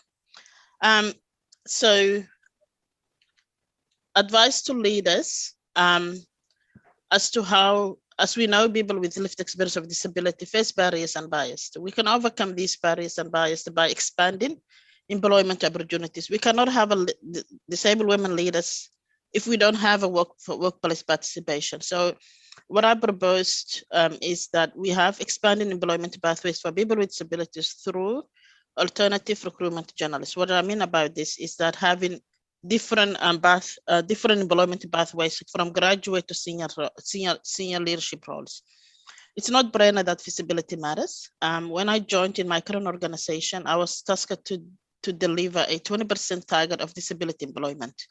I have a passion for diversity and inclusion, so I actively recruited diverse employees for the commission. 30% of our workforce at the moment people, 30% of our workforce is people with lived experience of disability. 70% of our employees is a women, in which 7% are women of color. I'd like you to be the judge. You could see 70% of women, plus only 7% being women of color. So you can see the underrepresentation. Out of the 7% of women of color, I'm the only one who's a Muslim. I'm the only one who I'm the only one who are Muslim with disabilities in my current organization. One of the ways we could overcome and increase representation is raising awareness and engagement to foster inclusive culture in the workplace that embraces, encourages, and empowers people with lived experience of disabilities to apply roles. I personally tend to perform when the advertisement says people with the lived experience of disability are welcome. I tend to be kind of applying it. I feel like that organization is ready for me to be able to progress my career. Another way we can do also invest in development. You know, there's no point of having all our staff with disability in a junior role. So investing in development, investing in developing the capability of employees with disability and increase the representation of employees with disability in senior roles.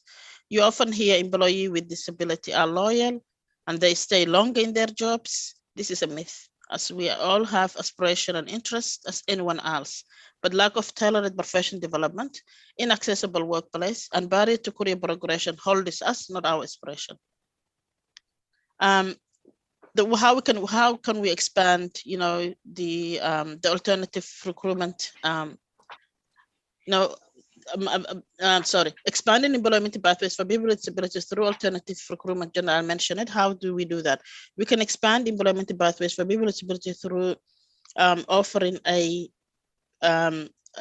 internships, graduate, and then looking at those who have been with us for some time and for a longer time to look at how we can progress, and by offering them tailored professional development. We could review and refine our recruitment and selection process to remove barriers which prevent full participation of employment. And that's what I did in my current organization and was able to achieve that 30% target. We could also, I implemented positive recruitment initiatives and practices that attract people with disabilities to apply positions, and where I highlighted, you know, lived experience of disability is highly regarded.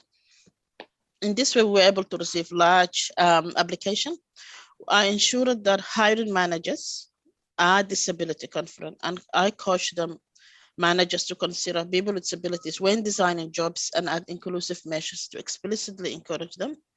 I consulted with a big body disability organizations and promoted, you know, the alternative recruitment channels such as paid internship, designated prioritized roles. Designated means for us, we say this position can only be applied by people with disability. So that was actually given an opportunity for more people with disability to apply those roles. You know, having a graduate position is to enable managers also to offer a range of employment opportunities with people with disabilities.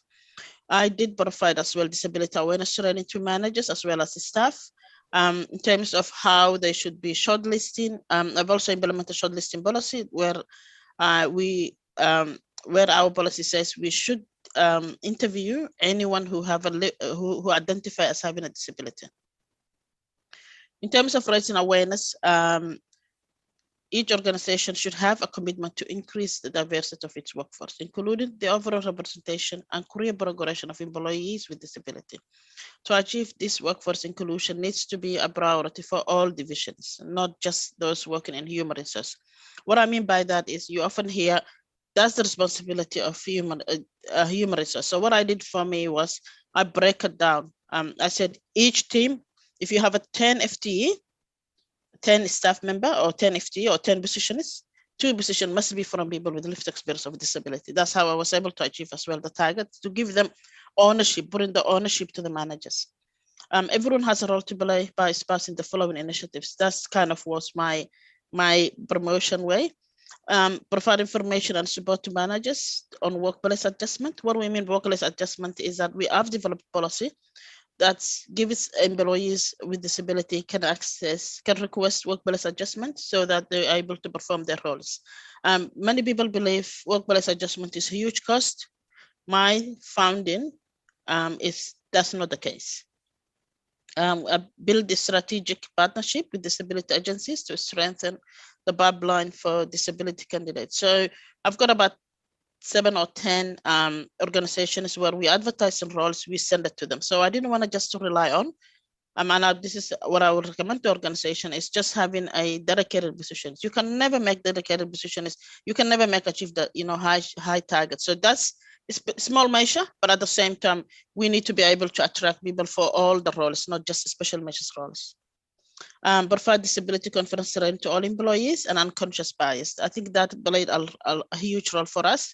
Instead of just targeted managers, I was also be able to educate staff as well. We hold quarterly coffee roulette, which means we employ people with disability, but we also want to retain them. So there wasn't point of just ticking the box of employment. I wanted to make sure that we also nurture them, support them, and create space for them to discuss issue and to raise and to raise those issues if they struggle in the workplace, or to talk to a colleague that they confident will be able to support them. So I've created a network that's called Enablers Network. So that's led by people with disability, and that's the safe space for them. We often publish, we often publish stories and images that profile, and we profile, people with disabilities in our organization and different roles that they're doing. And the workforce, but the employment disability that I've done in my current organization, it's not just one group. The whole of organization, our whole team have a disability in their teams. That's what I also did, because I didn't want to segregate in one place. That won't work for future as well. Investing also, yes, one thing is ways to recruit, but at the same time, we need to develop our staff. We don't want to all our employees with disability staying in one roles. To improve the retention of employees with disability, my current organization, in the commission, will need to equip them to progress their career at the same rate as others in the workplace and have equal opportunity to demonstrate their suitability for promotion. As such, making reasonable adjustment or workplace adjustment helps create a level playing field and enables employees with disability to perform their best.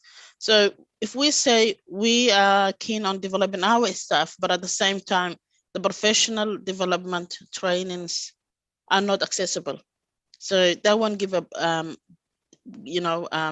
won't create a level playing field for the employees.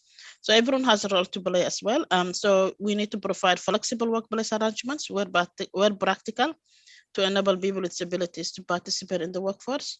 I've implemented initiatives that supports and promotes an inclusive of people with disabilities, provide professional development programs for employees with disability that focuses on talent and individual needs, develop a formal leadership mentoring and coaching program to reduce barriers to progression to senior leadership positions. There's no point of saying I'm committed to disability employment, but if you look at the table, I'm the only one in leadership in my organization with disability. But if you look at it, we have a 30% of our workforce. So that's sort of a thing that I'm really currently working on.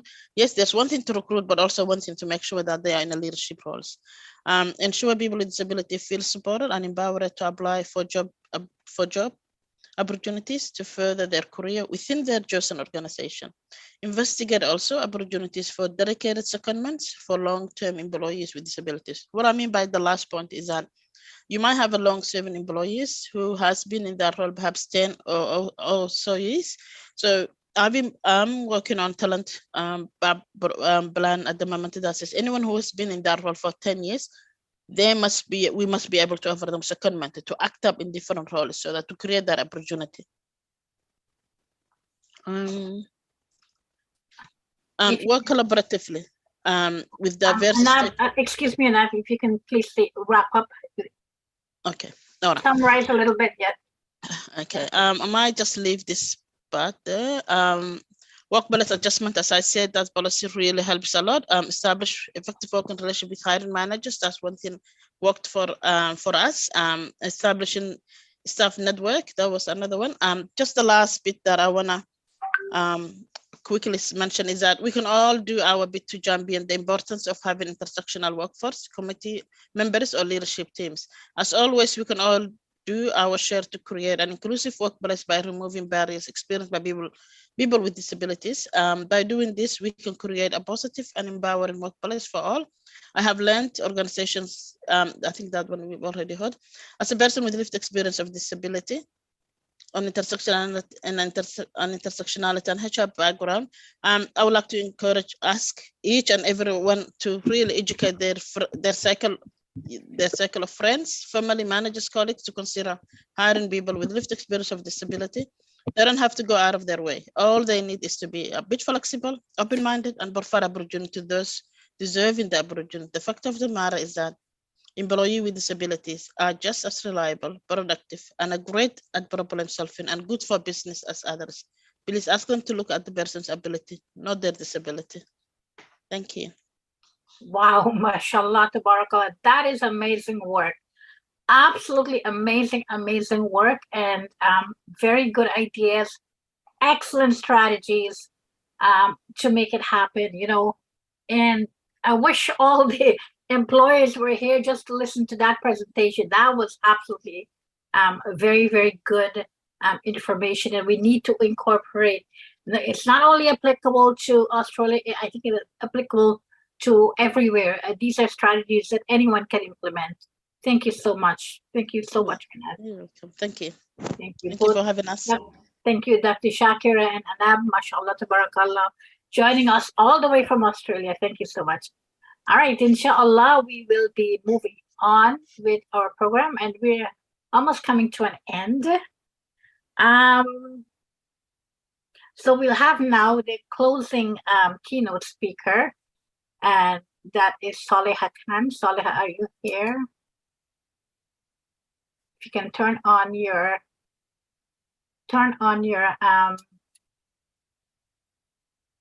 camera, inshallah.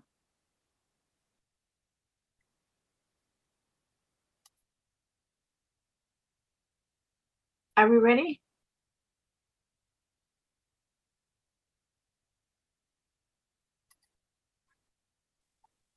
Hey, assalamu alaikum. Walaikum assalam. How are you? I'm good. I'm good. Is it my time already? I thought we had still some more people to come in. It's almost time. Yes, it's almost time. Almost time. Almost time. Okay. Wait a minute. Well, I want to introduce you properly. So inshallah, hold on. Let me just pull up your information. Oh, you don't have to do that. I do. So I can. Okay, I brother. can do the introduction. Please really go quickly. ahead. Sorry. Take your It'd time. be an actual honor, inshallah ta'ala. So Saliha Khan is our keynote speaker, and the end of our program. So Saliha's area of expertise includes social justice, human rights and responsibilities, hate crimes, and the settlement sector's challenges and opportunities with new Canadians. She has worked in human capital and diversity field for more than a decade. She has volunteered with child and youth organizations that focus on bullying and the protection of children from dangers of the internet. She's also involved in volunteer efforts in empowering women and members of immigrant communities regarding issues of partner and domestic abuse. Saliha is the co-founder of the Family Honor Project, housed out of London, Ontario. She's also a charter member of the London chapter for the, I don't know how to pronounce that word. Forgive me. Optimist. Oh, it's exactly how I thought it would sound. International. Saliha was recognized by Canadian Council of Muslim Women for Women Who Inspire Award for the year 2015. Saliha is a mother of 4. Her eldest son is an adult with disabilities. And I've just had the honor of meeting her a couple of weeks ago. May Allah subhanahu wa ta'ala bless you on all the work you can do, inshallah ta'ala. Go ahead. Thank you so much. Thank you so much, Mamoon, for this. First of all, I just wanted to say thank you to Rafia. Just one second. Can you adjust your camera so we can see? Oh, did you really have to? Okay. Is it better? Okay. Better, yeah. I was just, I wanted to say thank you, first of all, to Rafia and Dean Support and Rabia for inviting me for this. I will be honest, I was floored when I got asked to be the kind of the closing speaker, and absolutely honored for that. So I think when I, having spent the day with you all, this conference has brought a global audience together and brought them together to speak authentically about the universal and, of course, the global experience of human beings across their own individual worlds. And I think that is something that we need to keep in mind, that we are talking about an entire human experience.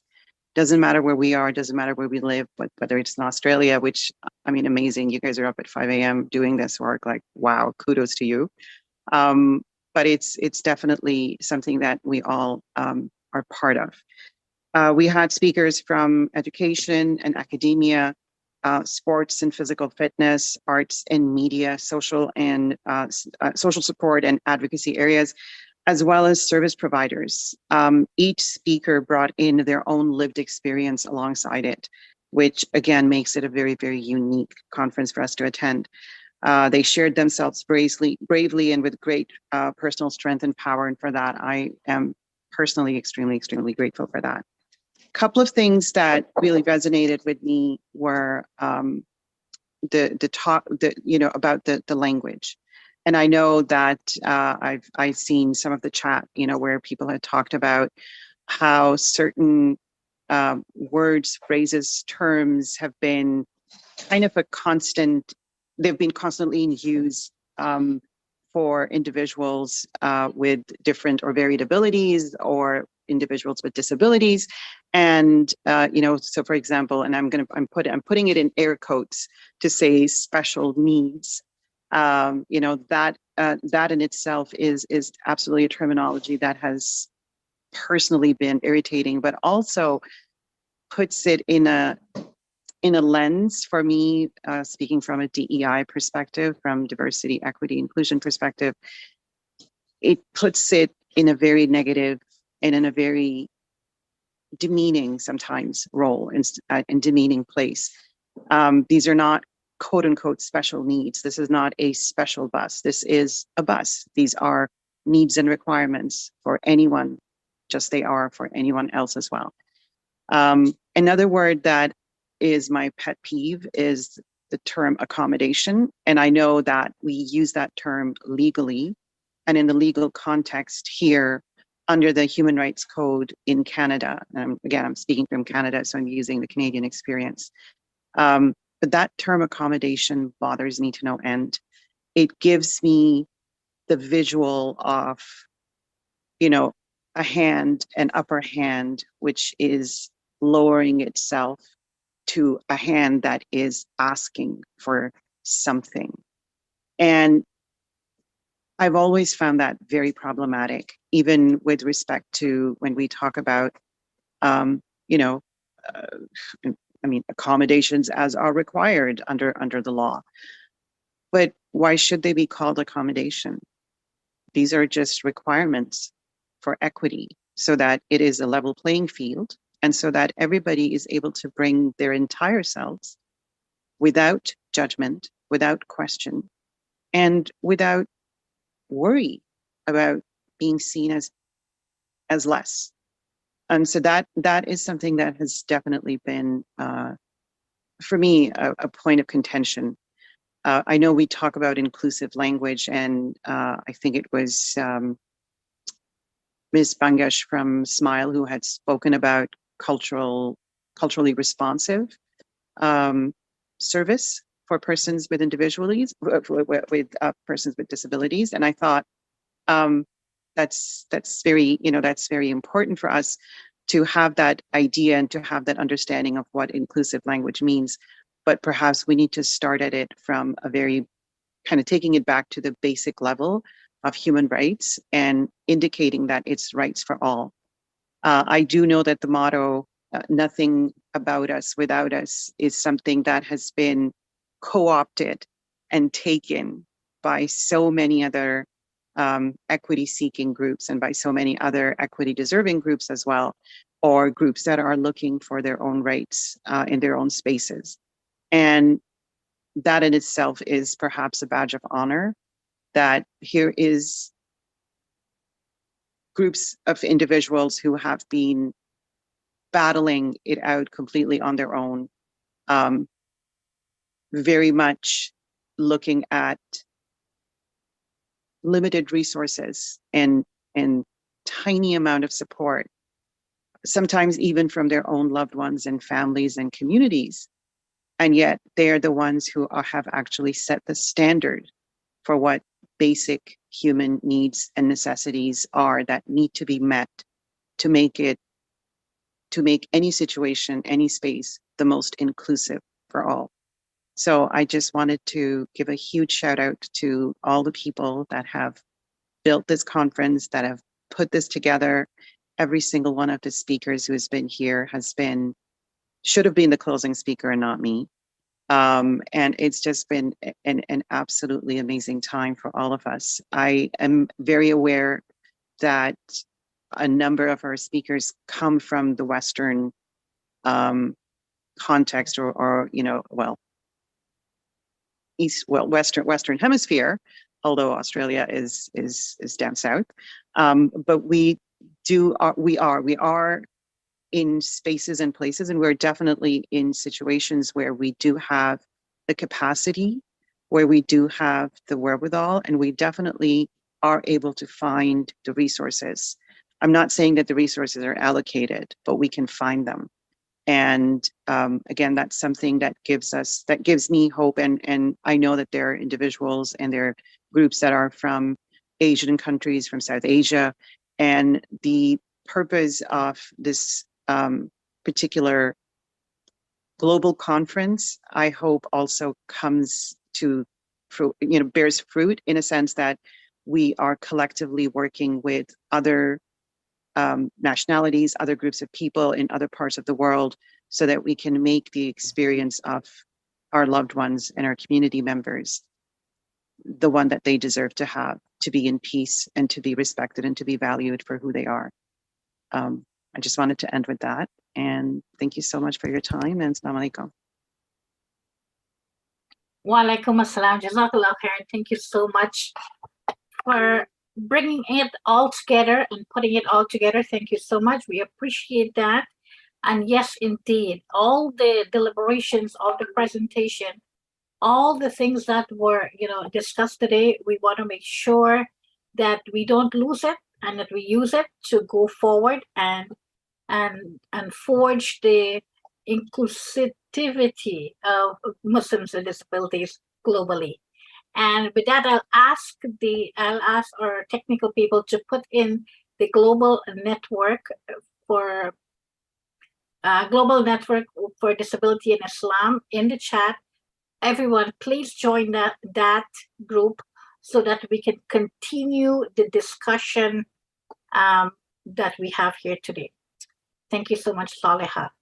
All right, so now we're coming to a close, and we have our last poll.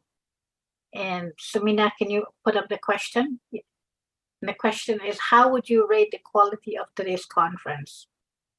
Poor, below average, good, above average, or excellent?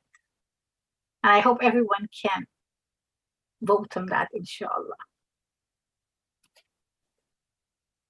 And just to add, inshallah. Yes. Go ahead. You're muted, Brother Mama.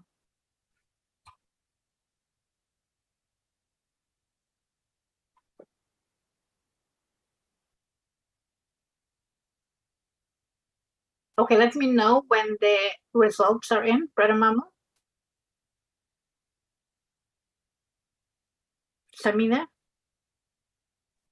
Yes, and just to add, inshallah ta'ala, this is really important for our work and for us to be able to determine whether we've met your expectations or not.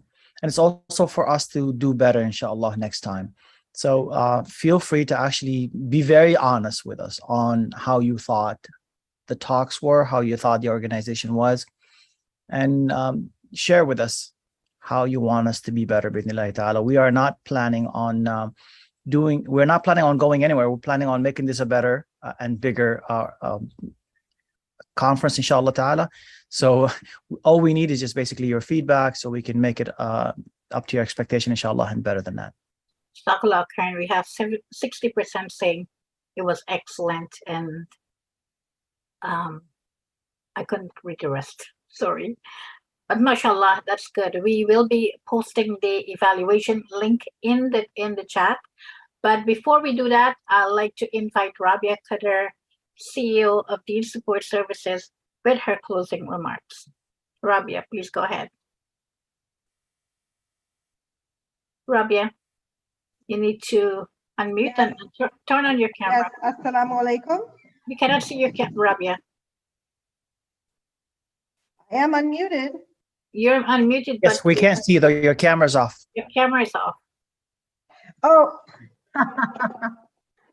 my camera is on, but my little cover was off. Oh, that's what it was. Okay, Yes. go ahead. You can see and hear me now, okay? Yes. Okay, wow, wow, what a fantastic day, bringing people from beyond the 24-hour clock together. This is like really, really incredible. From Pakistan to Australia to Tanzania and beyond. It's just incredible having people with disabilities, families, allies, and supporters together who are dedicated to raising awareness, fostering greater understanding, and ultimately supporting the inclusion of all peoples with disabilities around the world. We may have differences of opinion, differences of lived experience, differences in language, differences of ideas and understandings of what inclusion and leadership looks like. However, in the spirit of learning, we have come together to share and to learn from one another. Although we are based in a Western context, those of us involved in organizing this event and hosting this event are based in Canada, a first world quote unquote nation. That does not mean that we have all the answers or we figured out the ideal lived experience of disability or the ideal disability rights philosophy or the ideal way of being and knowing about disability or referencing disability. We feel it's important to learn in the spirit and tradition of our religion, to go as far as we need to go to learn. And in that learning journey, we might discover differences. We might discover things that make us uncomfortable and things that bring us stronger together, things that we wish to ameliorate in our space. So this third annual conference is a tremendous achievement of our volunteer team giving up their Saturday to pull this off. I'd like to give a shout out to Samina Idris, Saad Khan, Imam Mamoon Hassan, Zainab Khan, Hadaina Hussein, Sakina Hussein, Ruqayya Khidr, others who have been involved in the background leading up to today. And last but not least, our incredible facilitator and lead organizer, Rafia Hanif Cleophas. We are all people with disabilities, family members of people with disabilities, and or allies and supporters and advocates. We are looking forward to another conference, and we're going to plan early. We encourage you to get involved with our global disability, our global network on disability in Islam. Spread the word, stay tuned and spread the word about our disability and Islam unjournal model. Please, please amplify our messaging for the disability khutbah campaign taking place in December, in recognition of the United Nations International Day of Persons with Disabilities. And drum roll, please.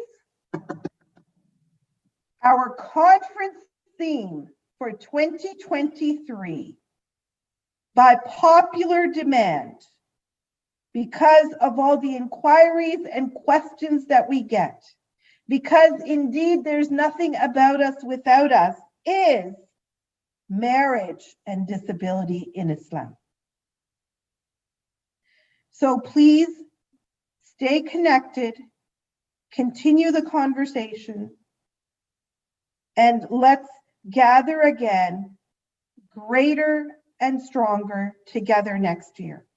There is nothing about us without us, and in that spirit, let's please acknowledge our differences, embrace our similarities, and forgive each other for any errors or omissions that may have been made.